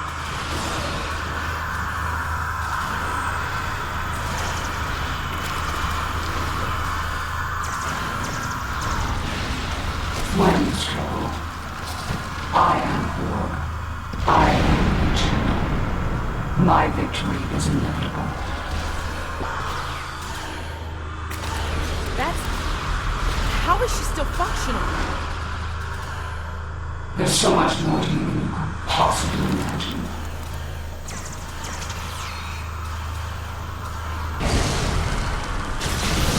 You are small.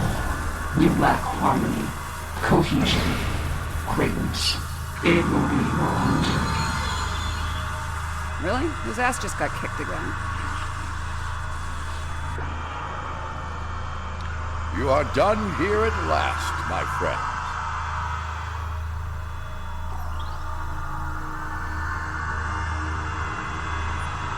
I'm glad you're still with us, my friends.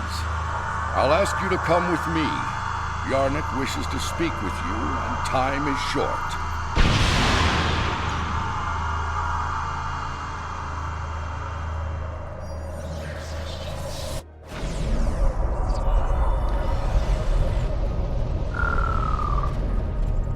The evidence in the trial is clear. Adherents of evil will stop at nothing to ensure their victory. Nothing is sacred. No law is absolute. In comparison, the proponents of good are made weak by their morality and other self-imposed limitations. They lack the freedom to achieve their goals at all costs. Those troops are coming from previous trials.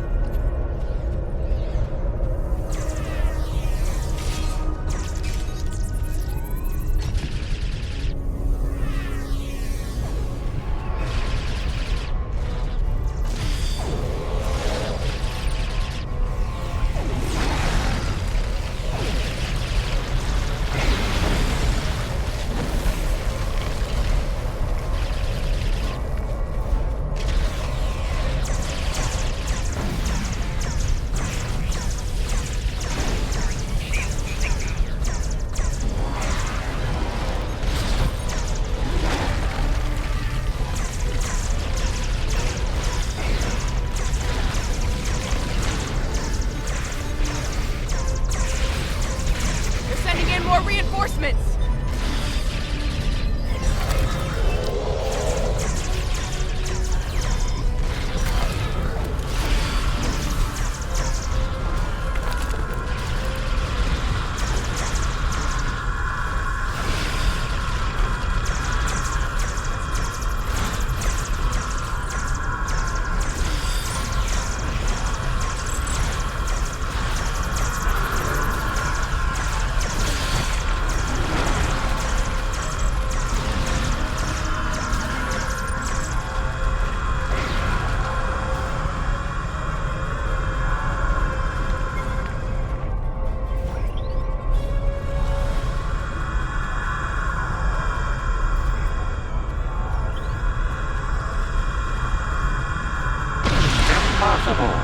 Safety measures were in place.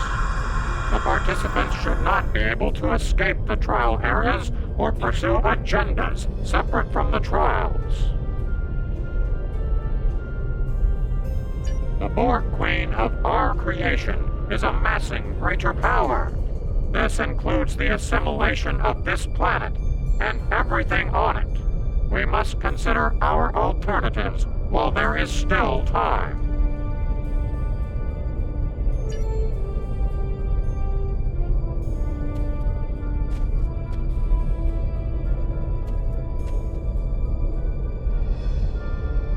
We should take care of that Borg ship while we can. Apparently not. President Lincoln has asked me to assist him with something. If I don't see either of you again, it has been an honor.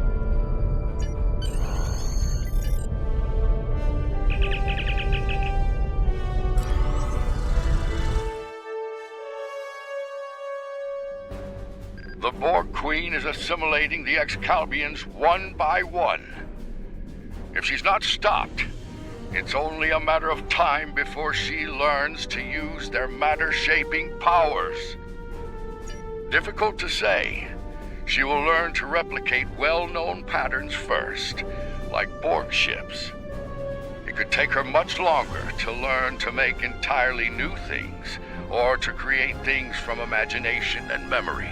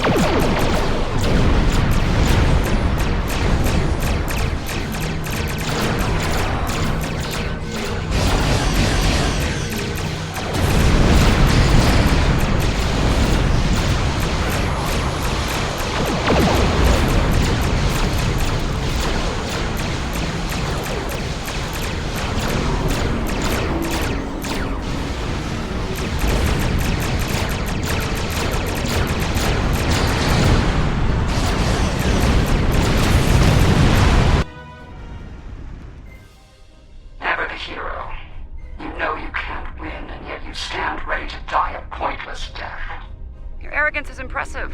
Annoying, but impressive. Arrogance? Is it arrogance you hear, or a statement of inevitable fact? Perhaps now your opinion has changed.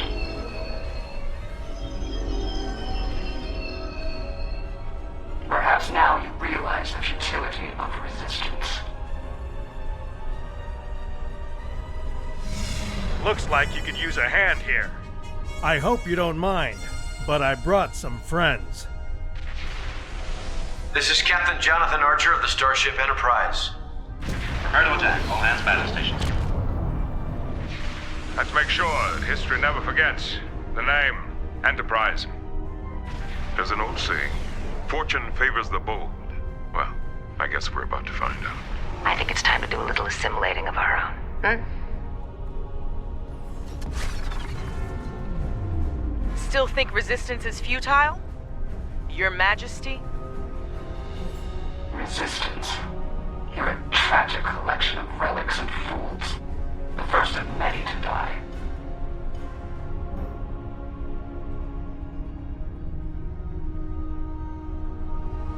Phaser crew, stand ready.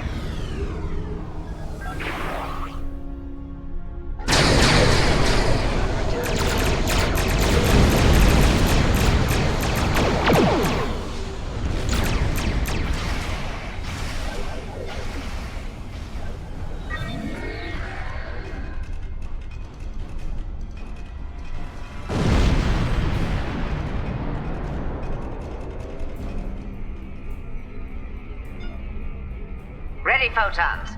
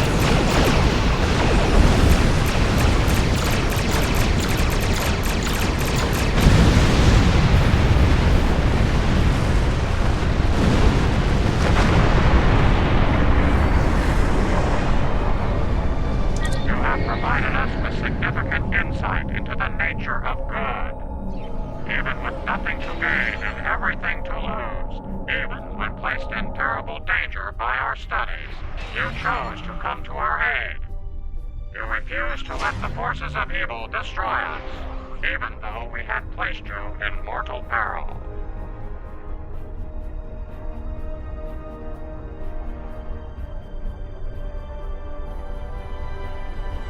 You have given us much to consider and to understand.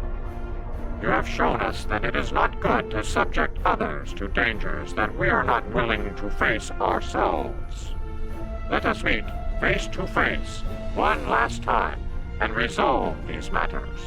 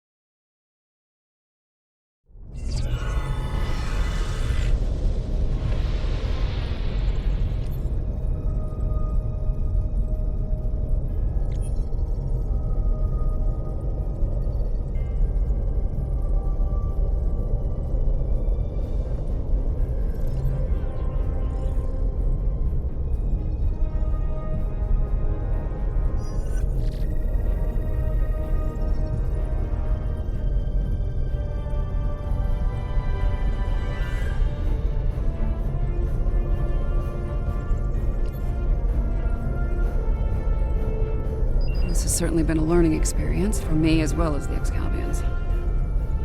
I saw what I was and what I could have been, which makes me grateful for the life I have now. Still, this experience should make the next session with my counselor interesting. In the meantime, that sensor grid in the Traylus system will need some final adjustments. If you can get me back to my runabout, I can finish those. I can also speak to some Fenris Rangers about looking into the Orion smuggling activity in Traylus. Unofficially, of course.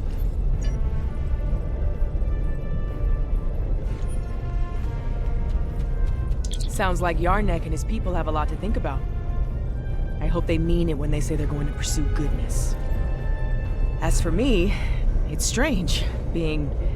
what did the Borg Queen call it? A simulacrum?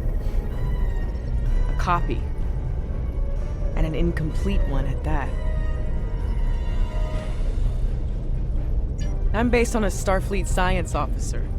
I was going to figure it out sooner or later. Now that I know, I've decided to continue what was started here today. In my own way.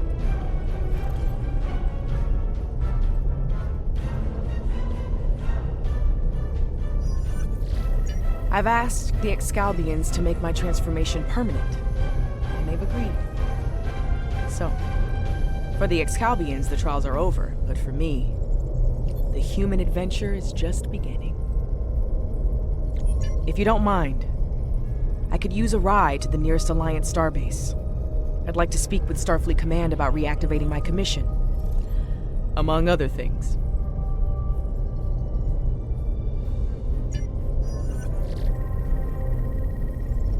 It's been quite some time since I had to go into combat. It was an honor to fight by your side. The Excalbians have asked me to remain as I am now, and to serve as an ambassador for this planet. These people have a great deal to learn about the universe, and I believe the Alliance can help them with that.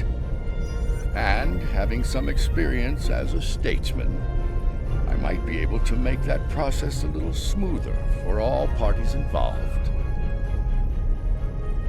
Should you return here, you will be most welcome. You've done all of us on Excalbia a great service today. One we will never forget. And for that, I thank you. Until we meet again, my friend, farewell.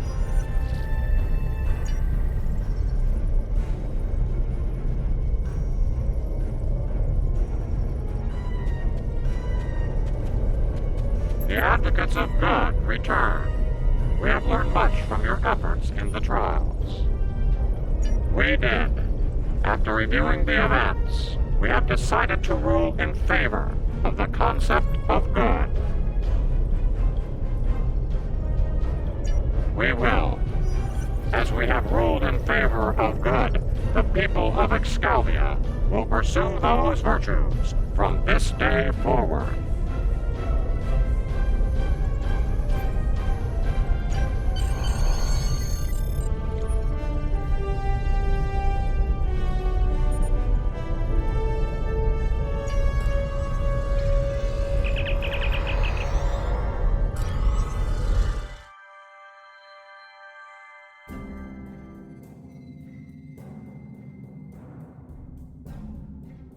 Well, for now, I'd like to put some distance between myself and Excalibur. Returning to Earth, catching up on what's happened since 2257? Sounds like a good place to start to me. I understand that an old friend of mine is on a similar journey now. I'll get in touch with Commander Stamets soon. I'd love to get his unique perspective on things. There's a lot waiting for me out there. Thank you for helping me get the chance to discover once again.